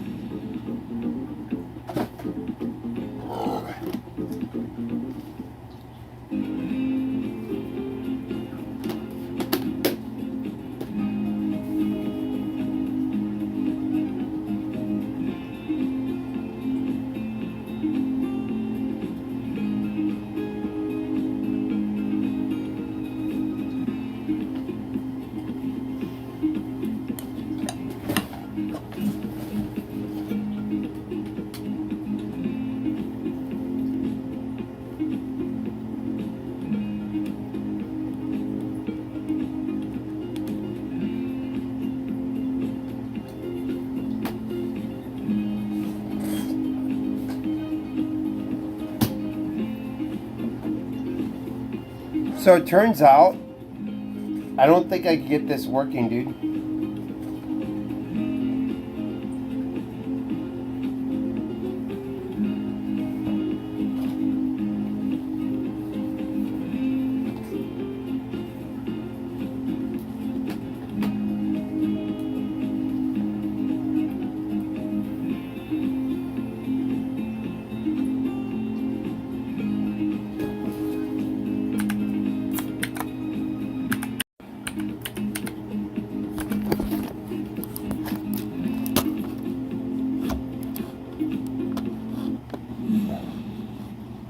want to talk a little bit about regulation. You were drawn to M&A in your early days at Morgan Stanley. Microsoft was making some big acquisitions, deals that some think Google maybe would have wanted to win in a former life.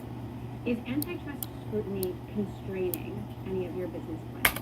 Look! So the main thing that we've done throughout the life of Google is really invest in innovation. It's organic growth, and we're continuing to do that at a really rapid clip. We have then layered onto it tuck-in acquisitions and larger acquisitions, and we're continuing to be active more in the smaller ones and the add-ons, to be fair. But we think there's a lot of opportunity still ahead of us, and so we're continuing to invest in partnerships, in some acquisitions, and do think that there's still upside in a lot of different areas. So would you say this regulatory scrutiny isn't slowing you down? It's really important for those of us in certain leadership positions to be very focused on constructively engaging and working with regulators on what are the issues, what is it they're trying to solve, and how can we constructively engage with them. At the same time, our engineers should focus on innovation and continuing to kind of up the bar on everything we're doing, address what is most helpful for our users. Google is facing more serious legal threats at this time in the United States than the other big tech companies. How are those conversations with regulators going? Are they frustrating at this point?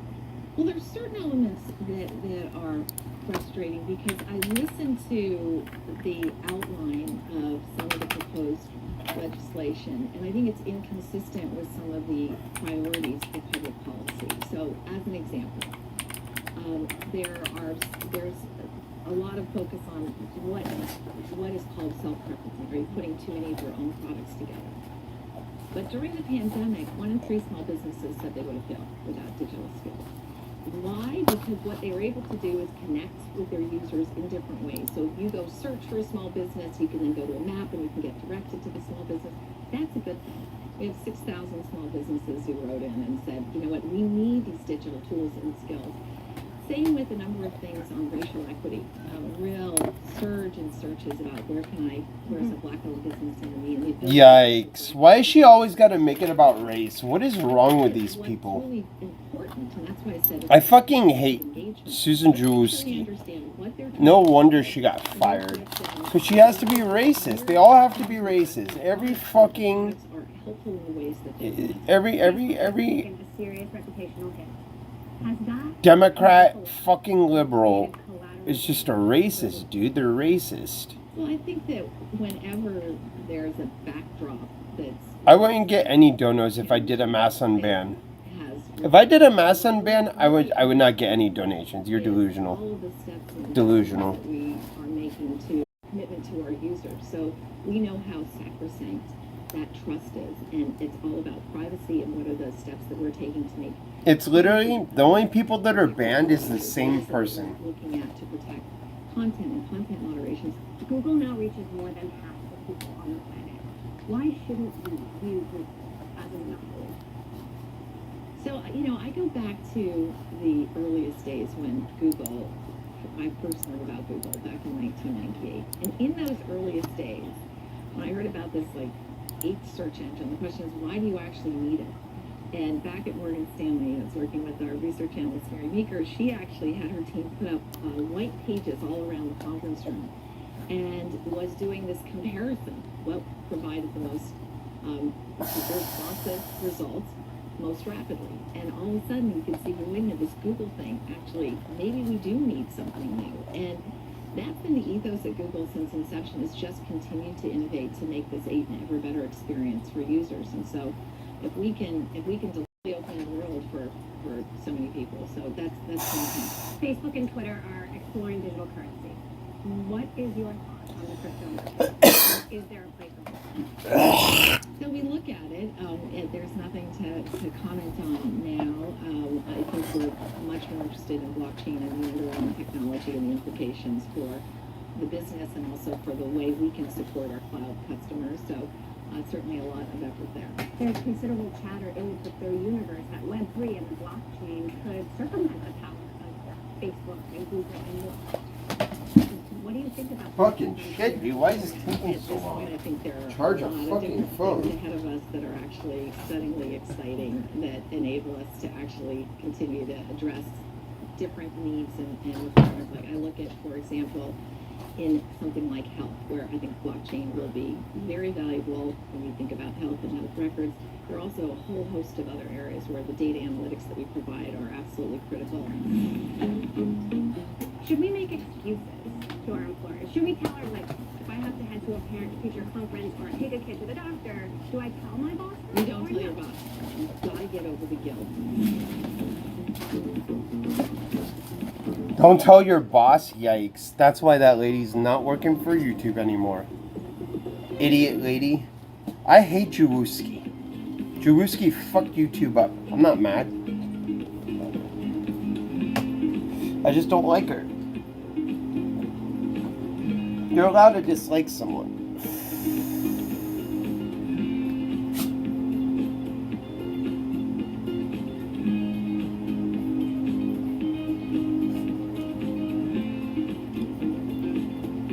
I want to go do IRL. I need money though. I need money.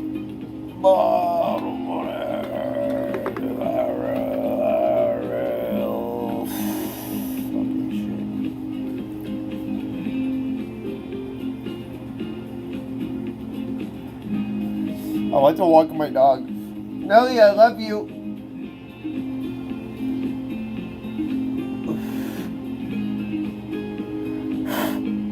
Hi, Nelly.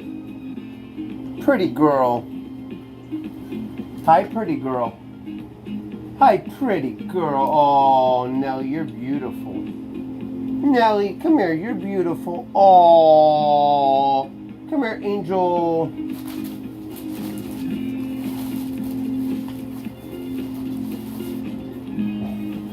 I wonder how that's gonna taste.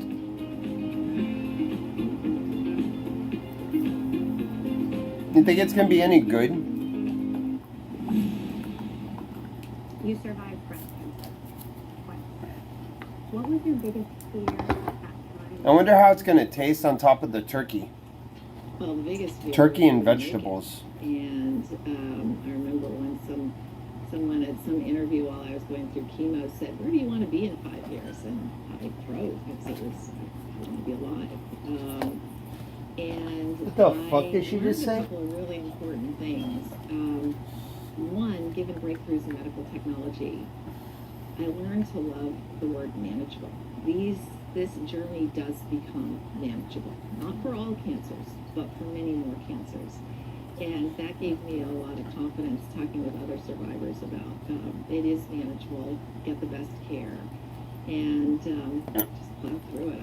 I'm very grateful. I'm grateful for all the investments people have made over the years. For anybody out there, and I think Why is it that every CEO gets cancer? Someone they know and love. Many of these cancers are manageable and just go at it with gusto. So that's what I did. You're a mom of 3 sons, and I find that especially remarkable because I also have 3 sons. She got cancer. Steve Jobs got cancer. Wasn't there like a few more CEOs that got cancer? Like, I don't know, man. Why are these CEOs getting energy? They're remarkable. And I think one of How the many presidents get things for cancer? me is this notion that you do have to have a mix.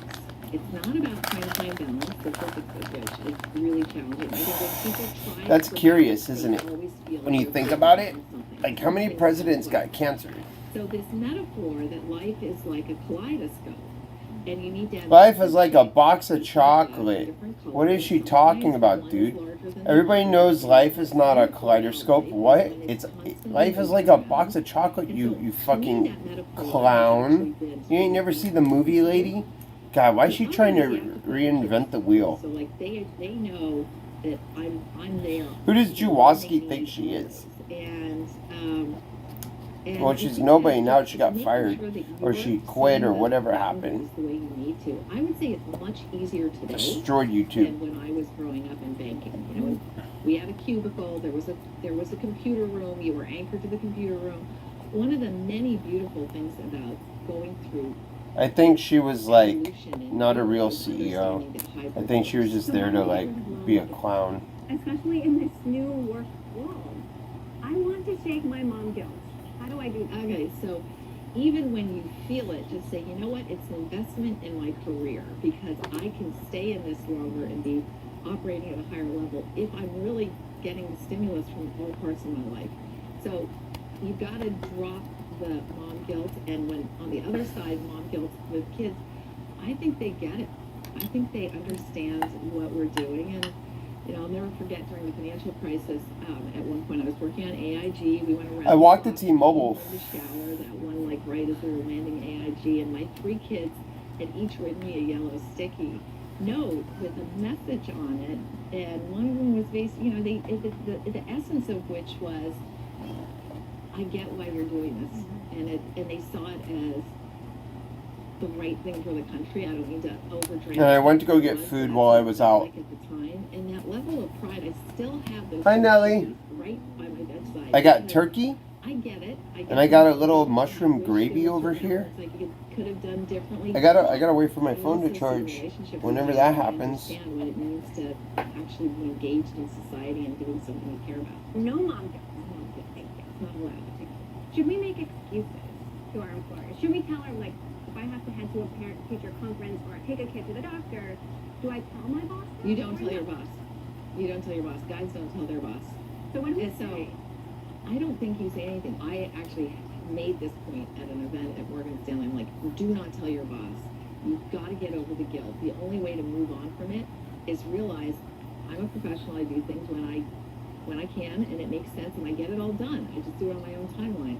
And I actually had a woman who emailed me afterwards and said, I know you said I'm not supposed to tell my boss, so I won't, but I can't not tell somebody, so I'm going to email you.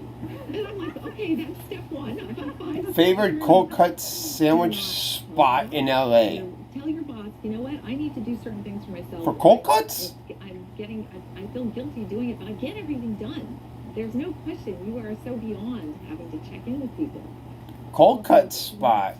We're in the middle of this so-called great resignation. If I want a sandwich, I like some nice cold cut, like turkey, or like some pastrami, like a nice sandwich. Well, I think you framed it. I'm going to Sprouts. I don't know about you, but they got the Boar's Head. Everybody knows the Boar's Head's quality. They keep it simple with the toppings. They don't make it overcomplicated with the toppings. Lettuce, tomato, onion, maybe some salt, pepper. To say, but I grew up in a cubicle on the 26th floor of a skyrise. You say Sprouts, but you haven't been there yet. Sprouts is different. I don't like a restaurant. I don't know. I haven't gone to a restaurant to sit down and get scammed. $16 for a sandwich I could get for $5. Okay, so a few rapid fire questions. Someone you'd love to have dinner with. Well, I'd love to say my parents, because they passed away a number of years ago. Nelly, get off that. Get off that. Get over here. Crazy thing that we've done for years, which is... And she walked on it. She had to walk on it. The dog had to walk on it. You didn't do anything wrong. And then we all vote, and then we get the grid. You didn't ruin it. That's where we go. You just ripped a hole in it. Worthless now, Nelly. Nelly, now because of you, we don't eat. New York or California? We're not gonna eat, Nelly, because of you. Well, sitting here outdoors right now, and knowing I can do that for the rest of the year. Don't walk on that. Don't walk on this. This is our dinner. So, in closing, Google and I know you don't get multiple divisions, many pets. This is the hot item right now. Nobody can get this. I have that, dude. Got a bunch of these. I'm just saying, dude. It ain't shit. I could have gotten more. I could have gotten more. I could have gotten so much more. Bruh, there's people who spend like $3,000 easy. $3,000 easy, my dude. What kind of discussions are you having Bro, with Larry and Sergey? I bought 5. I could have bought way more, dude. I honestly could have bought way more. I could have bought way more, dude. Sundar's of course. There's people who spend way more. There's people who spend like 10 grand. Whatever, but most of the interaction There's is people who really spend 10 grand like what you're nothing. doing at the board level. It's great. And you have your freedom to allocate capital as Hi, Nelly. We work closely with Sundar and Philip and Thomas. And yes, we work. Easily 10 grand. You know, it's fascinating. Yo, why is this shit taking so long to fucking load? Yo, where's that email so I can fucking respond to these people in case I get a fucking email. To solve what they need where so many people are coming online, and is video going to be? I'm not delivering shit to you, fam. It's going to be about No disrespect. It's going to be a different type of experience. So much of it's going to be about voice first and language translation. So it's going to continue to evolve. And what about for you personally? Where will you know? It's been so amazing to hear about. Oh my gosh. Why is my phone not fucking charging? You fucking shitty phone. Since you've been here and what you hope to. I find that the opportunity to try new things and to invest in new things, and as we think about, well, what does that mean for each one of our areas, I think that intellectual curiosity. Bro, fuck these phones. Why is this shit take so long?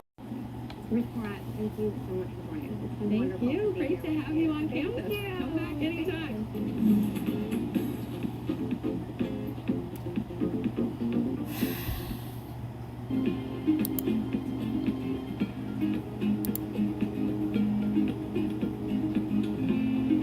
Please be this one.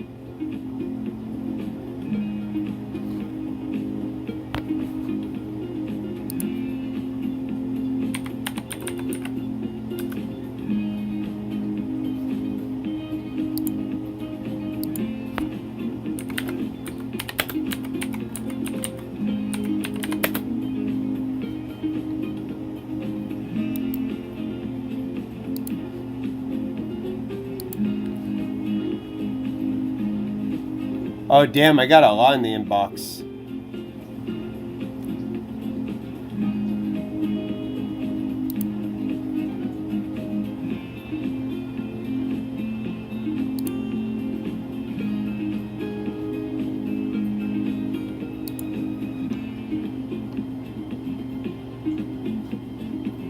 Yo, let's go.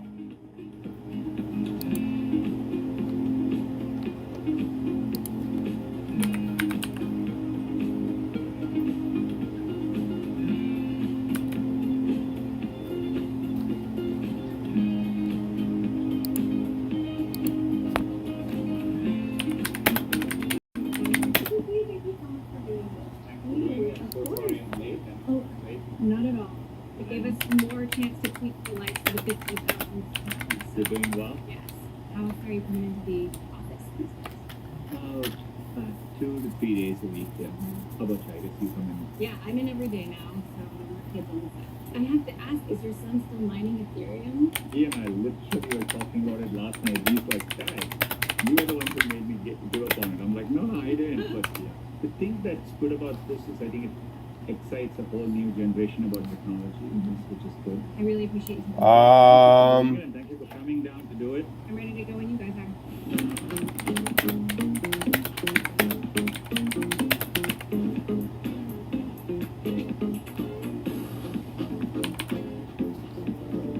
From Google headquarters in Mountain View, California, this is Bloomberg Studio 1.0 with Alphabet CEO. All right, I just got a hold of this guy. Born and raised in India, Pichai had almost no access to a computer until college, but just years later found himself rising through the ranks of the world's largest search engine. In 2015, it was Pichai that Google co-founders Larry Page and Sergey Brin chose to run Google and later Alphabet. Now valued at more than $2 trillion, it's one of the most powerful companies on the planet. Sundar, it's great to be with you today. Thanks for doing this. Great to be here in person. Google just hit a $2 trillion market cap. Alphabet, I should say. Where is the next $1 trillion going to come from? You know, I've always felt, the market cap valuation is an effect of the value you provide. I feel fortunate our mission is timeless. there's more need to organize information than ever before. I still feel search is our biggest moonshot as a company. People will want radically more conversational experiences. They will want what we call multimodal experiences. They may speak to search, they do all that and evolve. Bro, my phone needs to go back on. Okay. Thank God my phone just went back on. That's so ass. That just happened. Or hardware products, Google Play. So we're building a diverse set of businesses.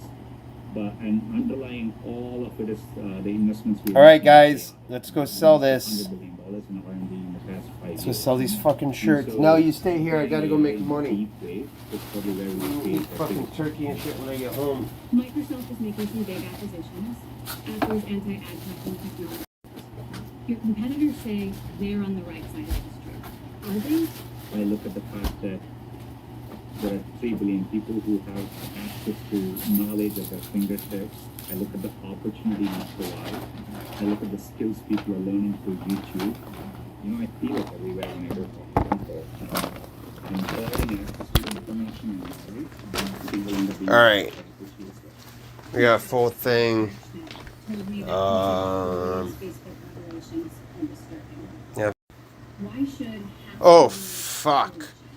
more than trust No, dog. No. Trying to do more with less data. One of the biggest changes we made was making auto delete the default setting for new users and now over 2 billion users have the data continuously being deleted. But we rely on trust for people.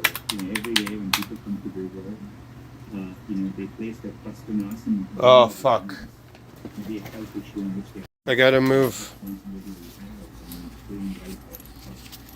When we provide Gmail to journalists and realize that their account can be under attack, they enjoy getting that's what motivates us to make sure these privacy, these security, these trust, we're doing the right thing. Who wins? Jim wins. Privacy regulation is important. In areas like AI regulation will be important. And so I think this will be part of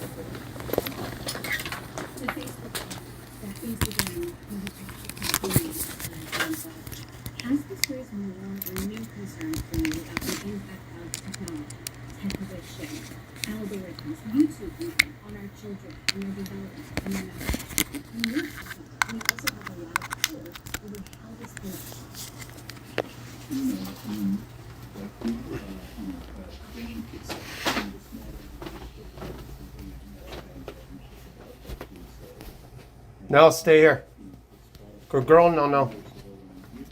You gotta go make money.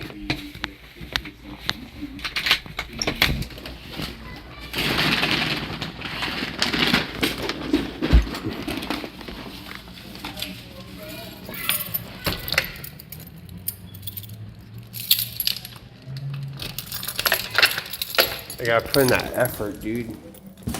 Chat, we're putting in the effort. Shut up. There's a dog bed there. I want my dog to live in front of the... Hang on. Damn it, dude. It's not charging. Hang on. Why is this not charging? Bro, come on.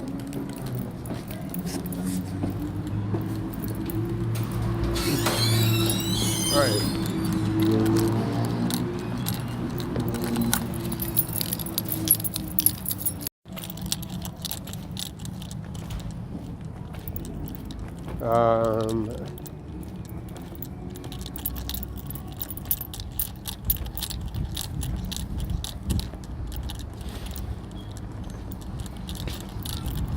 Dude, why is this so difficult? Why does this not work? I don't understand why this thing doesn't work.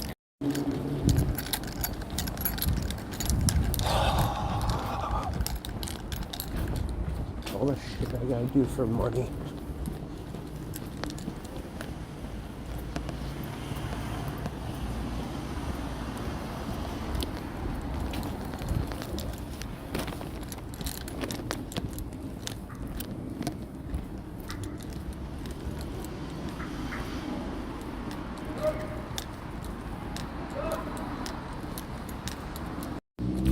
Come on. Bro, I can't come up that way.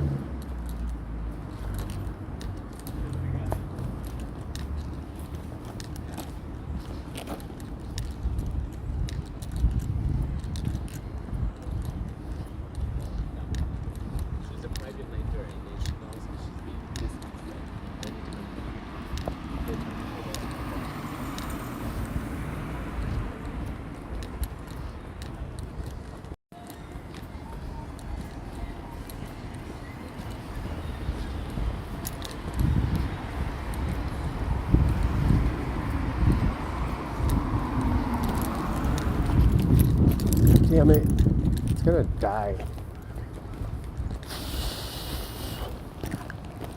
No, I'm not. I'm not struggling to do anything.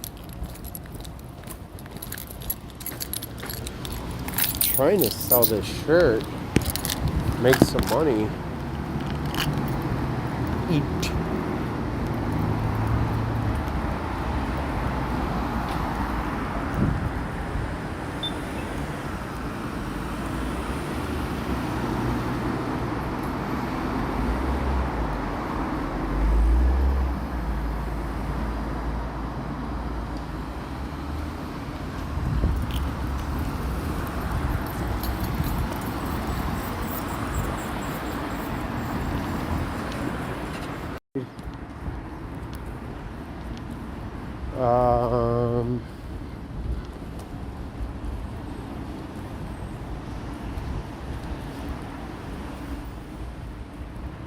Just before La Brea.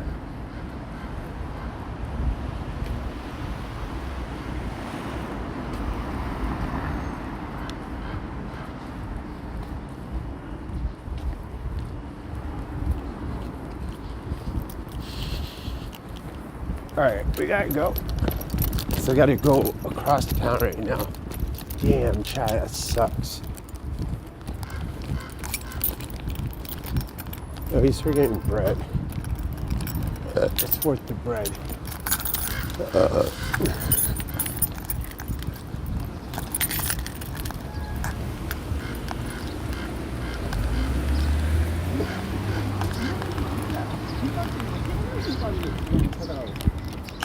Oh, hell yeah, dude. Let's go. My car's... Okay. Let's go. Money time. Money time. Gym money. Sounds good. Stuff gym money.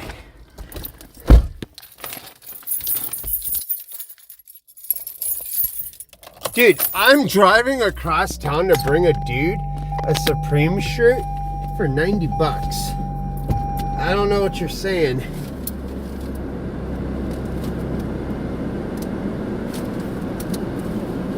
Like, are you surprised I'm going across town for a shirt that was 90 bucks? Or that was like 30 or 40? It was 40.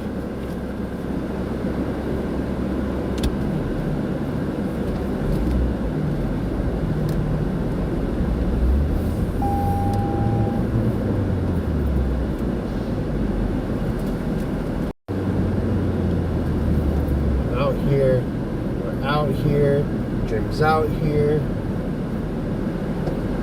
and I spot because I want to break us. We're gonna have 4, and then that 4 is gonna turn into 8. I'm gonna turn that 4 into 8. Dude, I'm gonna treat this just like I do everything else. Yo, Jim's getting bread right now. Alright, we gotta go across town right now, though.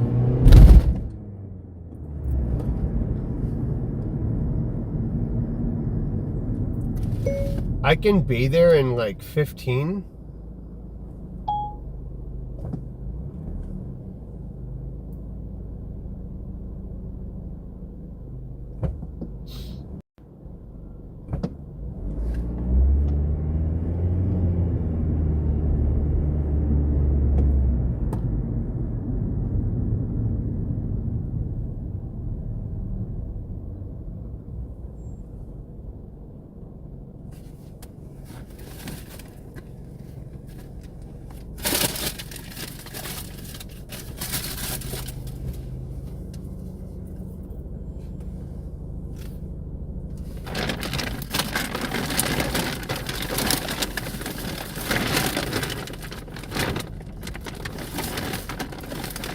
Ah, fuck.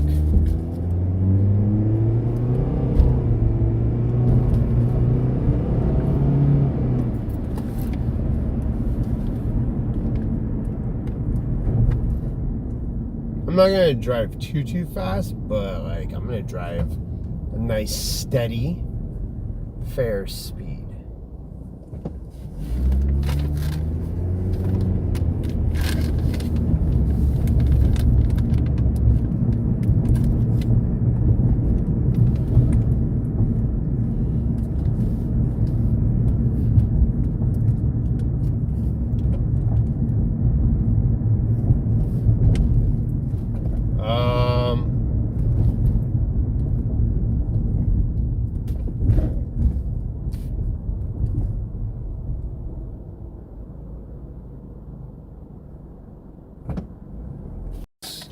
Partner, you trade cash around these parts.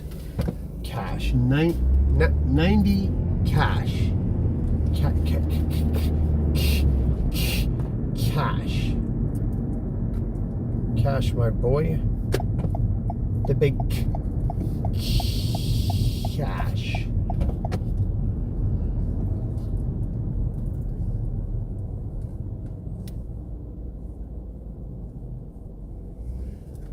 Other language.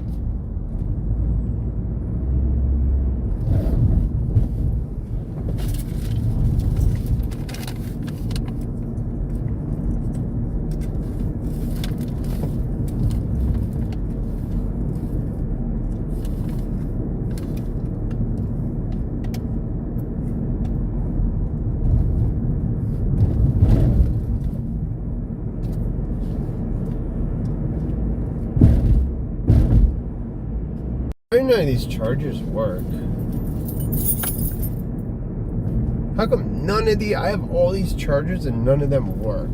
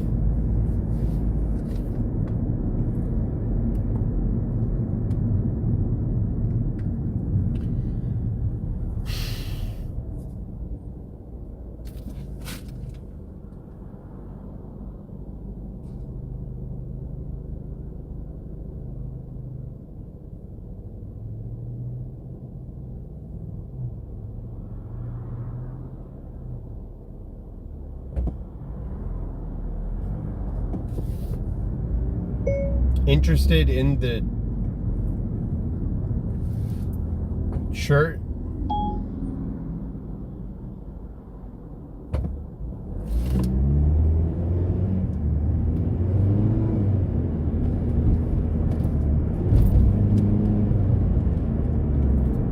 And then we wait. Can you get you a sandwich? What do I look like? Sell or downloading Cash App, dude. That's crazy.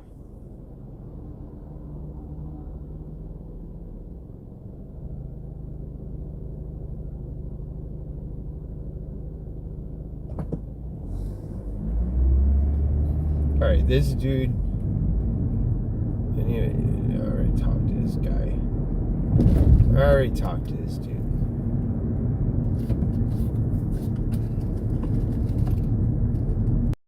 Fucking crazy. You're crazy, dude. Picking you up a sandwich. I need cash.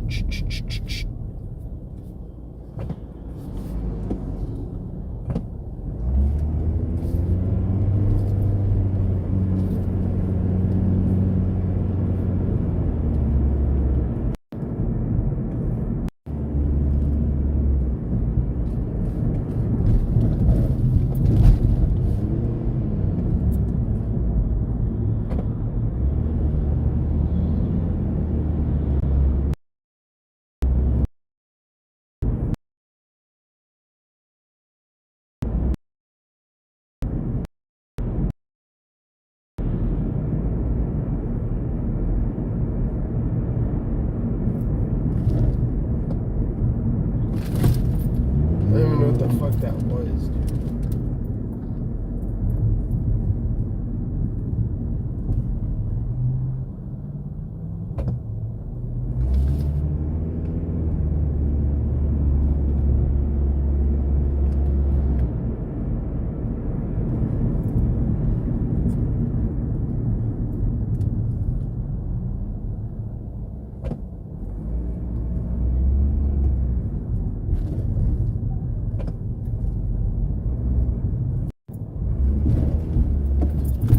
Yikes.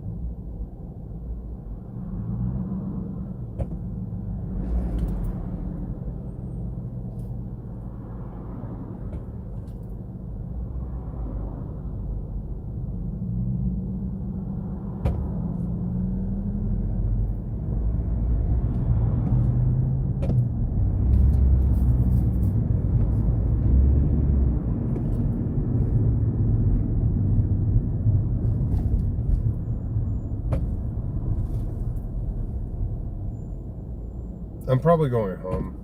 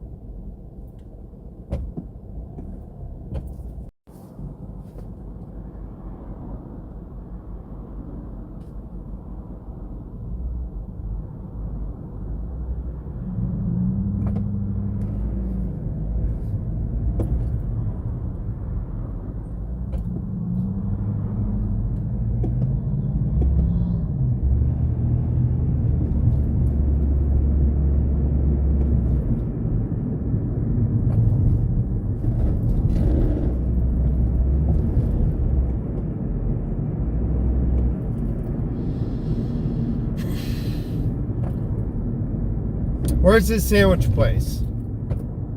Where's this fucking sandwich place? I think you're a liar. I don't think it's that good. Where am I going, bud?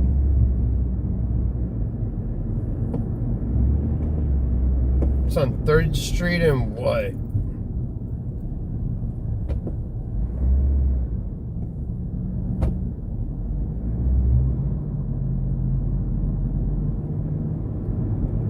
Wait, is this place in Koreatown? Wait, is this spot in fucking Koreatown?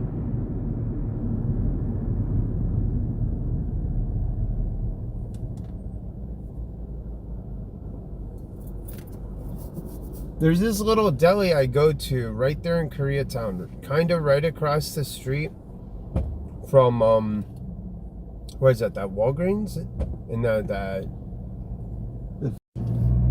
oh. Dude, why did we just go across town? Like, I know I didn't really have to go across town, but why did I just leave the house? I mean, what is this guy doing? Oh, he's shooting a music video. Yeah, it's awesome.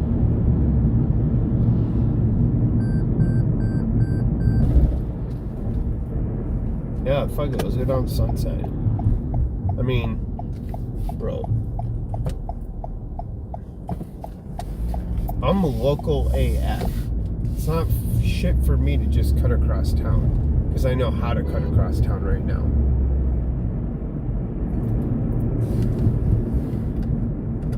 Can you pick up a sandwich for you? Dude, I'm in Hollywood. I am in Hollywood right now.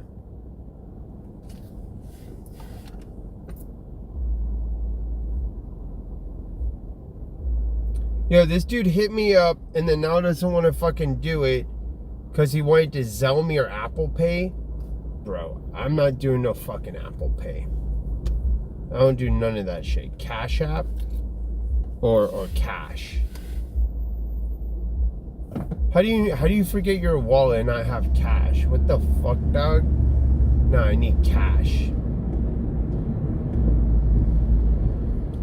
$90 for the Supreme Tea. That's what it is. Someone that will. Because there is someone that'll pay it.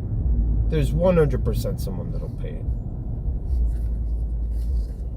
You can't get it local. Good luck.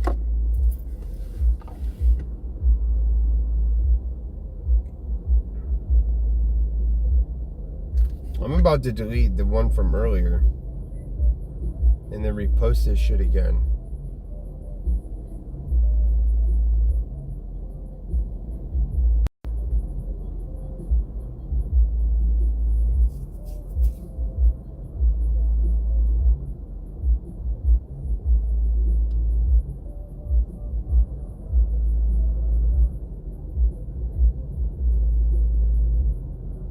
We good, got cash at Ralph's. Yeah, let's go. Let's go.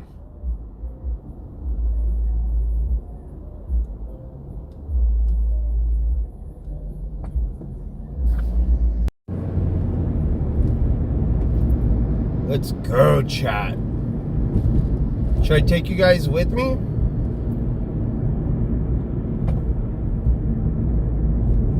Should I take you guys with me to make sure everything is Gucci?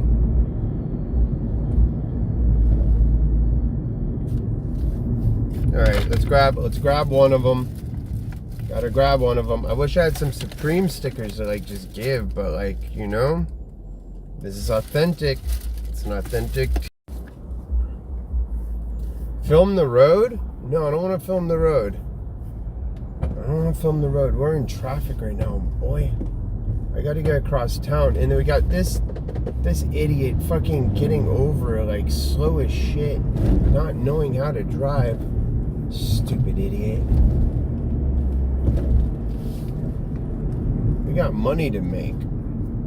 So today's not a waste. I'll film the road. Yeah, I should film the road. You don't want to see my ugly face. Why is there just a nasty glare there?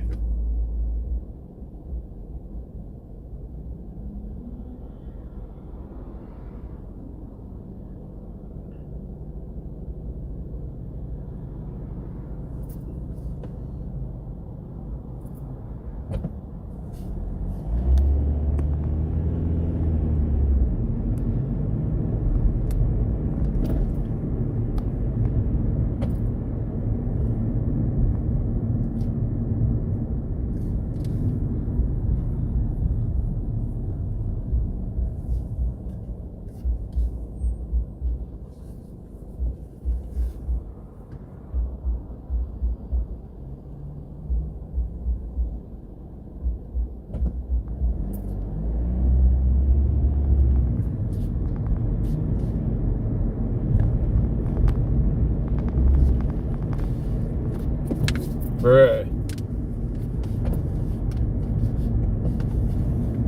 Yo, let's go. Resell life. Reseller's life, fam.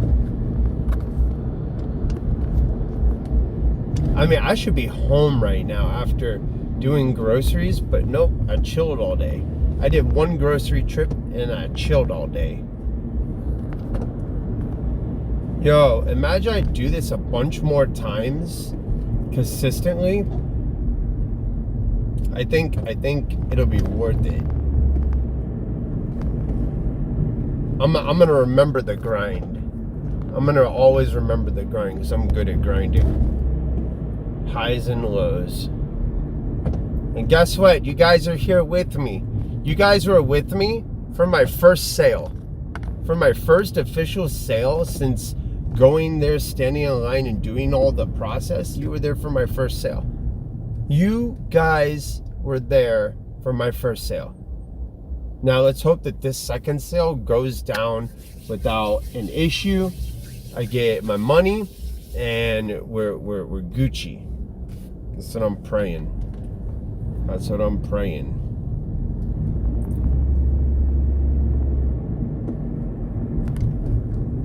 Put the camera back on the road, Jim. Look at that, beautiful, right? Isn't that beautiful?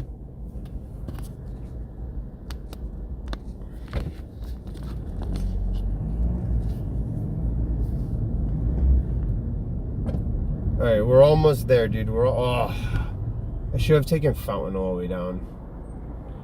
Because this is all tourists, this is all clowns wanting to make a right or a left. I don't know why, but that's what it is. We gotta get over here.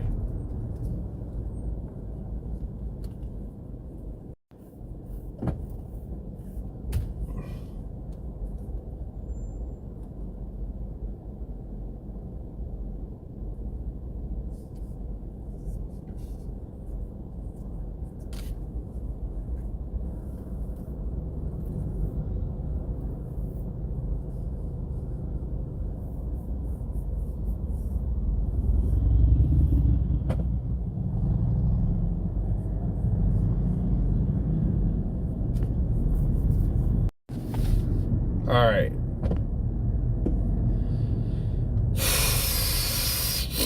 I'm sorry. I'm just like,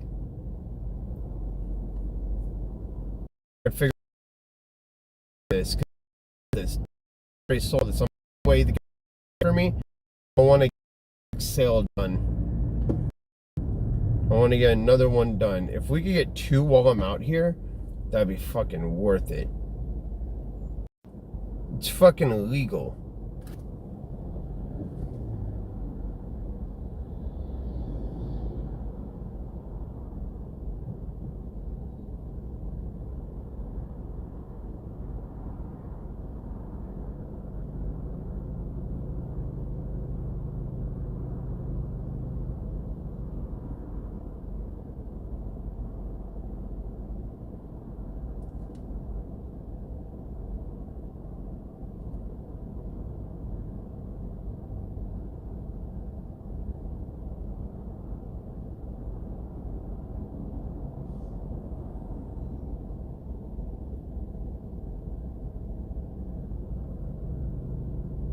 The hell is this?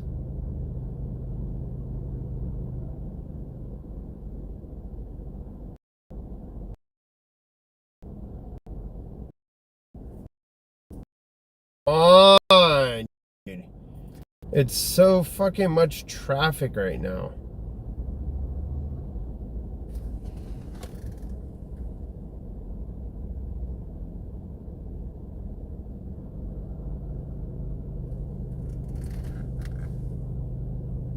The address for the church is 666. Where do you see that?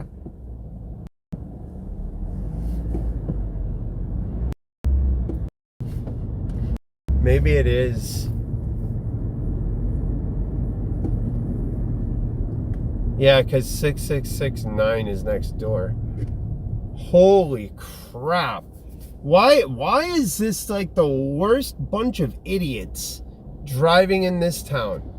Literally the worst bunch of idiots. Worst group of idiots. All mouth breathers, like fucking shit.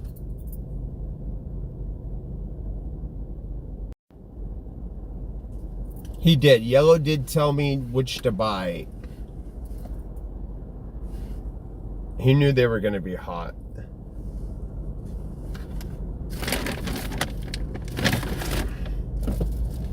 All right. Got to go give 2 more out.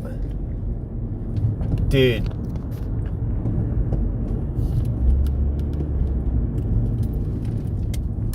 Come on.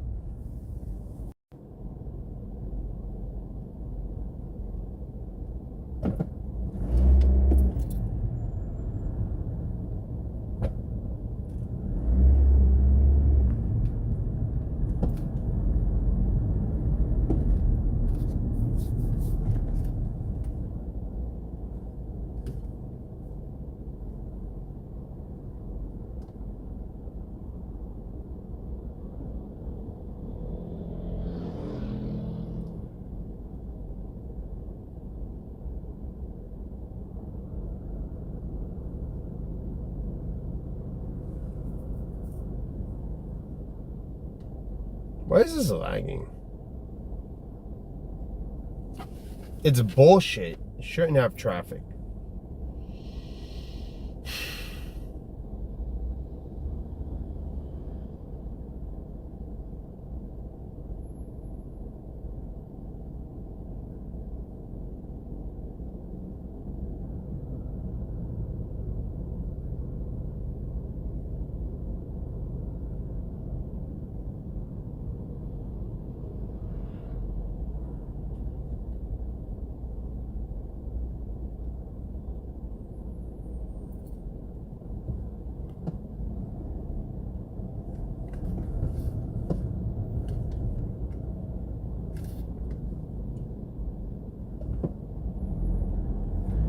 Come on, man. Like, look at this. Why are people getting over at the light?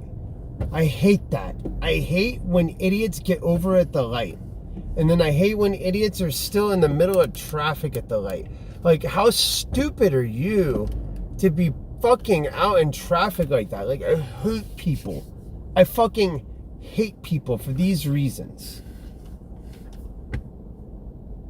Ugh. I can't see why you're bitching about traffic. I know there's traffic, dude. I'm just pissed. It shouldn't be. Like, people.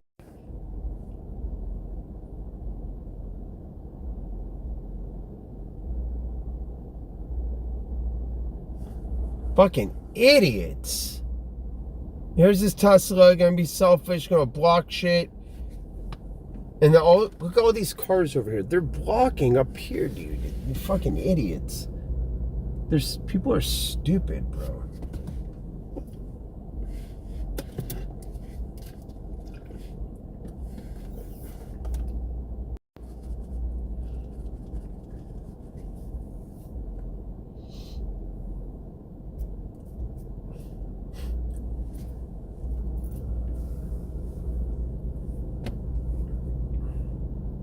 Are you guys excited for my second sale?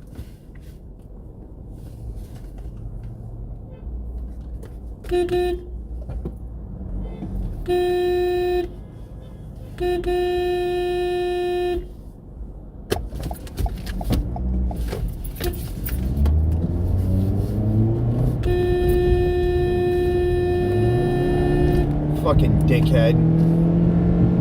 Stupid old fuck. Yeah, it shouldn't be like that, bro. You got idiots out here. Like, look at that idiot. Look at this idiot.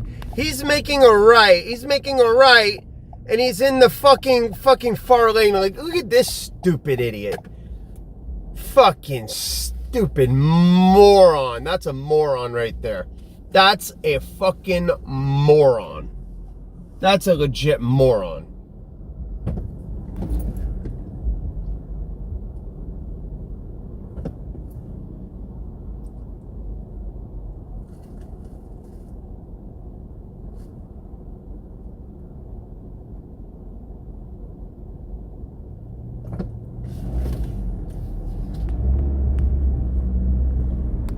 you imagine if it does go to like $200 a share? That'd be crazy. All right, let's go.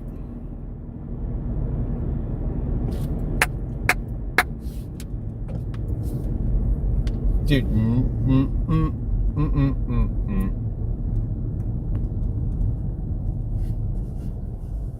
This has to go back into buying more clothes.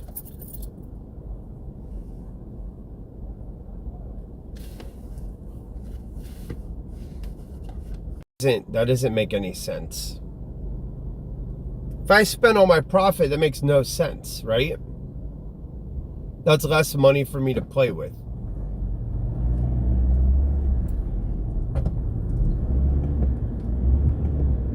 So let's say I started with 220, right? I started with 220. I made 90. I made 90. Now I'm about to make another 90. One initial buy-in. And then one more sale, I will have made a good amount of profit. Not a crazy amount, but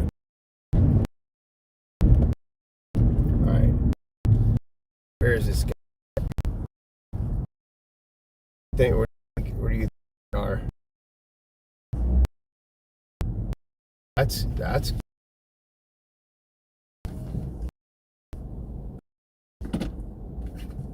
let's find.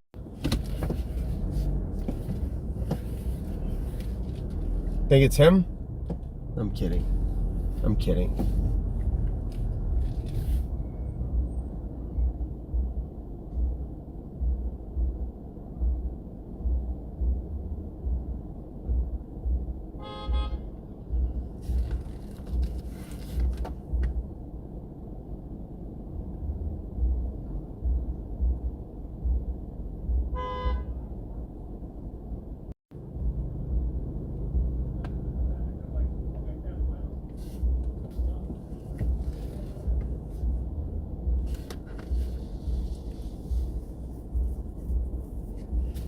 Where is this dude?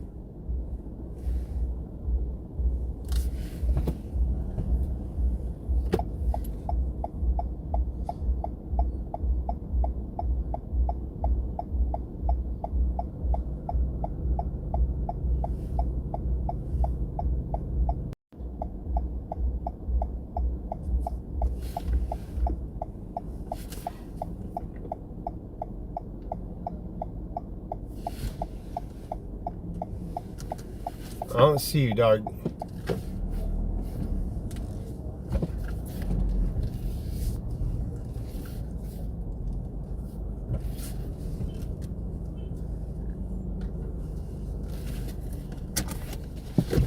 All right.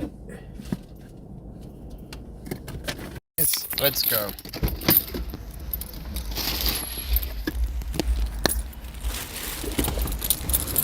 Oh, fuck.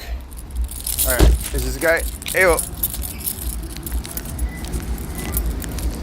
Anthony? Yeah, what's going on? Chilling. Chilling. How's your day?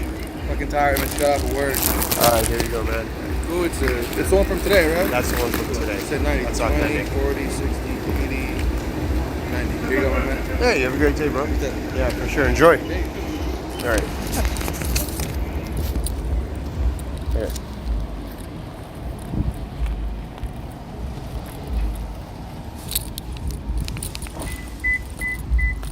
Now we got to go back across town.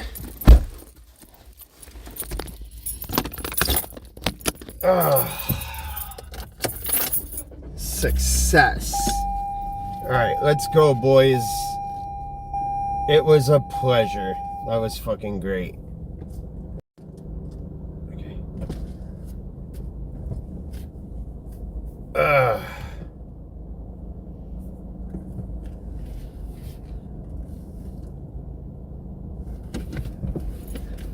Now, is the money real?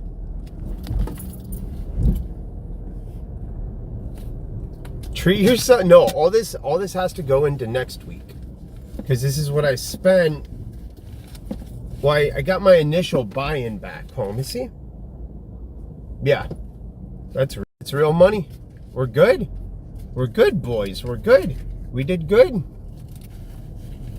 The fuck is that? What is that?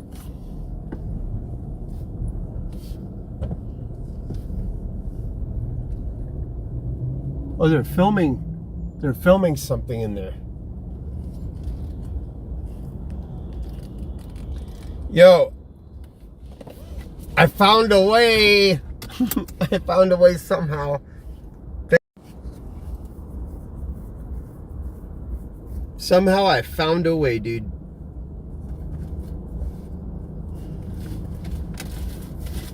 That's the way it goes. Gotta f it, dude. Someone bad. You know? They couldn't go. So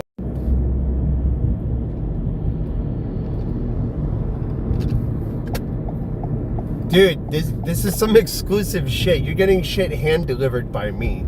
Like, not everybody can say that they had something hand delivered by SJC.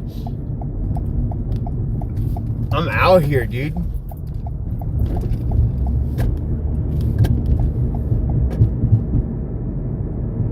Yeah, you're right. We gotta keep. Bro, I could make a name for myself. I could for sure make a name for myself. I just want to be the most reliable person for what people want. Because I know people want things that they don't have the time to go get. So I'm willing to spend my time to go and snatch it up. Film the road. You love the road. Everybody loves the road. The road, the road, the road. Everybody always says, nobody ever asks, how is the road?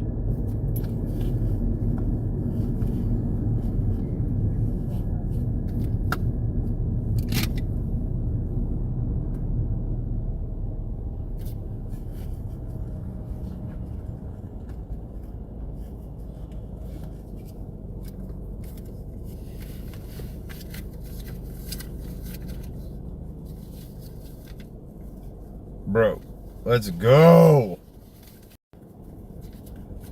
Jim loves making money, dude.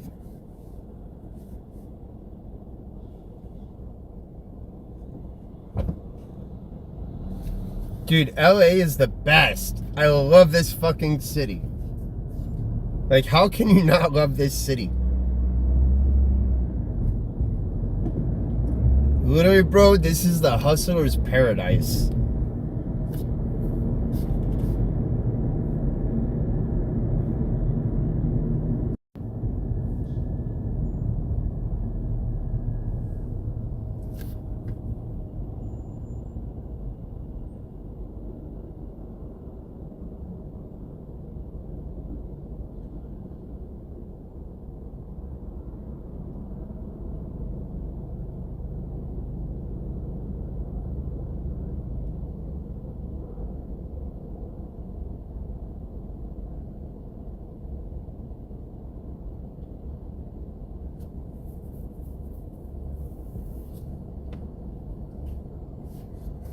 Dude, crazy shit to do.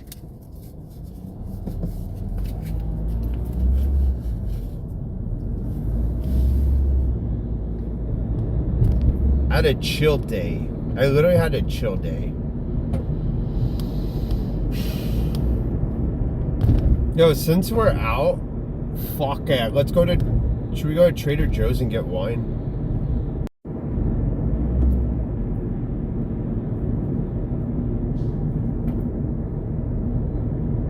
Let's go.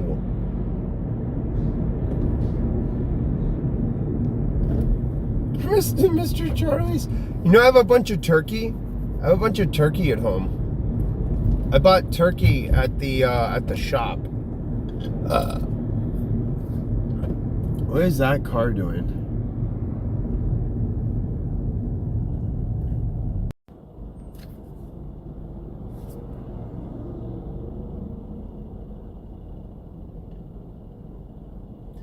Dude, Ass Pizza would be proud.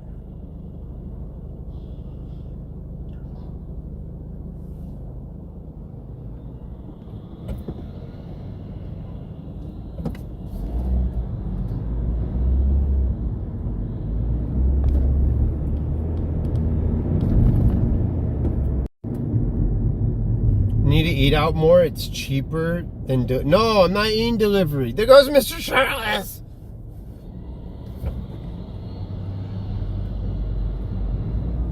Have you been to this place, Bloodso? They have like barbecue or something. I've picked up from there and it smells good, but I've never eaten there. You're missing out on the real LA experience. All right, where should I go? We got food. Come on, I already got food.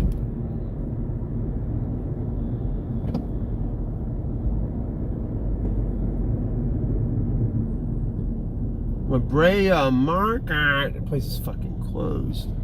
It's crazy. Why is it closed?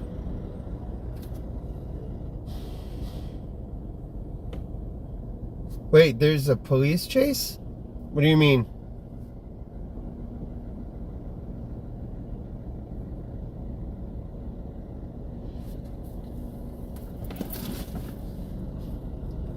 Two Jews walking down the street.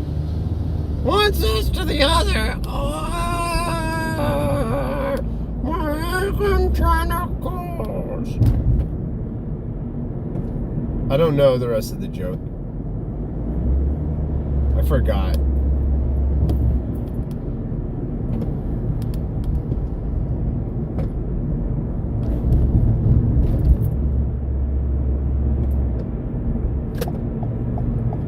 Definitely gonna get a bottle of two buck chuck. We're definitely gonna get a bottle of $2 chuck. I mean, why wouldn't we? Why wouldn't we? Oy, oy. Is that sugarfish? Yeah, I forgot sugarfish is over here. This is the other sugarfish.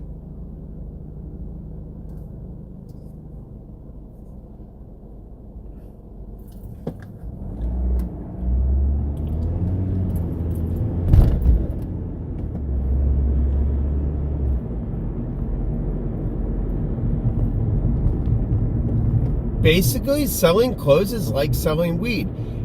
I don't gotta sell drugs no more. I could just sell clothes. I could literally just go there, buy clothes, sell clothes, and then I'm fucking out, dude.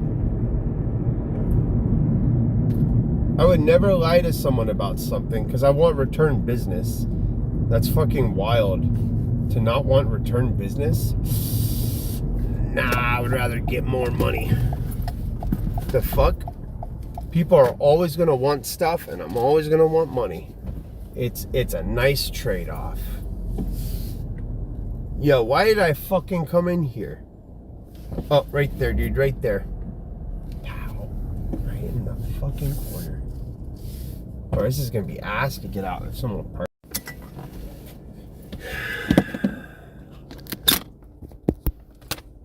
No, Fairfax. Fairfax has great stores.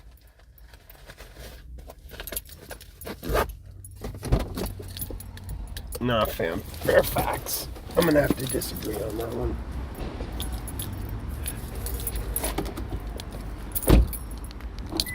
Fairfax has a better Trader Joe's.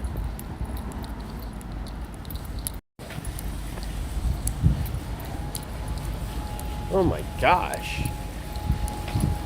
Holy yikes. Just people speeding through a parking lot. That's crazy.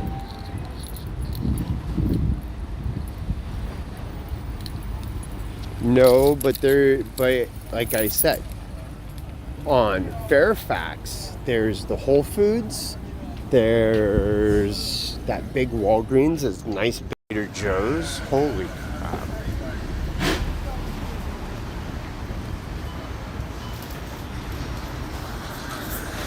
Oh, I made profit off it.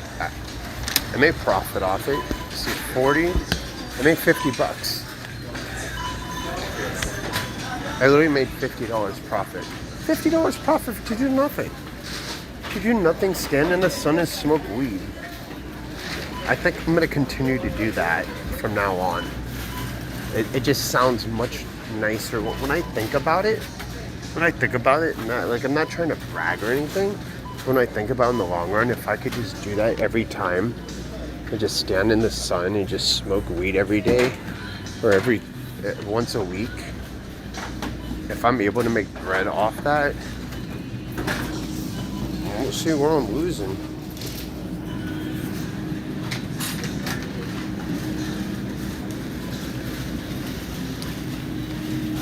Damn straight I'm right. That's what I'm saying. They got good shops over on Fairfax.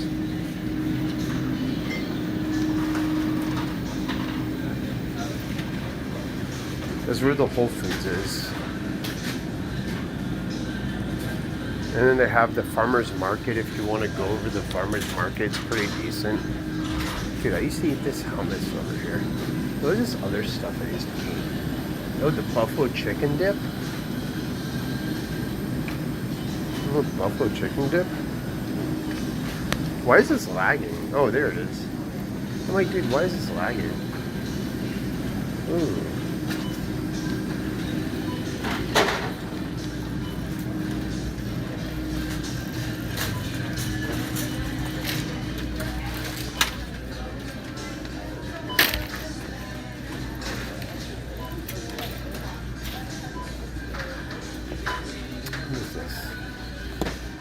Hearts of palm pasta, nice. Oh, it's much better than the other one.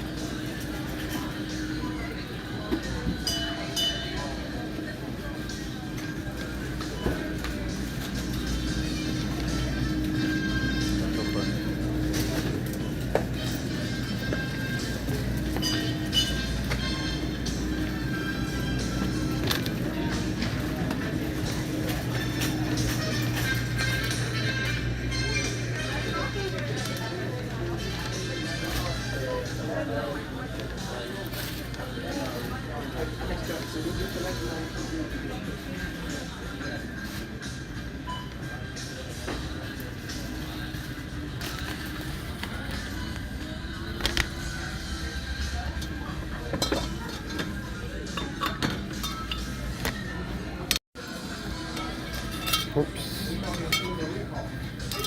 Uh-oh. Sorry. Chicken dip. But I wonder if I can eat it. Because it did look good. I really just came here for wine.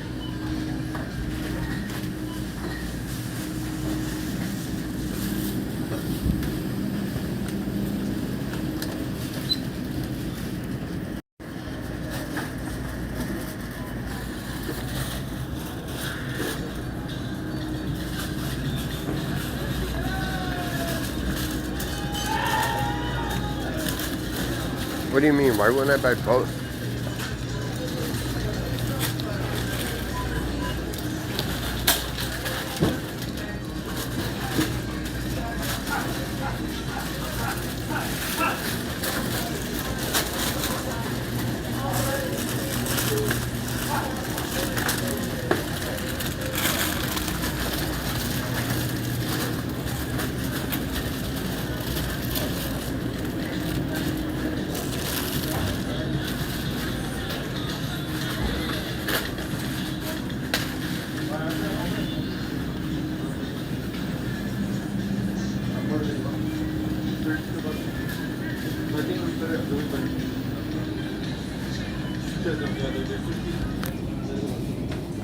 Alright, I don't know.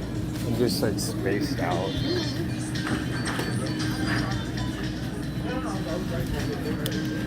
Yeah, that's right. I have those pans now, so I can make whatever I want.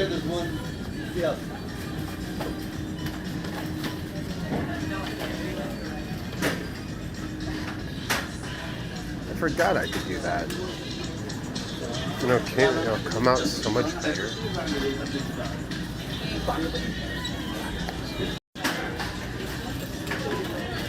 the hell are these?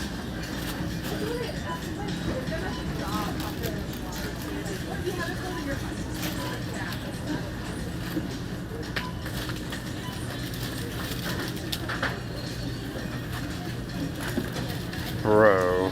Don't say that. Actually, the two people that I sold to today were actually adults. They were fellow.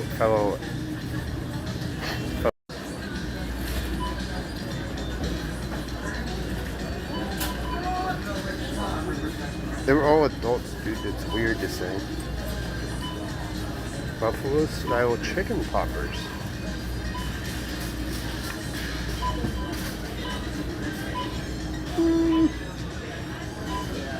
What the hell are these?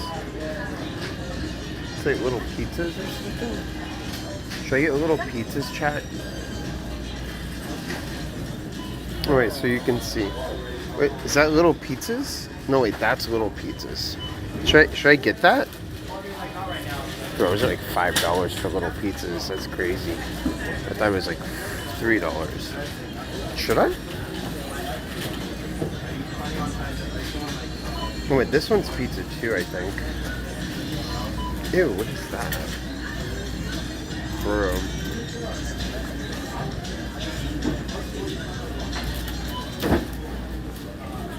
Give me a squash of beef with Sam. Sam is the one who has beef with me because I broke his finger because he doesn't know how to hit. Imagine not knowing how to punch. Like, he actually tried to fight me and I beat him up. And what's it called? EBZ had to pull me off of him. I don't know what to eat. I am being indecisive. You guys, I'm gonna let you pick for me.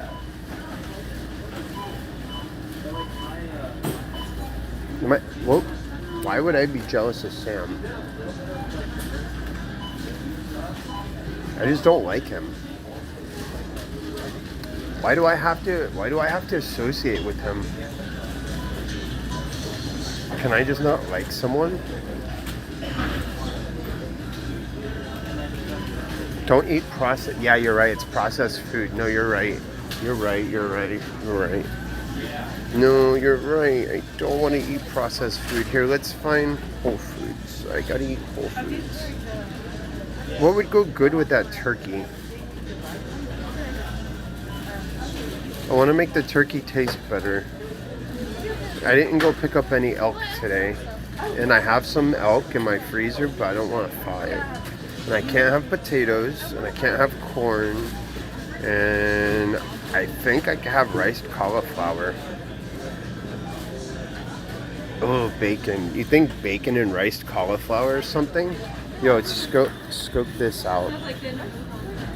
And then they got, what is this one?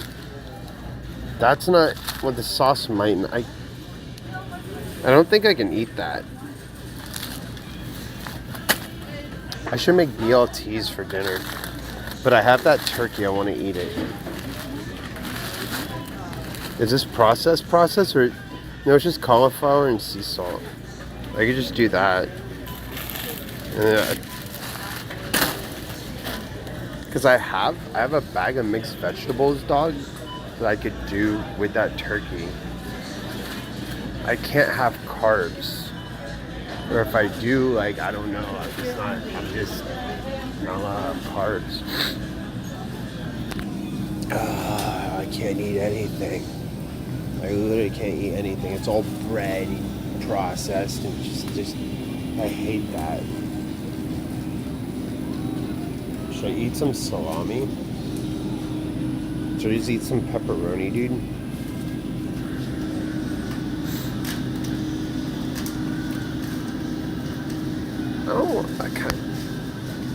Yeah, bread has carbs. That's why I do the egg wrap. The egg wrap is pretty dank. Egg wrap is so much better. I am done with bread. Here, look, $3 in pepperoni, dude. Let's go. What else? I think that's it for here. Wine and pepperoni, dude. I get skinny fat. Like, I am fucking thin, but like I feel it, and it should. I don't know. I don't think that's normal. Am I? don't think I think I get fat per se. What is that? Sesame oil. Oh, it's lagging. What is this? Seasoning? Ah.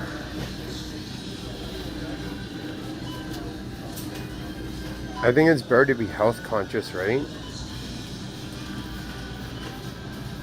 I stopped eating rice because that's carbs. It's all carbs. There's nothing but carbs.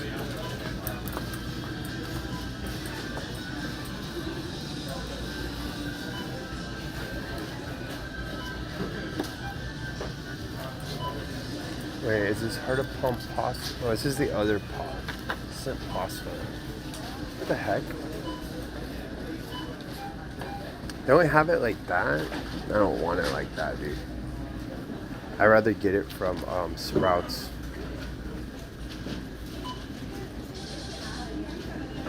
Date syrup. Stevia extract. Bro, all this stuff I like literally can't eat. It's all like processed. And they don't even have the. This is Trader Joe's. We gotta go to Sprouts, dude. I don't want meatless stuff. I want like Whole Foods. No, you're right. I should just shop it. How much is a salmon here? It's probably not good quality salmon. Wait. $3.99 for salmon?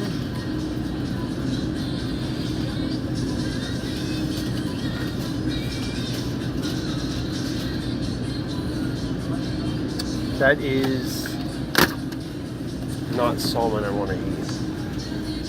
It's farm. I don't want to eat farm because it's not, meat's not the same.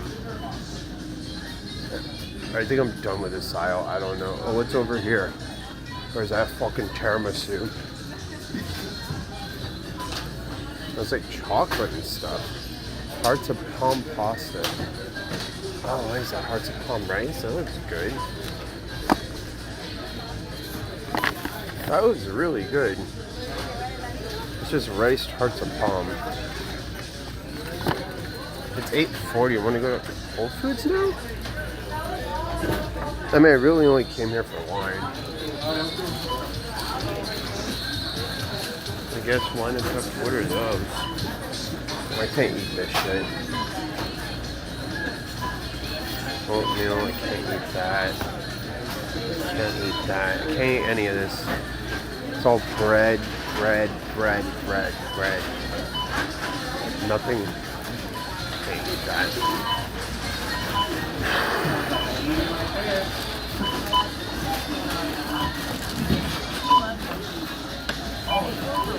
Yeah, it's right over down the street.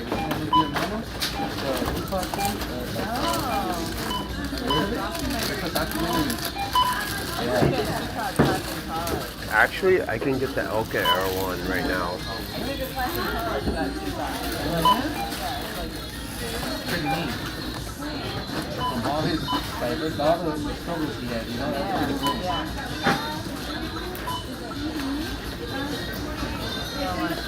Yeah, it's good fun.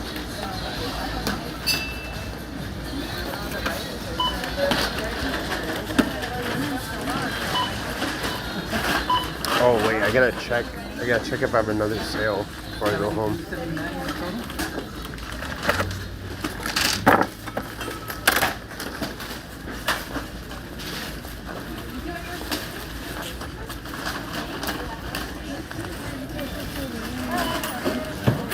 Do I get another sale? That'd be amazing. That'd be. Oh, how are you? Hey, how's it going, man? Very well. Would you like a paper plastic bag to go through? Paper if we can.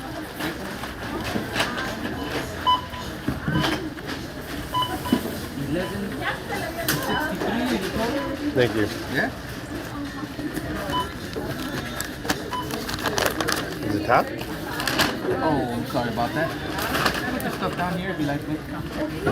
Yeah. Oh, cool.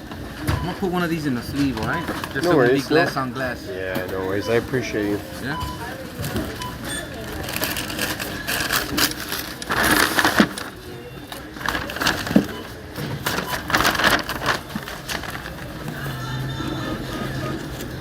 There you go, sir. You have a great night. Good evening.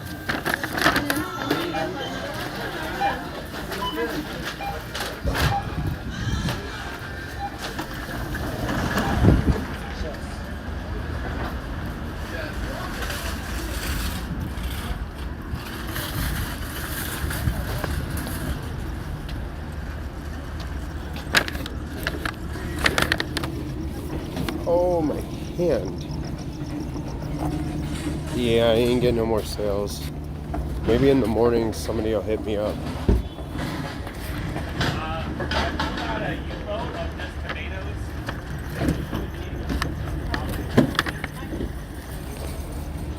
Yeah, I think that's pretty good. Chad, I think it's a solid day. Excuse me.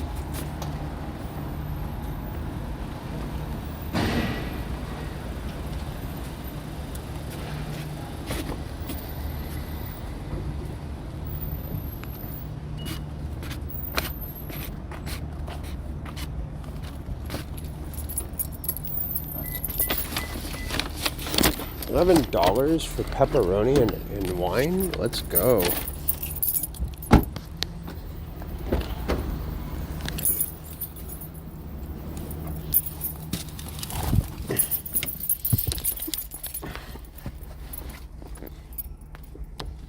I should get a gourd.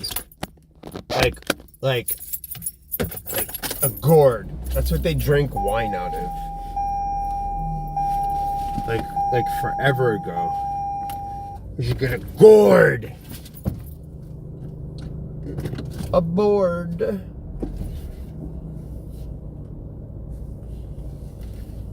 Oh, that's why nobody parks here. Because it's like a fucking weird, impossible parking spot. Super weird. Dude, I'm like literally gonna hit this car. How the fuck do you get out of here?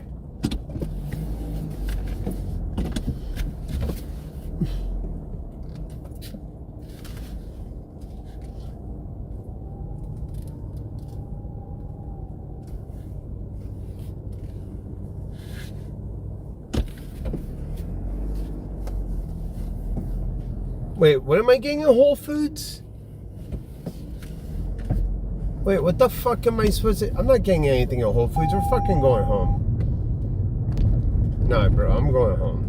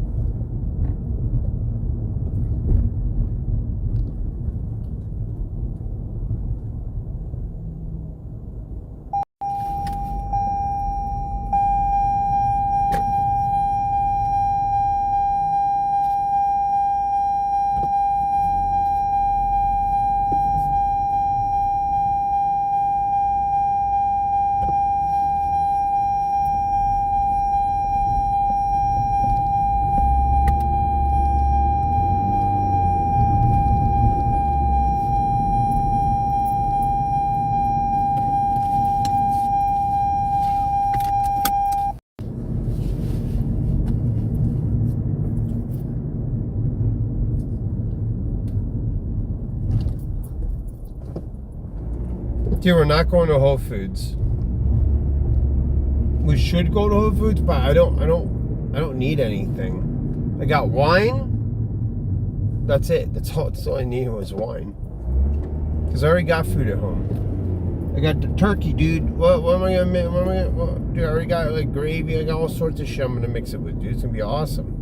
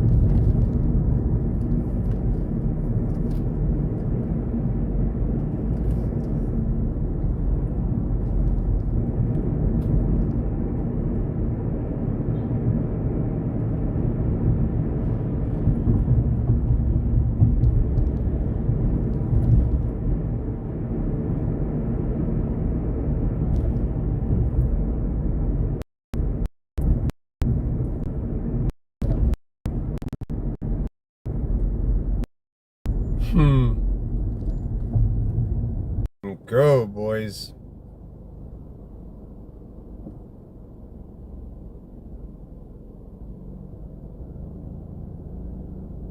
Dude, I hate that it keeps cutting out. It's really annoying.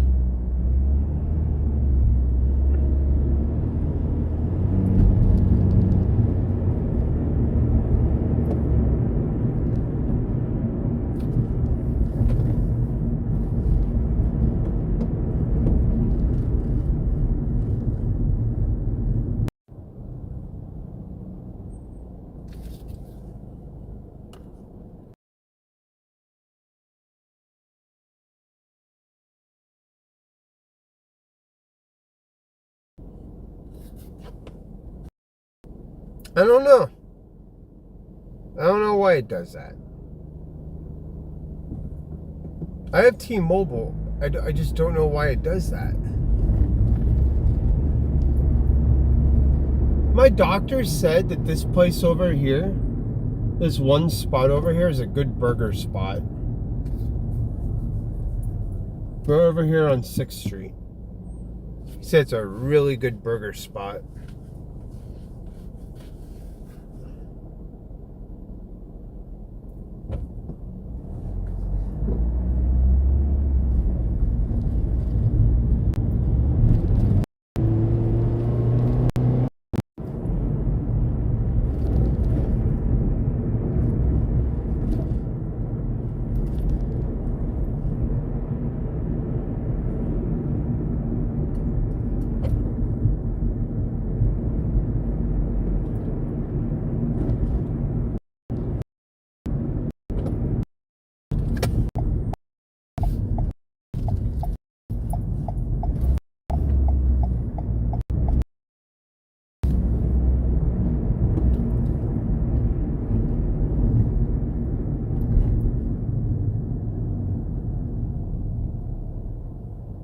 We're back into area.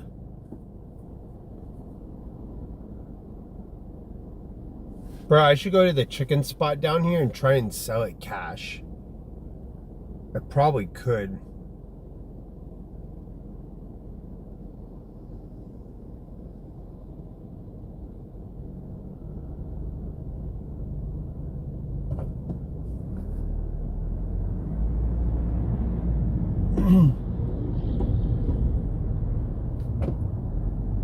I dead ass probably could sell it right outside the chicken spot. Because hype love the chicken, bro. They love the chicken.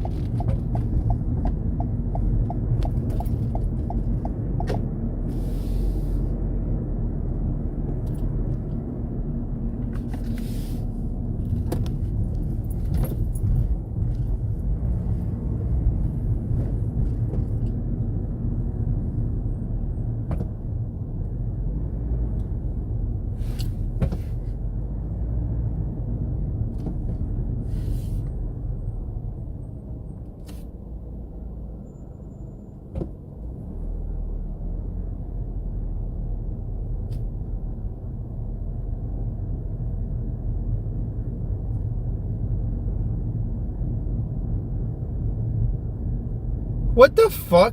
I am not. Why would you say that? Yo, dude, what the fuck is wrong with you, dog? Why would you say that? Aunt GJ, you gotta get... Dude, you're saying mentally unstable shit, bro.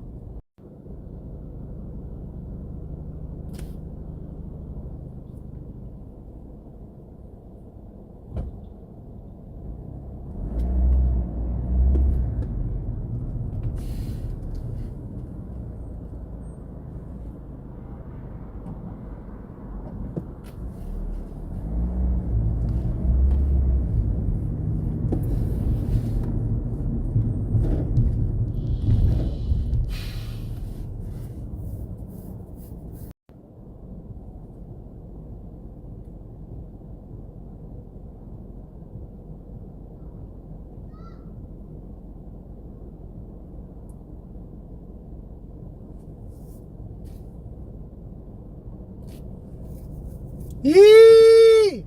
Got the bread. Exactly, bro. Me and Yellow, we just want the bread. They can keep the peanut butter and jelly. Whoop! Skirt, skirt, skirt, skirt. I do the work, work, work, work, work all day. Hey, in the motherfucking street, it's your boy Scuff Jim Feet. One motherfucking running, making me money, so I eat.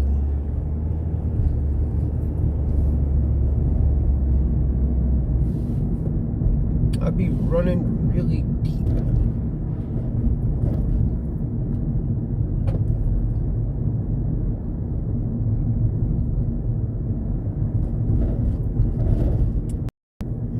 You want that here? Boys, my bitch sleep.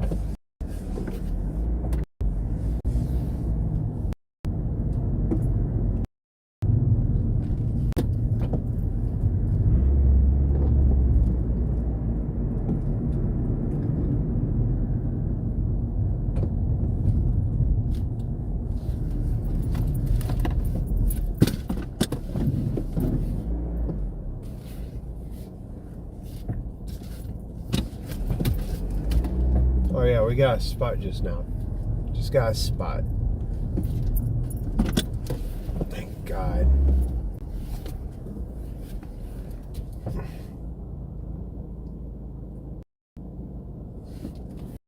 All profits have to go into next week, and then the next week, and then the next week, and then the next week.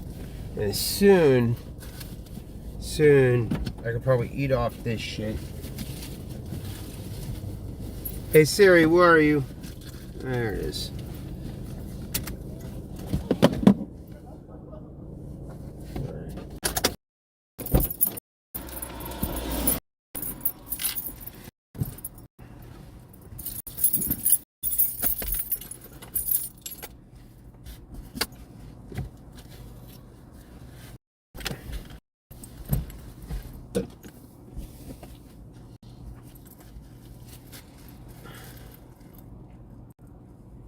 Doing boss shit.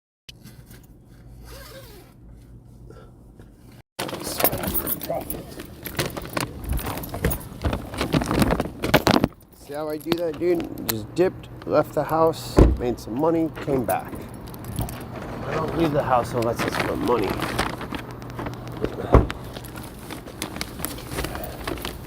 Can't get me to leave this house unless it's for money. Just can't get me to do it. I'm not leaving that house unless it's for money.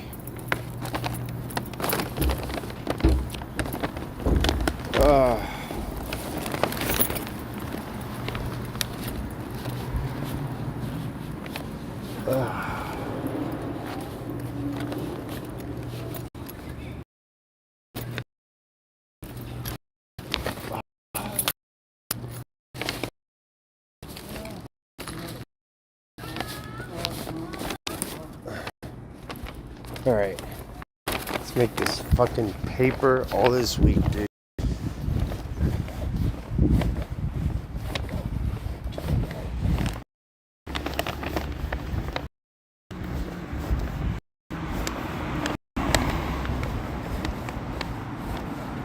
Yo, that would be the dream, to be not just Supreme, bro. I want to be able to like get like the sneakers I want, fucking sell sneakers. I get that that's probably, it's not dead, but the dude almost just hit me. The dude literally almost just hit me. What the fuck? That's why I should film in front of me every time. The dude almost just hit me, dude. Why so much lag? Poverty T-Mobile. Oh, I think it's this app. This app sucks. I think I need to just use Prism. But Prism also sucks. I gotta get a fucking modem. Let me stack money. Give me some time. I'm making a plan. I'm making a full plan.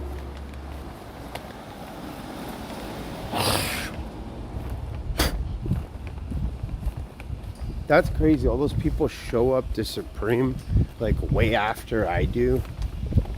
But I'm there hella early waiting. Like I got shit to do, but like I was there hella waiting. And to go across town sometimes, that's a whole mission. Especially you leave at like 8 and then you get over there at a certain time. And then look at what time we got back. We got back at like 2 o'clock in the afternoon or something, 1 o'clock. Day's pretty much already.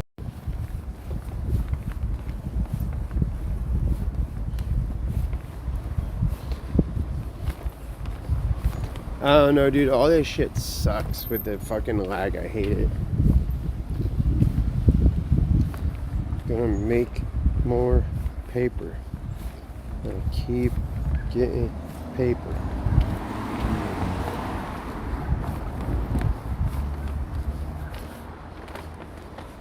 Any crackheads?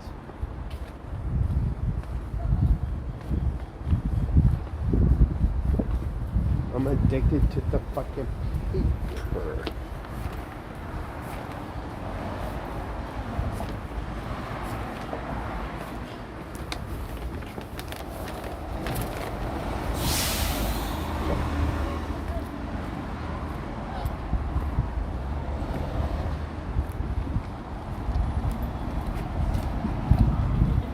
Is that a scooter?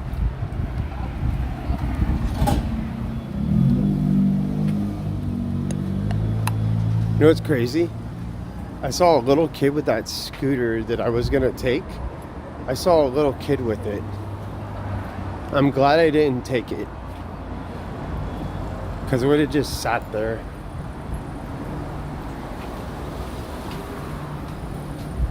I'm glad that that little kid got it.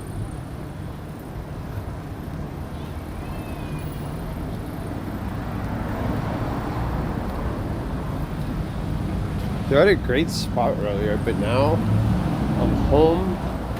At least I moved it. At least I fucking moved it. That's crazy. Where's my phone?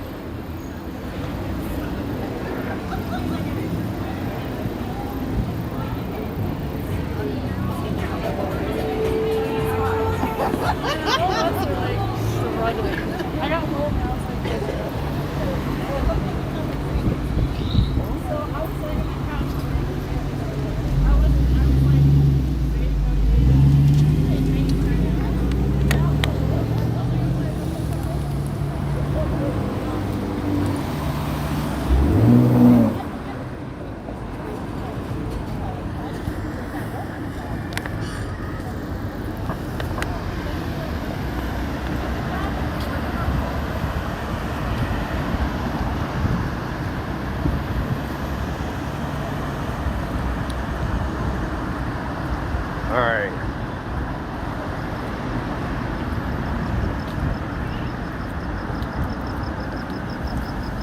Tomorrow I gotta work.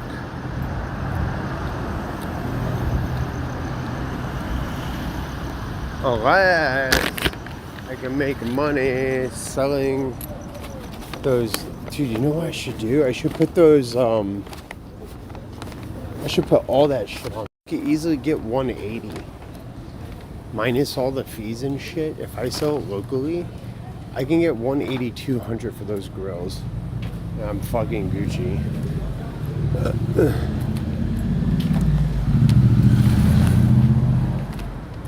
That's what I'm going for, is 200.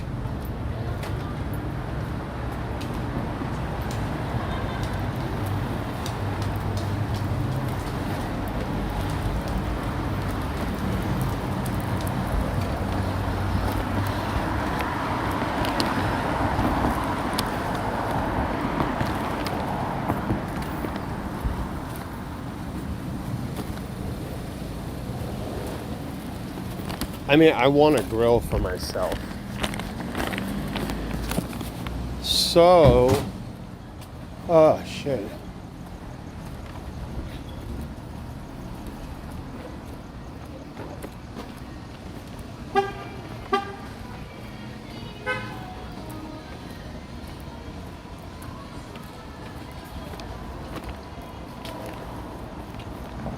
I already walked Nelly. Should I walk her again? I'm going home to make dinner. Like, it's fucking dinner time.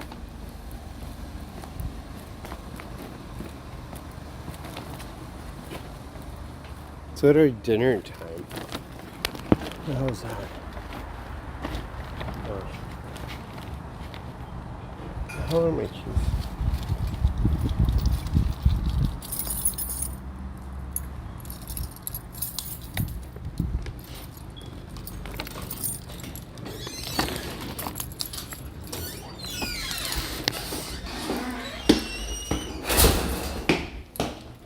Hey, bud, I walk a lot. I live in a city.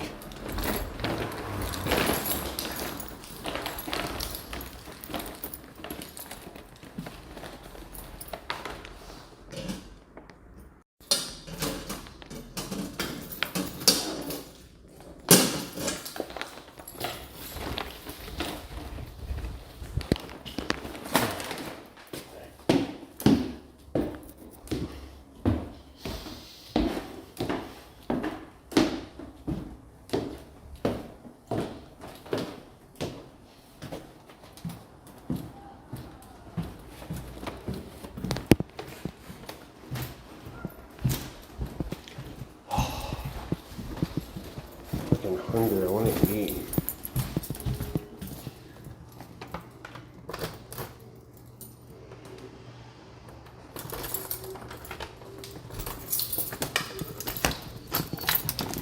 Hey, no. I was not gone that long.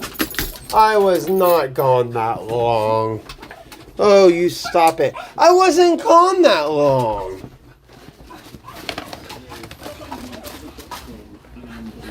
Hi, baby. Okay, relax.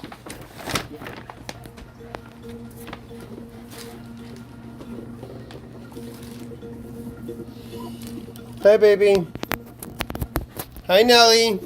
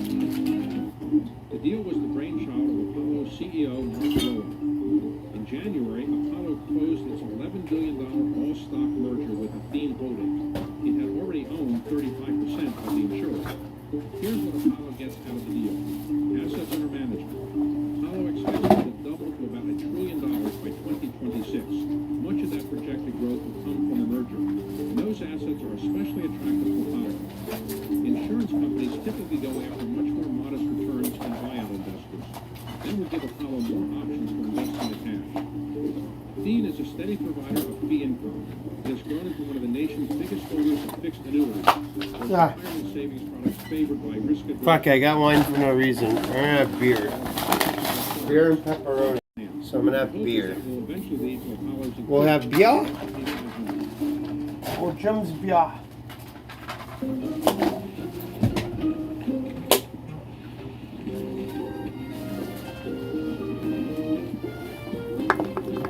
Hi, Nelly. PSA Now is your online home for weekly Boston Symphony Orchestra and Boston Pops performances. See new concerts that go behind the scenes, plus acclaimed archival concerts. Visit pso.org/now. Where the music plays on. PSO season sponsor, Bank of America. Free fire sales? No, dude, I'm not doing free fire sales. You gotta pay me for that. I'm eating the pepperoni for sure, though. most likely there could be more rate hikes necessary in order to bring inflation on a permanent basis below 2%. But we have a kind of a more gradual approach now, and from a risk perspective, it was considered much better now to increase only 25 basis points instead of 50 basis points. Yeah, we have to get inflation back to target.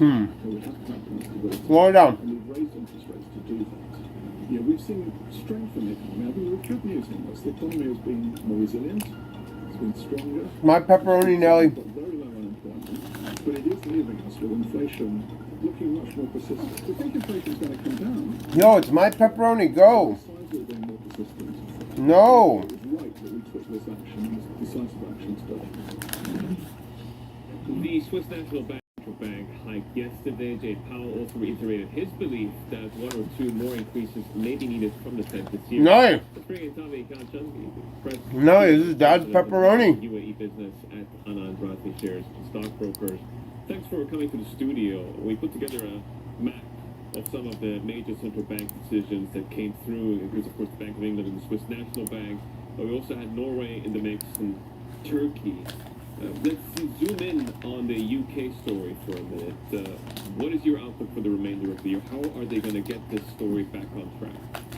Thank you for having me. I think we saw an unexpected rate hike. I think the major market consensus was somewhere at the 25 basis points, and they went ahead with like a 50 basis points yesterday, which was somewhere over and above what was, normally expected. But if you see the Bank of England, and you see the way that they have been having this inflation problem, which Where's my beer? Into the inflation rate, and in comparison to the other European Union, the inflation levels are very high.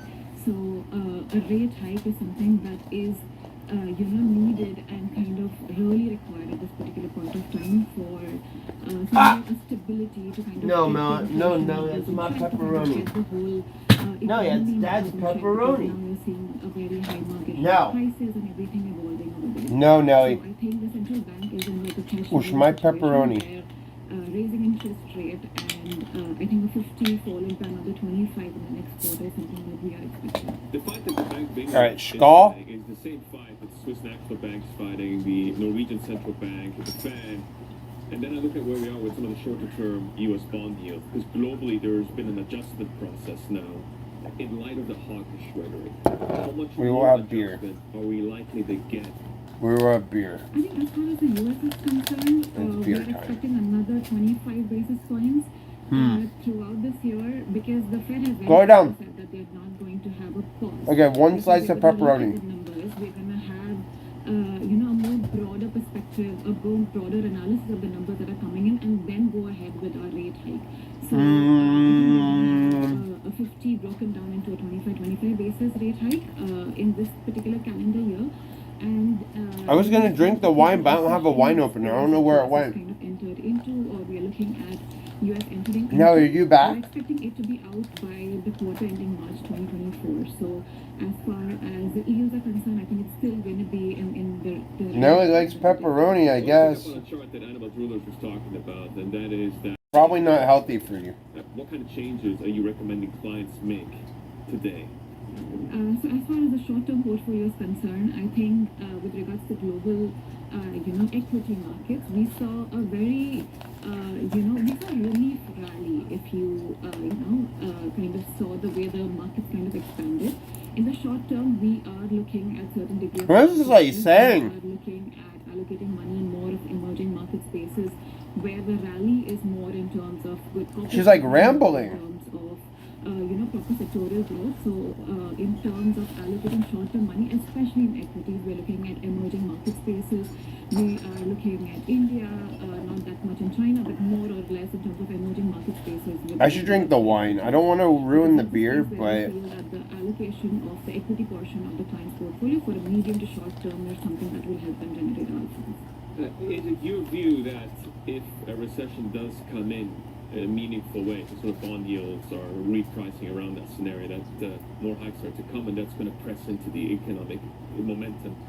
Is EM really the place to be, though, for the second half of the year? Do you believe in that resilience? I know the valuations check out, but in a different macro backdrop, are these still the same trade? I believe so. I believe that there are certain good prospectors in the emerging market space where, especially in the equity space, if we speak about, that there are a lot of good opportunities in terms of allocating your equity short to medium term portfolio. The earning numbers, especially in the last few quarters, have been better than more accommodative now as compared to what we had seen a couple of months, a couple of quarters back.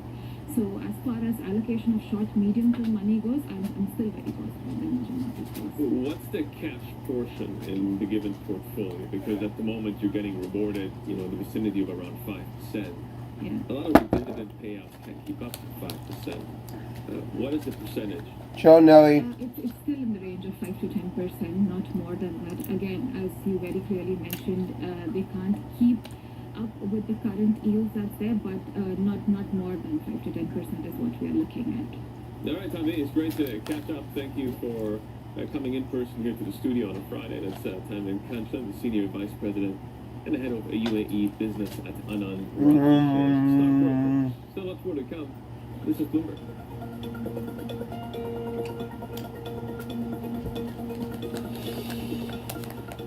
Pepperoni, dude. Oh, I'm trying to make a sale.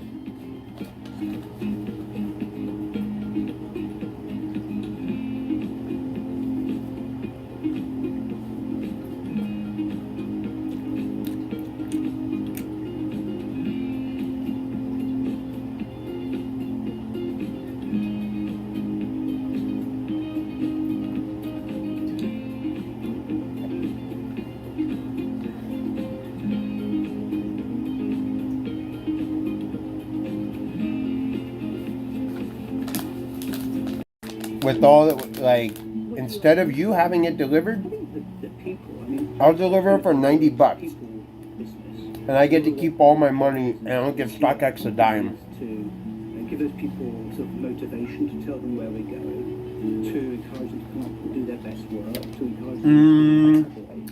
Sometimes you just think you're almost a psychologist. I would do 70, but like, dude, with all the fees on StockX, you're basically getting it today. Leading from the front that we like and spending time with teams. I love to see the work that we're doing when we pitch for a piece of new business, often when we come together. So I feel like I try and put myself.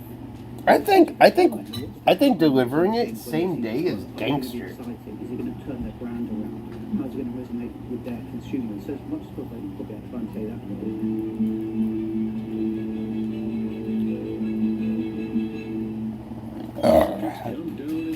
From the financial centers of the world, Bloomberg Markets European Close with Guy Johnson in London. Analysis, weekdays.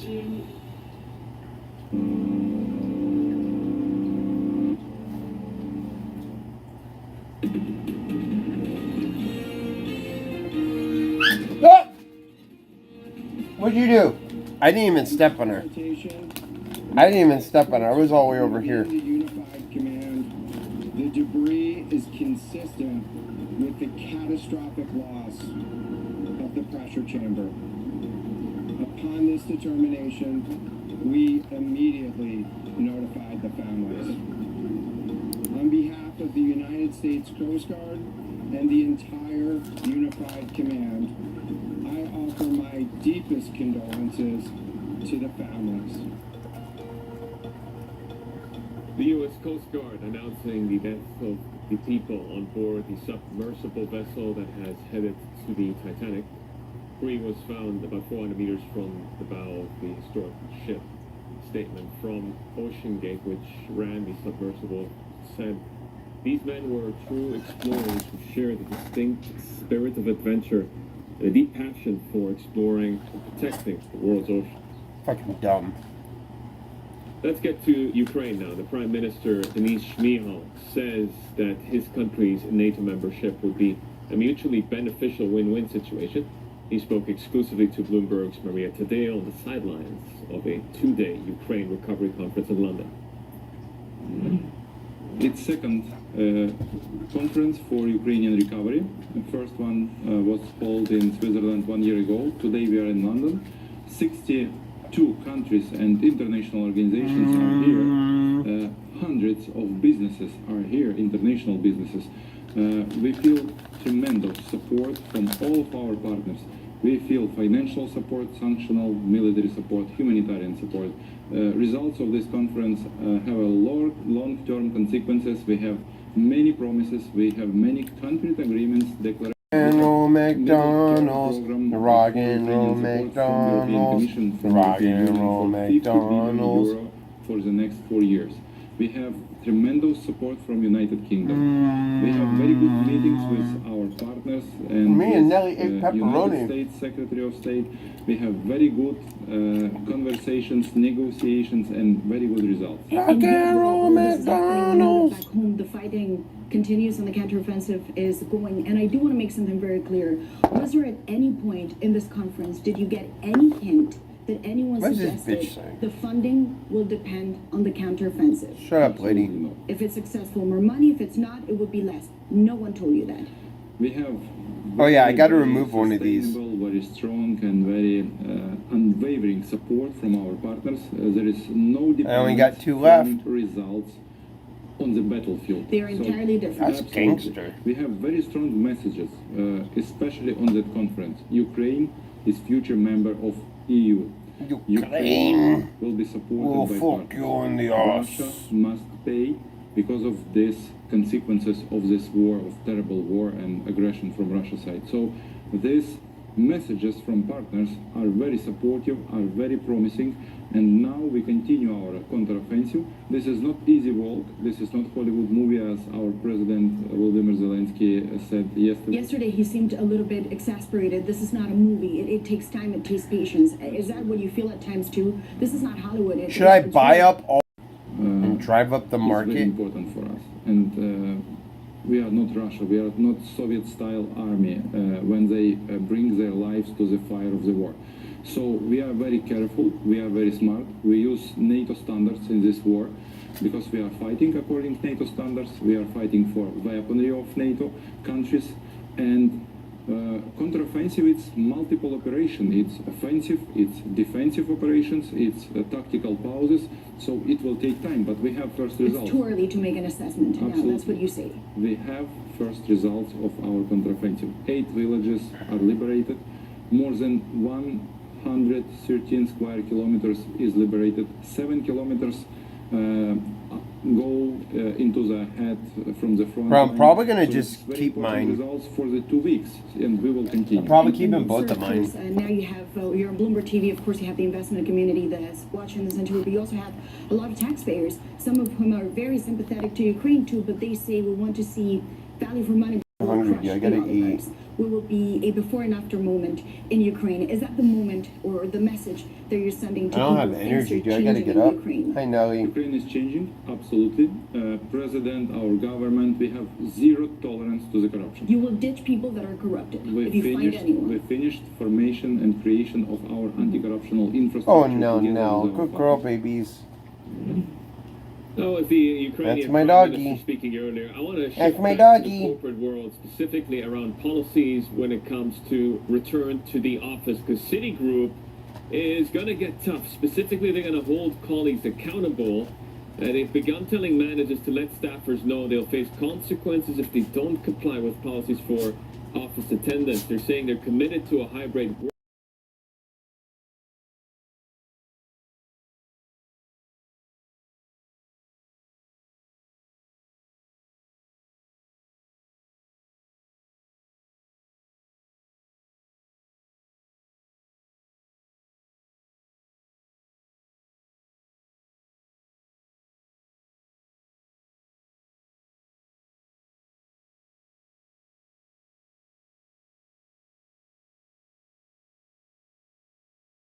For many indexes in the Gulf, this was the last trading session of the week.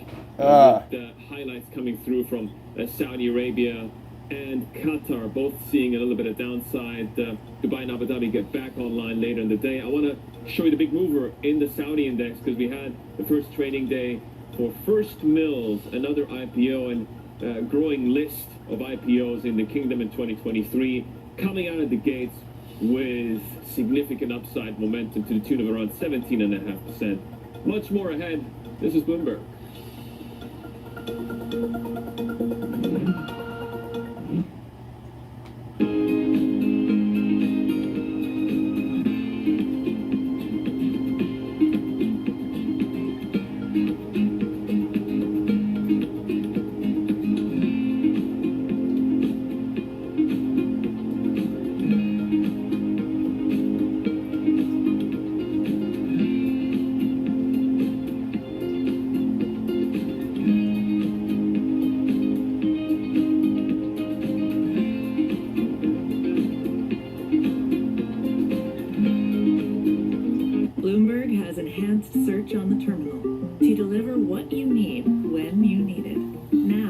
You can simply type phrases in every compare financials, find people, analyze markets. You can enter phrases or ask questions. What do you want to know today? Ask a question or visit SearchGo to find answers now. Information you want, analysis you trust. Everything you need to get set for the start of U.S. trading. Watch Bloomberg The Open with Jonathan Ferro. Weekdays on Bloomberg.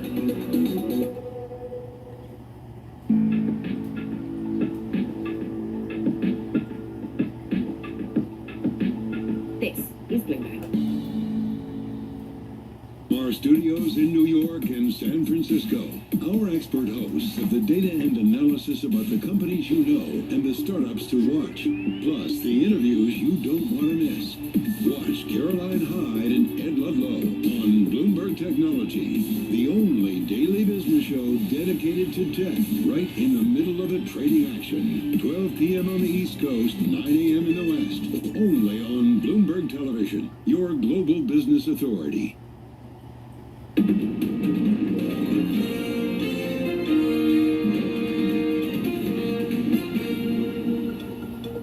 This is Bloomberg Daybreak Middle East. Our top stories this morning. The Bank of England surprises with an unexpectedly large 50 basis point hike. The day after data confirmed core inflation is still on the rise. Anxieties grow about potential mortgage prices.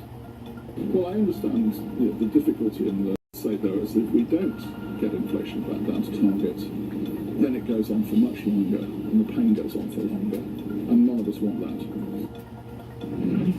Dude, I'm going to bed. Sees the risk of a U.S. recession diminishing, and I don't talk to ICE. I don't hang out with ICE. Me and ICE are not friends. Those people are fake. To a record low as Turkey's central bank delivers a significantly smaller interest rate increase than everyone. Those people are fake as fuck, dude. Economics had anticipated. I don't want to hang out with those people. To let staff know they will face consequences if they don't comply with policies for office attendance. I want to get to the indicators here in the cross-asset board because NASDAQ futures have deteriorated in the last 15 to 20 minutes or so, and now called lower by 0.5%. The initial equity reaction overnight was positive, despite the hawkish central bank rhetoric, so clearly a bit of recalibration on the way.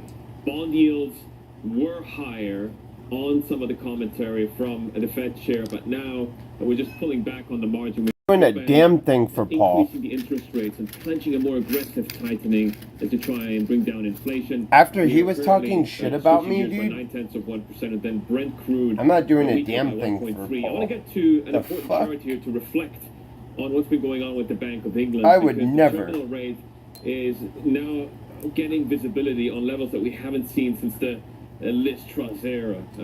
Goldman Sachs sees the Bank of England with another 50 basis point move coming through in August, and a quarter point hike comes in September, and that would raise the terminal rate in Derby at 5.75. You can see 6% here on this chart. Candriam makes the note that while a hawkish surprise, it may result in a return of credibility for the bank and result in a recovery of some cross-market underperformance seen recently. The real rates are going to be front and center over the next 3 to 4 months as we begin to adjust to this new reality in the United Kingdom. I want to get to the broader markets in Asia again. Animal Jewelers has all the latest updates from our Hong Kong studio. Belle. Thanks, Youssef. Yeah, I want to kick off with what is leading the losses here in the Asian session because it is the Hang Seng China Enterprises Index. This is the index that is more focused on those mainland constituents here, and that is dropping. Hey, get off that! At this point, more than 2%. Of course, you know how much your shirt costs? A little bit of catch-up going on fucking dog. Hong Kong markets shut. At least that's mine. Holiday on Thursday, but still, it really does reflect to us just how much pessimism is still facing Chinese equities.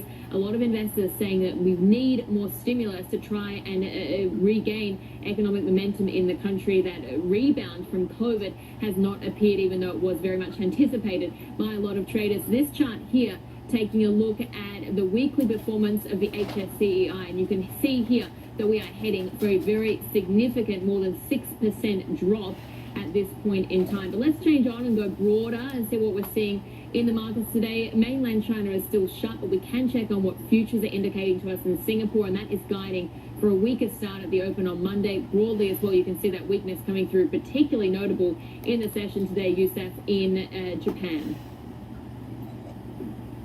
And then you're also watching Adani Group stocks. What exactly is driving some of that price action?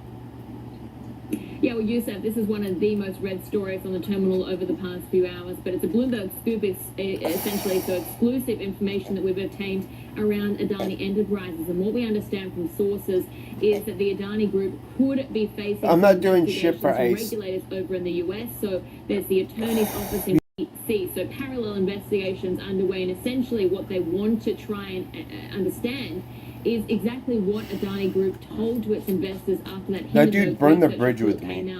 So that is the state of play, and this, as you can see, is the market reaction. Particularly notable, that drop in Adani Enterprises. It is the flagship Adani Group stock, and that is down more than 5% here or thereabouts. We're about 45 minutes into the session now for Indian equities. Youssef. Well, thank you very much for highlighting all of that. That's Annabelle Drulers, part of the role, because the Turkish lira slumped to a fresh record low. Comes after the central bank hiked by 650 basis points, and that was significantly lower than many estimates, but was exactly what Bloomberg Economics had predicted. Looking out to Selva Bahar Baziki, who made that right call. So, Selva, I mean, you got the number right. What about the context and the perspective that was provided in the press release? Any highlights there? Morning, Youssef.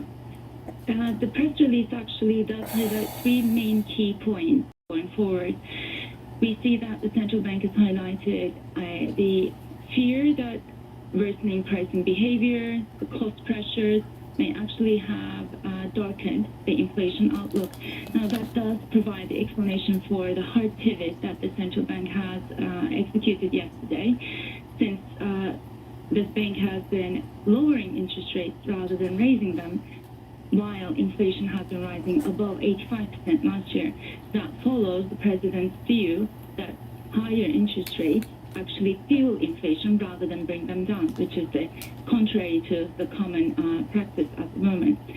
Second point is that the central bank highlighted that it was going to be a gradual hike going forward, so a tightening over a longer course than probably what the market expected as well. That may have been the 2 points together, may have been the reason why the market reacted as it did.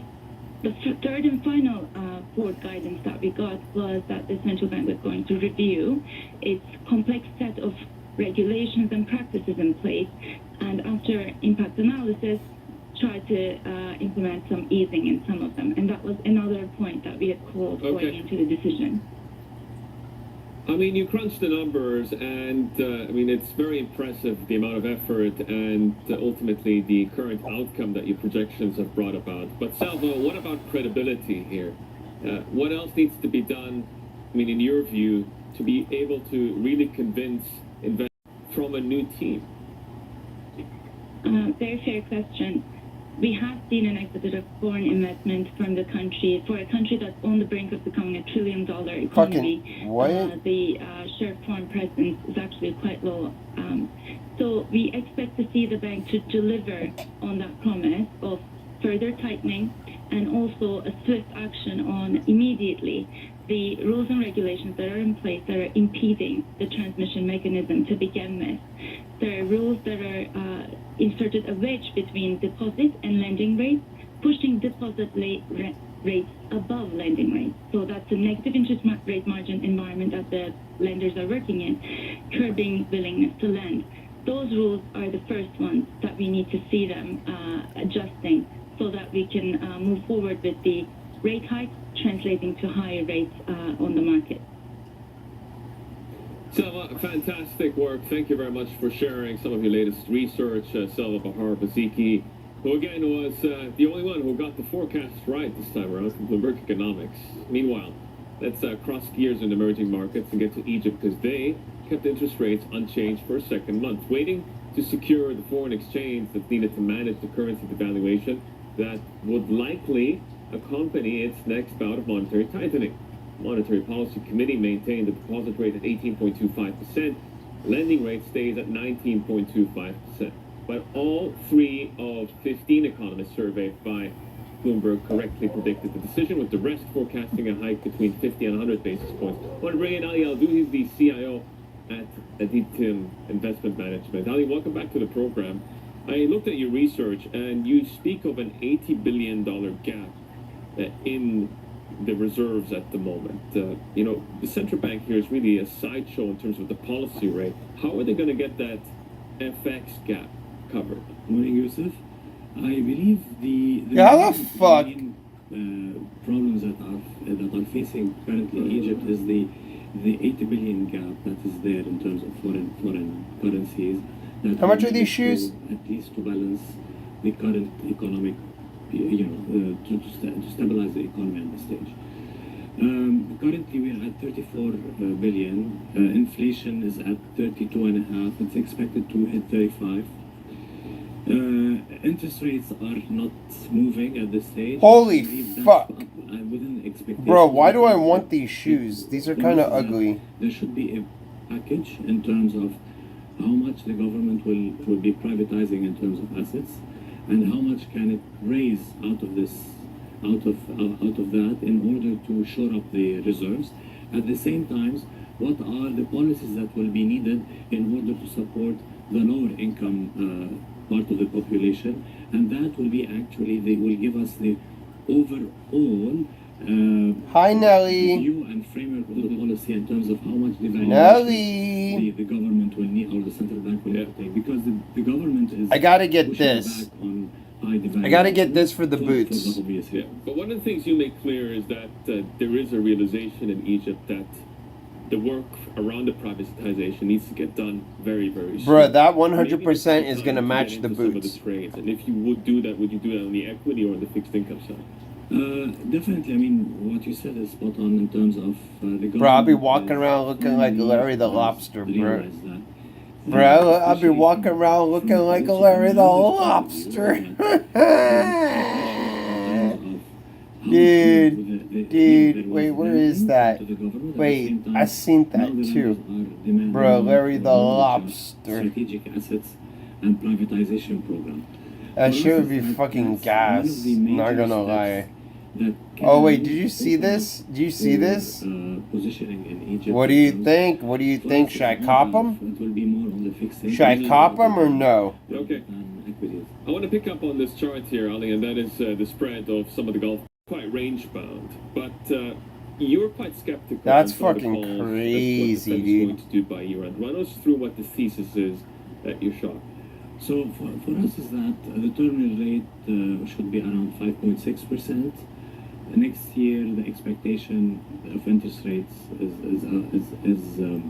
is expected to be around 4.6%. And why? Because of the fact that the probability of a recession is getting higher in the U.S.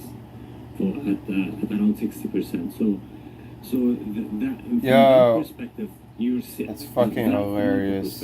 You see the Fed was taking a very hawkish stance, and when will that There it be? is, it bro. gonna be Larry the Lobster. I am fucking dead, bro. That's the main. That is so fucking funny. The Fed will start pivoting, and when recession hits, Yeah, and then I look at I'm fucking dead, yo. equation. We put up the S&P 500. We compare that to the SGCC index for the S&P, and I mean, Gulf stocks have held up all right. I mean, it's hard to match the S&P 500 these days. But where within the Gulf equity basket are you telling clients to be? Are you starting to tilt defensive? From our side, in general, equities is an underweight, especially on the developed. What are markets. these? On emerging markets, we are more bullish. What the fuck? The developed markets. In the region specifically, there is a story, and I believe Bro, $11,000 for these shoes. We'll be focusing on only companies that are having enough free cash flow generation. So going back to defensive in terms of higher yield, dividend yield paying names that are creating a buffer in terms of free cash flow yield that can actually Bro, how the fuck do you get something like that? The buffer in terms of cash. Here's another front that is starting to become a point of tension, and that is in Like the dead interface ass. in Saudi Arabia. How and do the you Emirates. get something Saudi like war that? over a 3-month basis continues to be at levels that we haven't seen in years. Where you're just like, yo, I got What is shoes that are going worth to be 11 for grand. policymakers to remove that tension, especially since the second half of the year could bring with it even more restrictive of a financial backdrop? Look, I mean, looking at Saudi versus UAE in terms of the size of the markets at this stage, you see a very high cyber rate, which is reflecting the growth in the economy that's happening in terms of funding new projects. So the government and the private sector is actually engaging in expansion and in growth of the economy, and that's why you're seeing we are seeing that tightening in terms of liquidity. There's enough reserves, foreign currency reserves in Saudi to support that in case the local market is not, is putting liquidity when it is needed and where it is needed. So they're trying to manage the situation. At the same time, looking at the UAE, loan deposit ratio in the banking sector is around 75%, which is the lowest in decades, which on the other side showing you that there's enough liquidity in the system. Yeah, which is a sense of irony, I guess, right? Exactly. And the thing is, that is gonna, and looking at the IBOR rates and when we're looking at bank rates from a lending perspective, okay, IBOR rates are lower. We'll see how it continues from here. Ali, thank you for making it to the program. Ali Al-Adu, he's the CIO of ATM Investment Management. We still have much more to come. This is Bloomberg.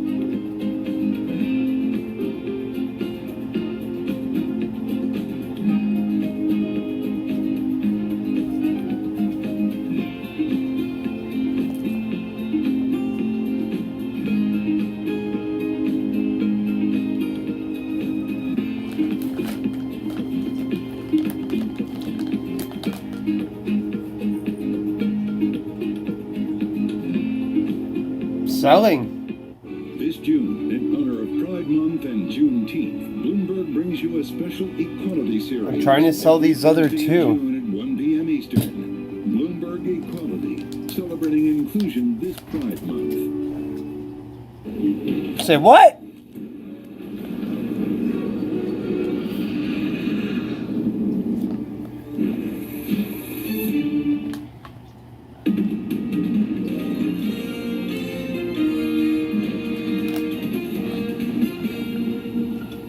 The CEO of the company behind ChatGPT says lawmakers around the world should be careful not to, quote, overdo regulation of artificial intelligence. OpenAI Sam Altman spoke at the Bloomberg Technology Summit, arguing restrictions should be limited to, quote, existential risk level systems.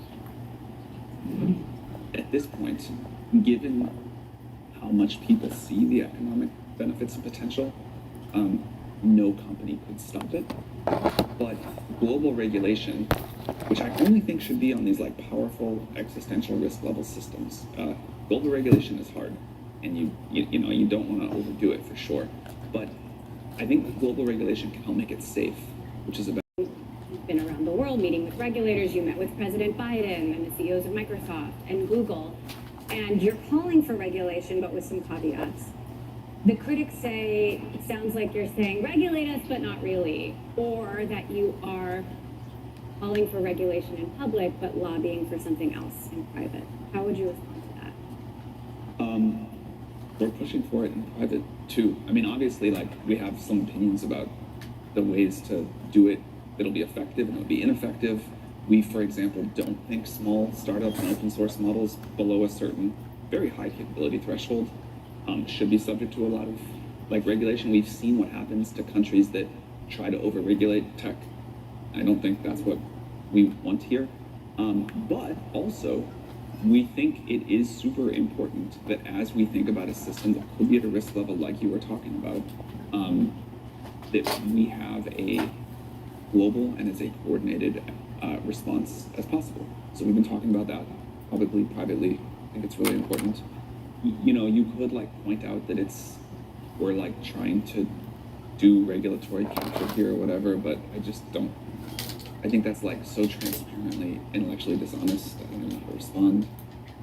There's also the skeptic's view that you are building these relationships with regulators and it's going to box other startups out. That's what I meant by the regulatory capture piece. Like we're saying explicitly you shouldn't regulate. I'm gonna say it again now. You shouldn't. Society. What do you think about the certification system of AI models that the Biden administration? I think there's some version of that that's really good. I think that people training models that are way above any model scale that we have today, but above some certain capability threshold, I think you should need to like go through a certification process for that. I think there should be external audits and safety. I gotta tests. work tomorrow. I gotta be up early. Lots of industries where we care about I'm going safety. to bed soon. OpenAI CEO Sam Altman speaking exclusively to Emily Chang at the VTech Summit. Plenty more stuff to come. This is Bloomberg.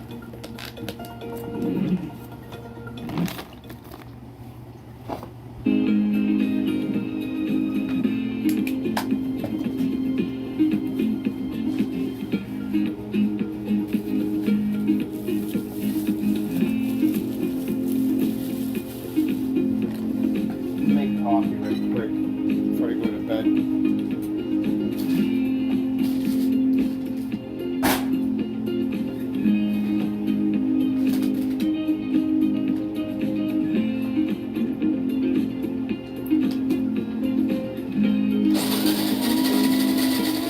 People ask me all the time, what is the key to being a level-headed investor? I tell them it's to surround yourself with and work with the best investors you can find. On Bloomberg Wealth, I'm going to take you to meet the greatest investors in the world, the people that I would like to have managing my money. The climate is one thing that affects every business across the board.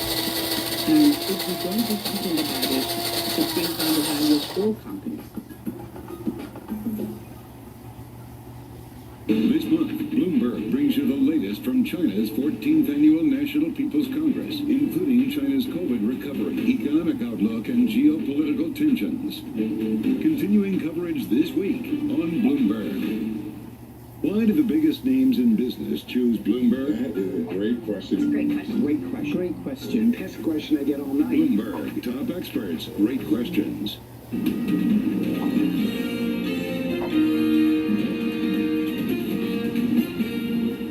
Well, I understand the difficulty and the pain it causes for many people, and I do understand that. What I would say, though, is that if we don't get inflation back down to target, then it goes on for much longer, and the pain goes on for longer, and none of us want that. The Bank of England Governor Andrew Bailey speaking after a surprise 50 basis point hike yesterday. Pressure is now mounting on Prime Minister Rishi Sunak to help Britain struggling with surging mortgage costs. Our UK correspondent Lizzie Byrne joins us now from London. Lizzie, what reaction have we seen so far in terms of the Bank of England's surprise half-point hike? Well, let me say, there's a man you just saw who's not having an easy ride in the UK press this week. Again, he's called for wage restraint from Brits. A comment that he's had to apologise for before, as has his chief economist. But this decision really has split. People are saying it reeks of panic. Traders are betting that you will see more of these jumbo hikes. They see 75 basis points of hikes by September, so that could be 50 in August, 25 in September. Goldman Sachs has changed its call so that it sees a half-point hike in August. And essentially the conclusion is that the bank has accepted it needs to create a recession in order to grip inflation. And that's reflected in the pound's performance. Not even higher rates seemingly can save the pound. When I look at the spectrum of political reactions, there's no shortage of them. Which one would you specifically highlight here?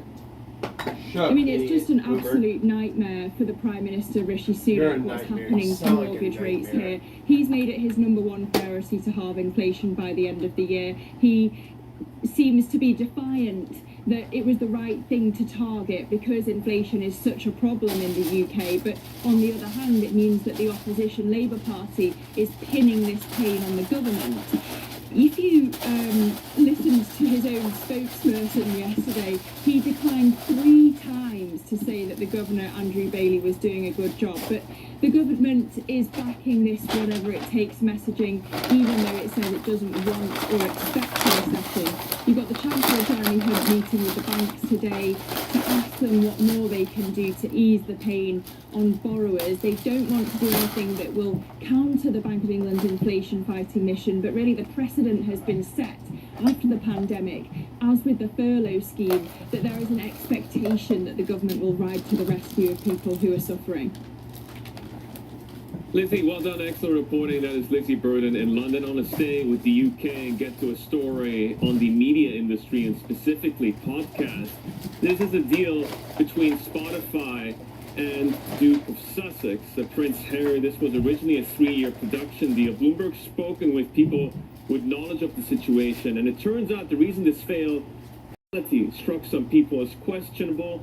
People like Putin and Zuckerberg rarely give wide-ranging interviews about topics they're passionate about, let alone about their upbringing. And the difficulty of nailing down a workable idea and actually recording a show over a nearly 3-year production deal speaks to SJC, the broader reckoning add around 120 celebrity-driven from content, that something to donation? think about. What do you that mean? hasn't affected the Spotify share Add price so far 120. this year. That is for sure. Let's flip the board. Get What do you your mean equity futures add more broadly, 120? What? as What? we count down Wait, to the what? end of a turbulent week in the world of central banks. We're called lower on the S&P 500 mini, about 0.5%. It's all about treasury yields as they adjust to the hawkish rhetoric that we've seen. U.S. 10s, and especially in the front part of the curve and focus, your U.S. 2-year yield at 4.77. Dude, cash The coverage is continues king. from London and the rest of the world.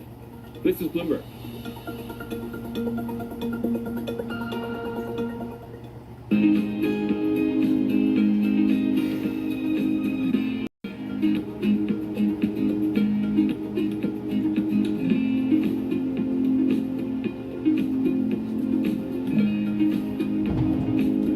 The fuck was that?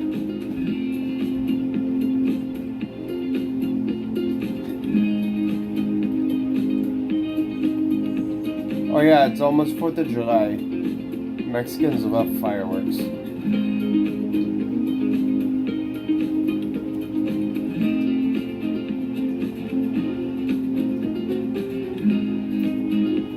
$150 sneakers.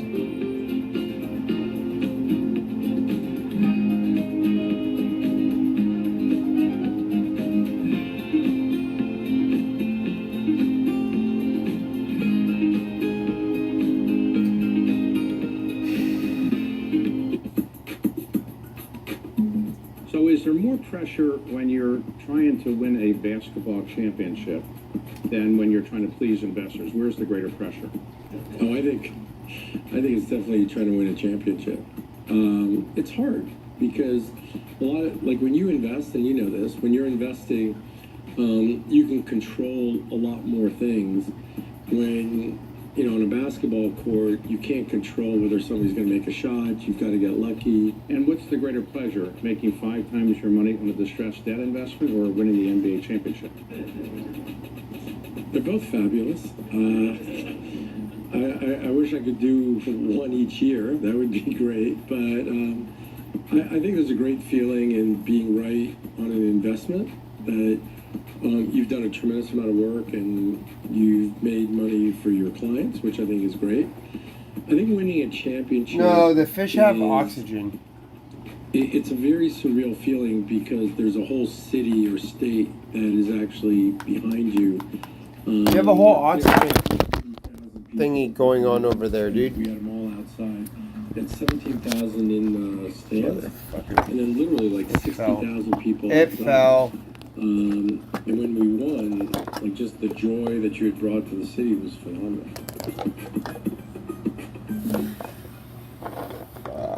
You know, multi-trillion-dollar industry. There's a lot of ground to cover. We indeed have a rally. We're talking a lot of dividends, we're talking income. We'll show you what's happening in ETFs like nowhere else. Bloomberg ETF IQ. Monday on Bloomberg.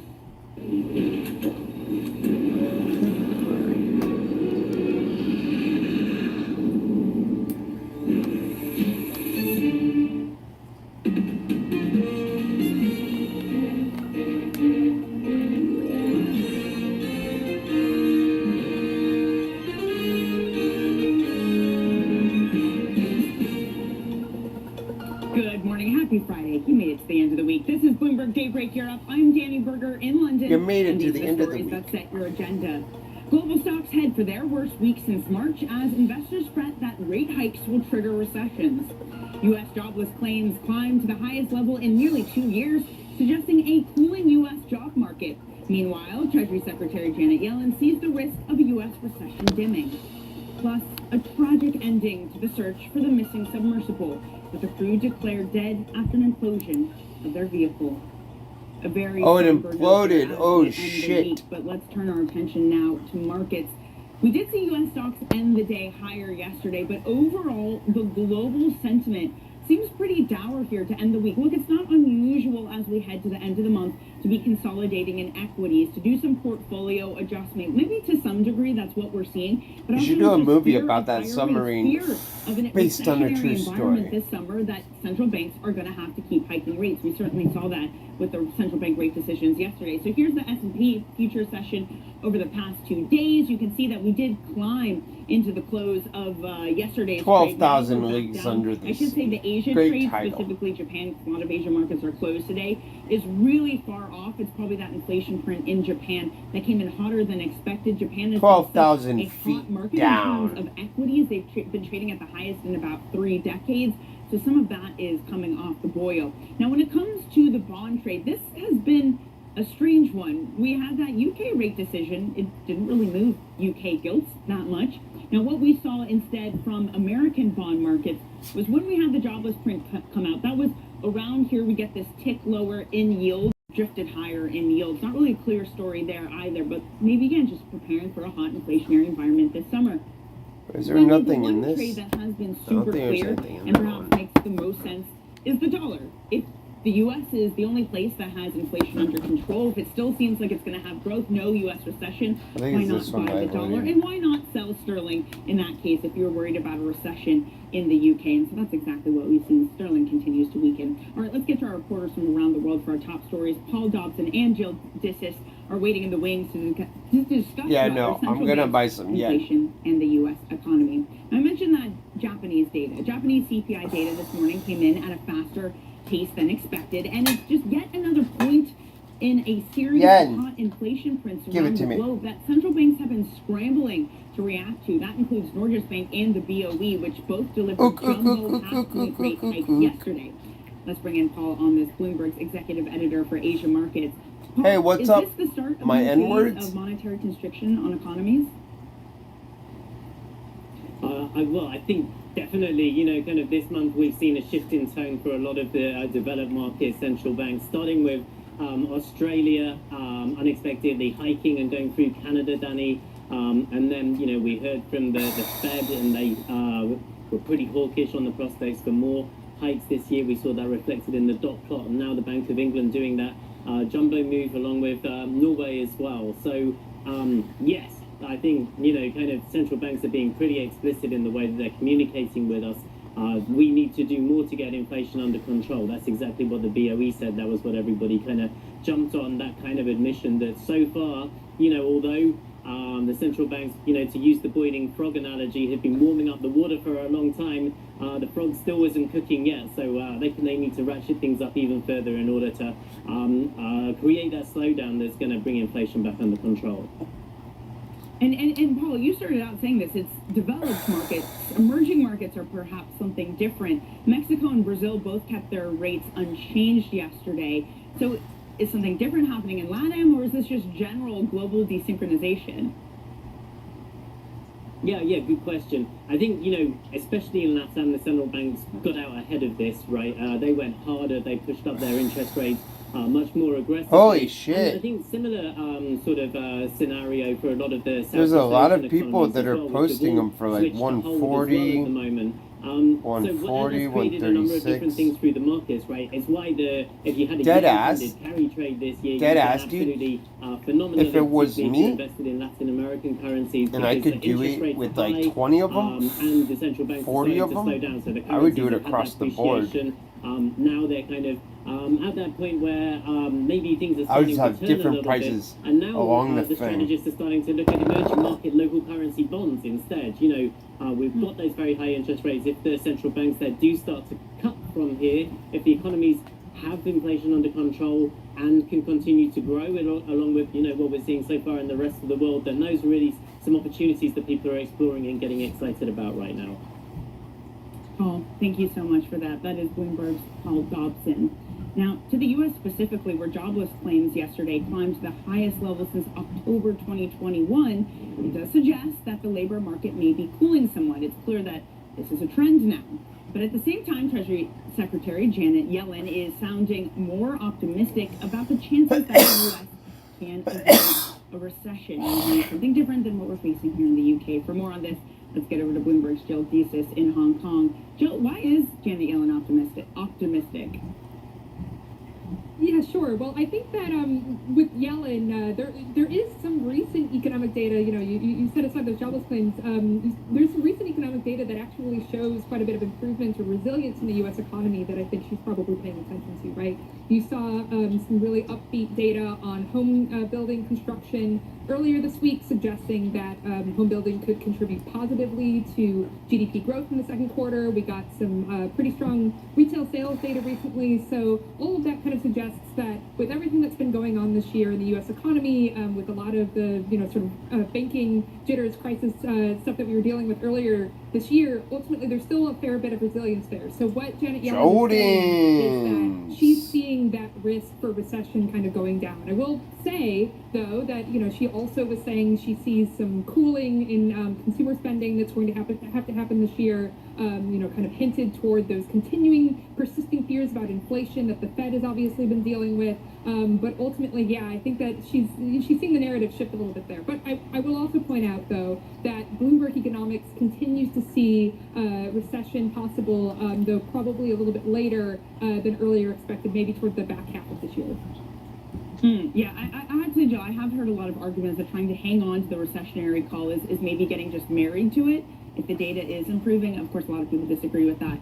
Look, we also You want heard $100 for these yesterday. fucking. The new thing, perhaps, he discussed were capital requirements for banks. What are we looking at here, Joe?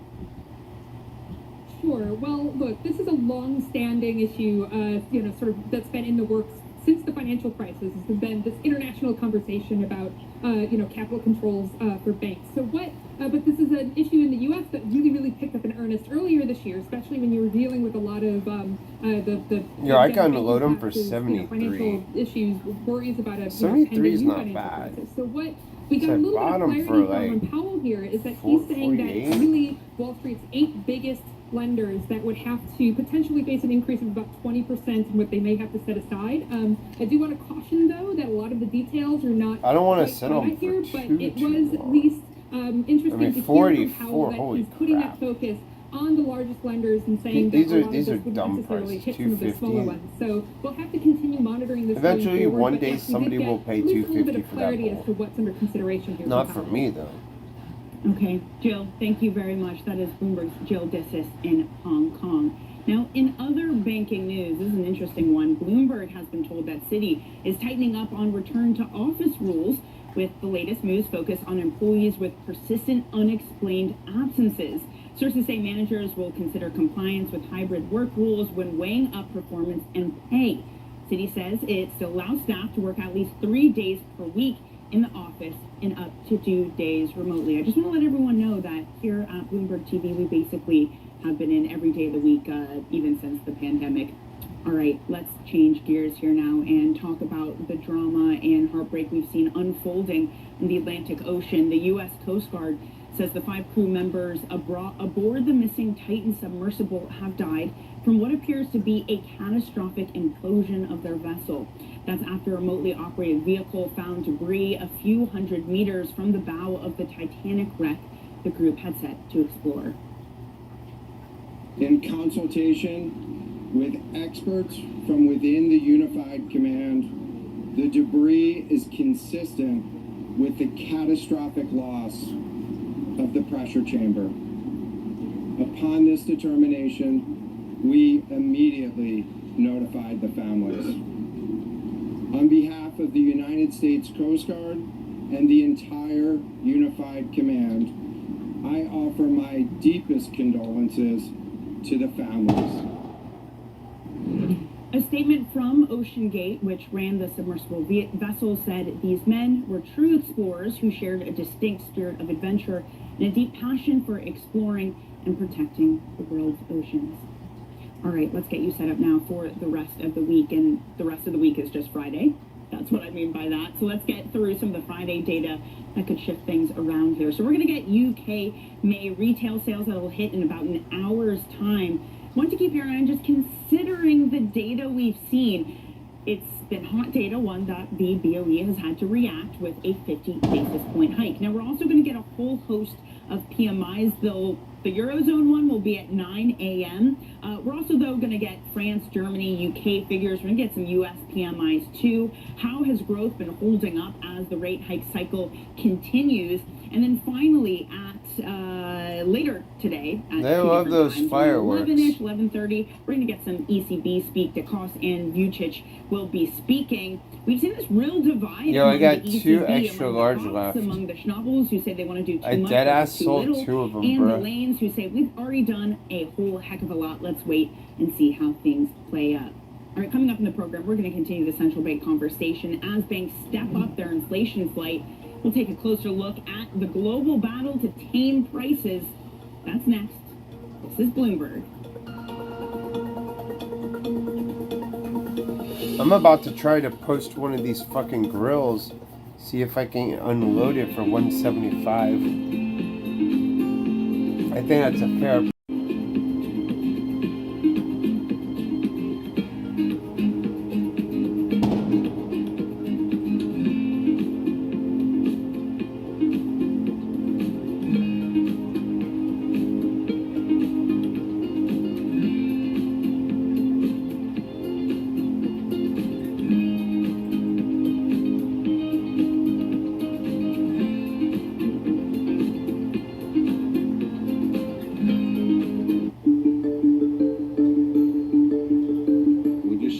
Relations in the United States are much better than when you were growing up in Mississippi, or do you think we've made less progress than you think we should have made?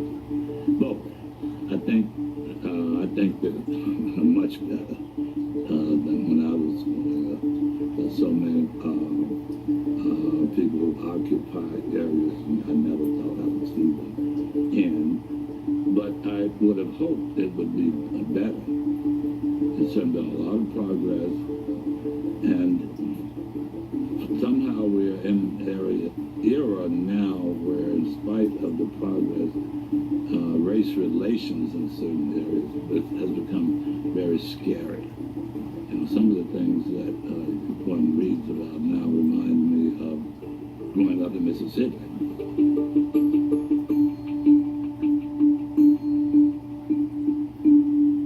Welcome back to Bloomberg Daybreak Europe. Good morning. This is Bloomberg Surveillance. Welcome to Bloomberg Markets, trying to open. This is Bloomberg Technology. And welcome to Balance of Power. This is Bloomberg.